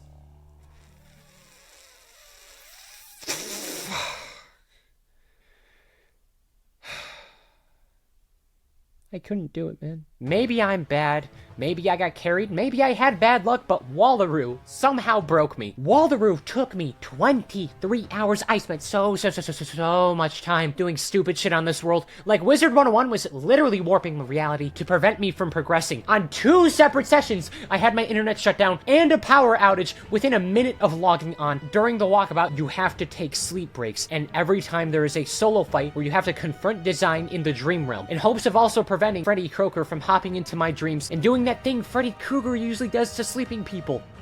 Make them stop living. The problem comes from how difficult these solos can be. Solo fights can be either the easiest fights ever or the worst. I don't know why they exist, but if you don't come in with a very specific plan on these fights, like a very specific strat, looking them up, experimenting, have all the upgrades needed, have a decent amount of luck, if you don't have all of that combined, you will lose. And you can't grind for levels. I was max level for this, and it was still not enough. And I paid for the best gear. I did everything I was supposed to, and I still couldn't do it. Each of these fights are the physical manifestations of design's negativity. We literally have to beat the bad vibes to death. The very first fight, Rage, 4 hours. This took me 4 hours because I couldn't do it. When I beat the Hellspawn that launches nothing but lingering damage and phone calls for therapy sessions, I cried. This is not a bit. Wizard101 is the only game that has made me sleep and the only one that has made me cry from joy from being done with a portion of it. Now, of course, this is Wizard101. You already know that despite there being a clear goal, there's going to be some stupid roadblocks in every waking moment that fairly overstays their welcomes. In this case, we got a corrupted police force just arresting everyone who's refusing to migrate to Hope Springs, I guess. Ned Colley thinks that's lame. His entire family is wanted by the police as a result. Honestly, I agree. At the same time, though, Judge Veg, that kangaroo back from Caramel, he's here. He's had a change of heart. He's found himself. He's cool now. We like him now. We forgive him. There's a frog in a wheelchair as well. Luigi the horse is holding people hostage. That's not very kind-hearted. There's a koala named Morp, short for Morpheus, like the Matrix Man. And there's combat wombats. I like the combat wombats. That's cute. Guys, it literally amounts to nothing. And all of this is set up. Save hostages, stop the in-universe corruption with violent magic, enter the pink sauce, and curb stomp Freddy Krueger. It matters, but it also doesn't. Nothing matters. But I like it. It's just, it's classic world brought back in a new flavor. That flavor being Outback Steakhouse. Eventually, the whole gang, including the minimal useless side characters that I forgot the names of, found themselves in a large body of the dreaming. Freddy Krueger must be halted, and every character has to confront their previous demons. Santiago's interesting because he was the one who specifically brought the old one through the walkabout as well, therefore giving the old one the idea to create the Cabal, which technically causes every arc besides Arc 2. As Malister took Bartleby's future eye to help the Cabal at the very start of this, he blames himself for all of these events. Or I might be reading this wrong. I don't know. It's convoluted. Santiago knows this was a gargantuan goof, and at least confronting it and acknowledging it, it gives inner peace. He moves on. It's beautiful. But through all of this, we leave the dreaming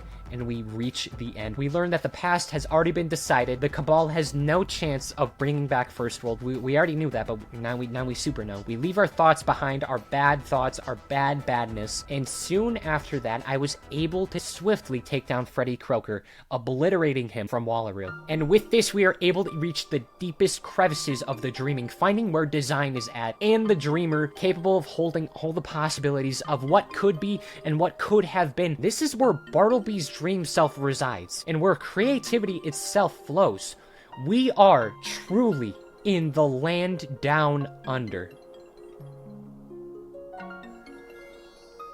I hate you. Design Awakens Santiago lets them know that life doesn't necessarily have a purpose. They just do it. You gotta find purpose. Design accepts this truth, instead taking advantage of whatever the spiral provides. The nothing is nothing. Design is design. And with this new perspective, they decide to live the way they choose to, allowing Novus to remain in the spiral as well. And on the same end, I, a person who has gone through this journey doing nothing but helping smaller people with their own problems, finally realized that it was okay doing everything I did to get to this point.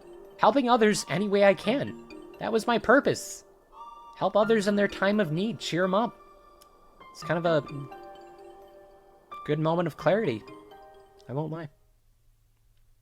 I liked it. But folks, we aren't done just yet, because Novus still has those politicians that want me gone. They have decided the only way to equally split Novus is not to split it, but to destroy it. Luigi the horse creates the Doom Moon with magic and designs fragments of power in Novus. With this new info, we need all the help possible to stop this destruction. I run on over, grab the Quartermains back in Lemuria, and a battle between a dozen people and the 4 major armies ensue. We hijack the Doom Moon. All that's left is the army of ships coming our way. This is the final battle. The Doom Moon gives us a smaller ship of my own I jump into. The final fight for Wizard101, a cheat battle that you can easily win by spamming self buffs. So I flew into the fleet of the Spiral Powers, knowing what was at risk, having the Doom Moon to myself, and as I was watching this massive saga and substantial part of my life take its leave, I thought about all of it, knowing it was finally going to be done.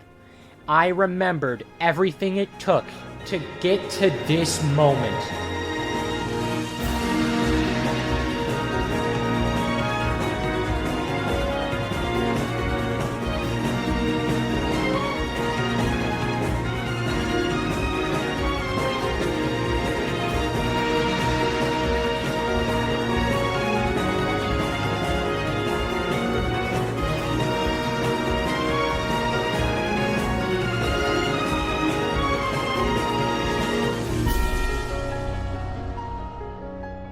And that's it. Returning to Novus, the corrupt representatives are all fired by their leaders. Design invites the Arcanum and Kabbalist to a proper Novus summit, in which he apologizes for the error of his ways and vows that the future can be much stronger with the Kabbalist returning to the Arcanum as it was originally intended. In the Arcanum, Sybil knew I was going to be happy in the end. She assures us that even after all this time, I will go to New Worlds, I will reunite with old friends, and I will fight any new villains that approach. Wizard101, as of now, has concluded. And I will be there when more adventures arise. I went back to Ione to finally talk about the end of my journey, the finish line. Yeah, hey, I'm a stupid idiot, says Ione. I'm not an important character that has no value. How's your adventure? Did you caramel about everything you went through? Because I noticed you have some puns. Lemuria joke. You know I can't do that in front of you. I can't end this with puns.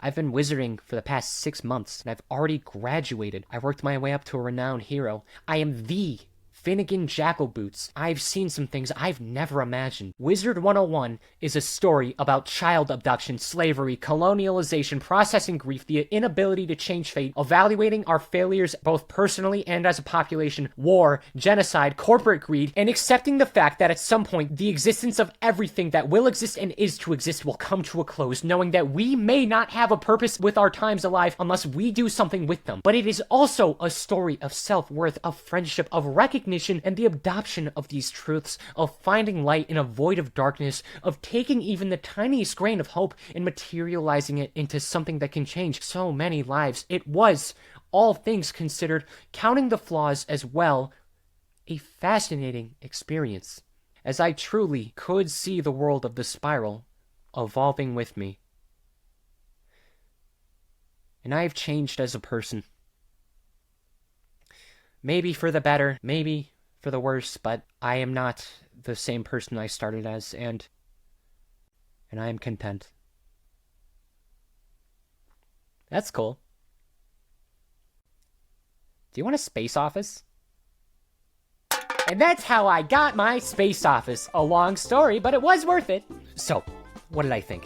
What did I think about my time in the spiral? Not as Finnegan Jackalboots, but as Choopo. What did I think about this MMO that has been around for so many years as someone who has no connection with the game outside of a few commercials, was completely blind throughout the entire run, no nostalgic value, no bias, no anything? How was it for me?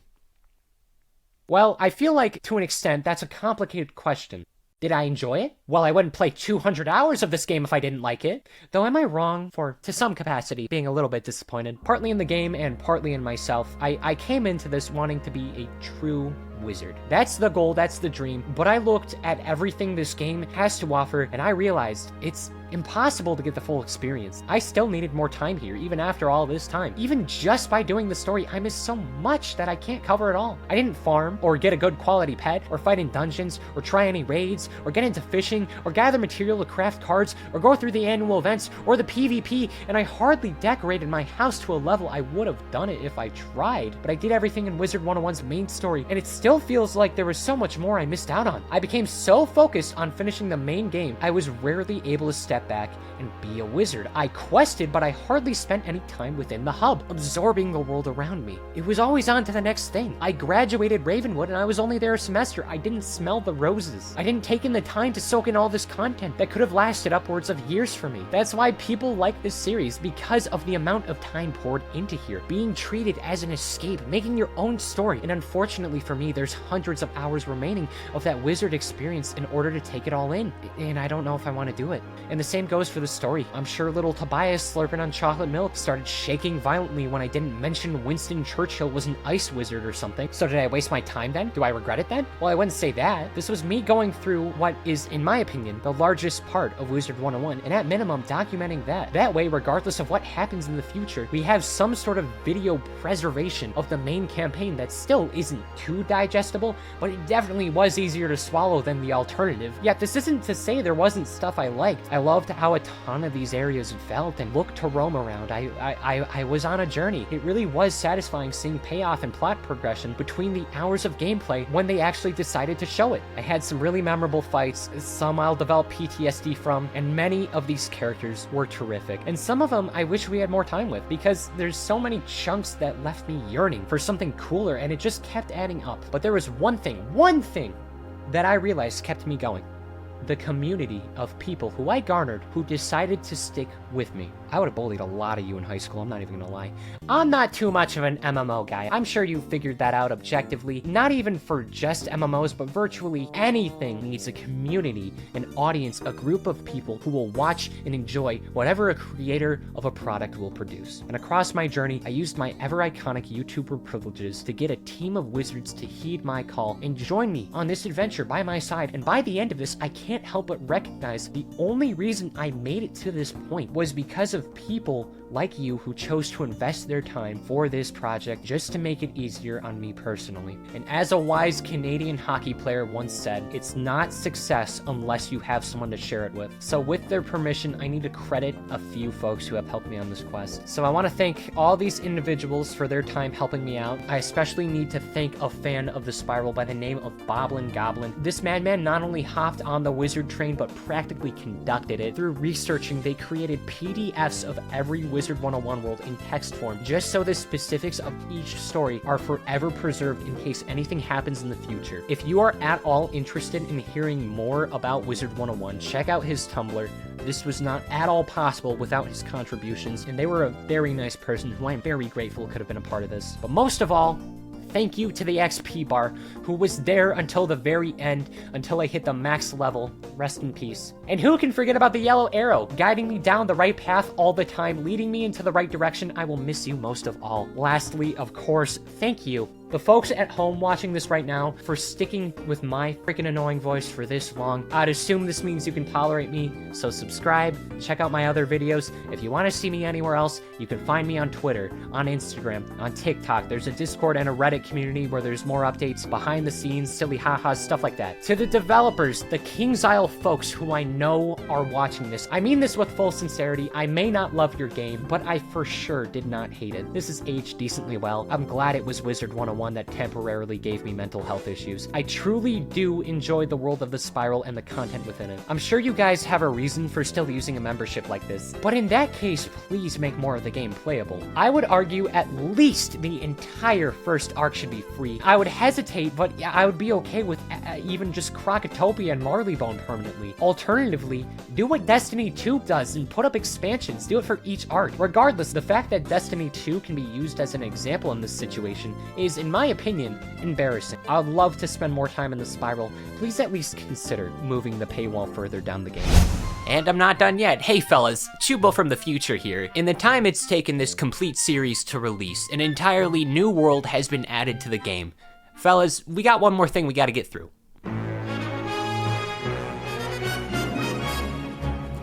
This subtitle's still pending. Arc 5 isn't done yet. This fixed a lot of my worries, actually. I'm gonna assume this is the start of Arc 5. If it is, then there's some things I hope stay, and some that should get fixed. First off, this world does something Wizard101 should have done since the very beginning. It reuses assets. Feel a bit weird comparing it to these, but the closest comparison to Wizard101 are long-running franchises with sagas of content. What makes these worlds so special is that they actually establish and keep their characters. One Piece would not work if characters like Buggy, despite being a pirate, remained in the same location. Star Wars wouldn't feel as special if Han was only in the first movie. The MCU would have failed if they kept introducing characters and never do anything with them like they've been doing since post-Endgame. When you establish these worlds, you need at least an extended cast who can show up at any moment. That's why Imperia worked. Merle comes out of nowhere and it's a big deal. I love that minor characters get brought back on a consistent basis. I would argue that's how you make characters that stick in the mind of the players. So after Arc 3 concluded, using a ton of the setup beforehand of the first two arcs, in Arc 4 spent a majority of its run introducing one compelling character and the consequences of their actions. I kinda lost hope expecting any characters to return. There weren't too many coming back. It was kinda crazy considering the sheer amount amount of them available throughout the 20 previous worlds that came before Arc 4, but now it legitimately feels like a celebration and lock-in of these characters. A majority of the plot revolves around rescuing old friends from across the spiral. There's also a new retcon because in canon, you're originally supposed to visit this area at the start of Arc 2. Arc 2 came out in 2011, this came out in 2024. But originally, you would go straight to Celestia, make Atlantis, but the timeline split begins here. And then after all the content we've been going through the past several hours, it remains the same. It's only this point. So I'm gonna be ignoring it and treating it as something I learned off screen. Just the entire concept of combat pips I was too carried to notice anyway. Selenopolis was put into the game as a new mini-world like Grizzleheim that both adds to the story and better introduces the combat changes in Arc 2. In specific, it introduces school pips and the ability to change these pips mid-fight in order to cast certain spells of certain schools. It's decently complex, and the fact it only gets added just now is a little bit nuts to think about. This essentially being the ability to swap special pips mid-fight in order to set up devastating decks. Honestly, this adds a ton to the PvP, and I'm a bit embarrassed by how little I actually recognized how useful it was. Along with that, there's a brief revisit to Marleybone to better confirm that yes, we are going to an underwater society, but moving to the new content in Arc 5, what they did here is genuinely terrific. Ivan the Great, Pork, Ozzy, Istar, and Spark from Arc 3 all make their returns, and I couldn't be happier. This really cements Arc 3 as just being the most important one. Not only being the payoff of everything we built in Arcs 1 and 2, but setting up all the ripples in 4 and supposedly 5. In exchange, though, it kind of hurts to see how much each other arc had these long-lasting icon characters return. There aren't very many. The first arcs at least set up the Council of Light, and everyone you meet there being closer to mentors than objective allies. I understand that. And thankfully, it's only Stallion Quartermain returning of the Quartermains. I'm not gonna lie, all 8 of them were the same character with small changes. Like that's literally canon. Devim comes back, that's about it for Arc 2, but not really anyone else they could have worked with. Maybe a Platypus in Celestia, but that's about it. And then Arc 1 has a single rep, it's the funniest one.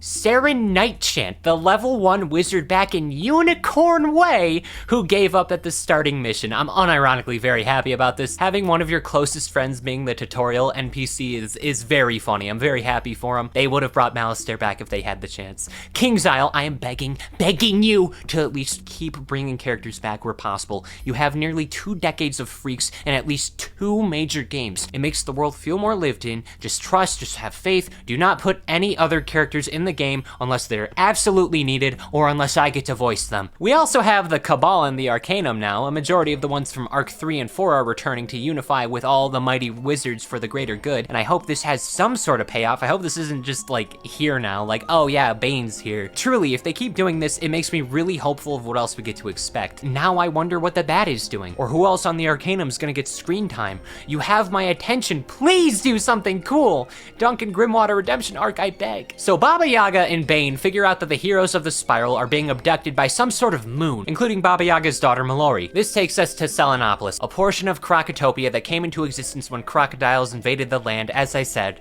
3 hours ago. Scholars of both races escaped in hopes of cultivating Moven magic and avoiding the hell of the rest of the world. Here it's revealed that during the events of Arc 4, Mallory became a professor revolving around shadow arts. She might be working at Ravenwood, but remember, we've gone too far from the lovely days of old. Essentially, in this world, the characters of Loon Knight alongside Khonsu, but wow. A bunch of filler characters and survivors of the evil armies in every other arc want to get rid of anyone who associates with me specifically. From here, we gotta go to 3 separate branches in the story, interact with Redux with personalities that correlates a little too well with somebody. I think that I get the joke. There's 3 of them and 3 of them. It's Moon Knight, huh? And go through, befriend some gods, have a lovely sit-down chitty chat with old friends, especially Saren. He actually has more story. After failing his basic baby mode mission that I beat at level 1 on orientation day, he becomes a house designer. I'm proud of him. Never got the opportunity to share it, but the housing in this game is genuinely terrific. I've spent hours making a home. Like Wizard101 is really cool. You just gotta give it a chance. As for everybody else, Devim's been hanging out, helping to repair Chrysalis. Ozzy and Istar are moving Mirage into a new golden age. Spark is here.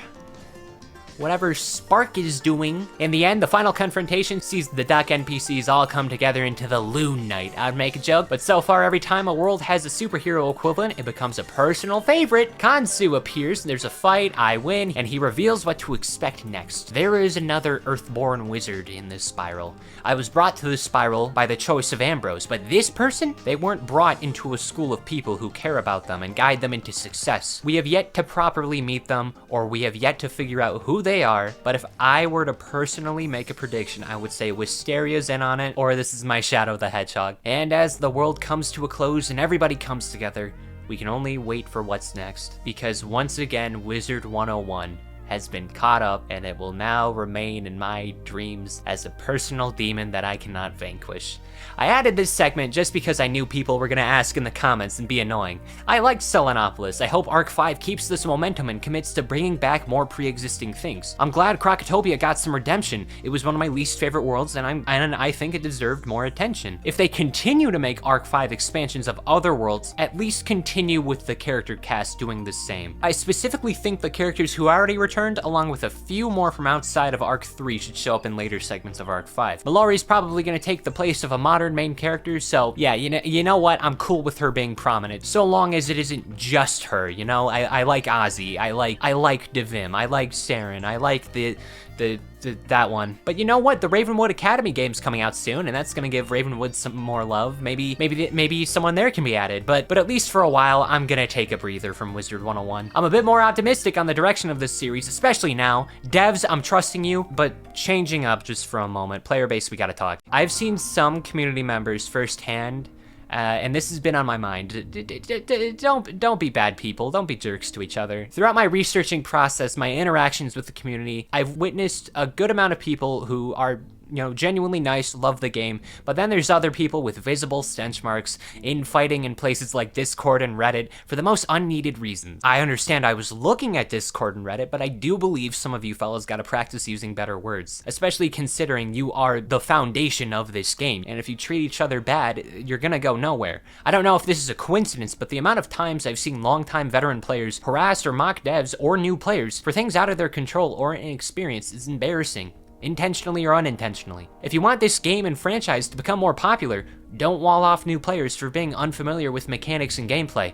Don't belittle the people who are making the game. Remember, you can't act high and mighty. You've poured hundreds, if not thousands of hours into Wizard101. You are in no position to act like you are more powerful. Do not allow this game to rot from the inside out. Like anything, Wizard101 is flawed, but at least try to make it better as a collective group. Okay, now I'm done. I just wanted to add this. Reminder to subscribe. Don't forget the makeshift plush. While you're at it, there's plenty more content on this channel and the second one. There's a second channel now. Bye!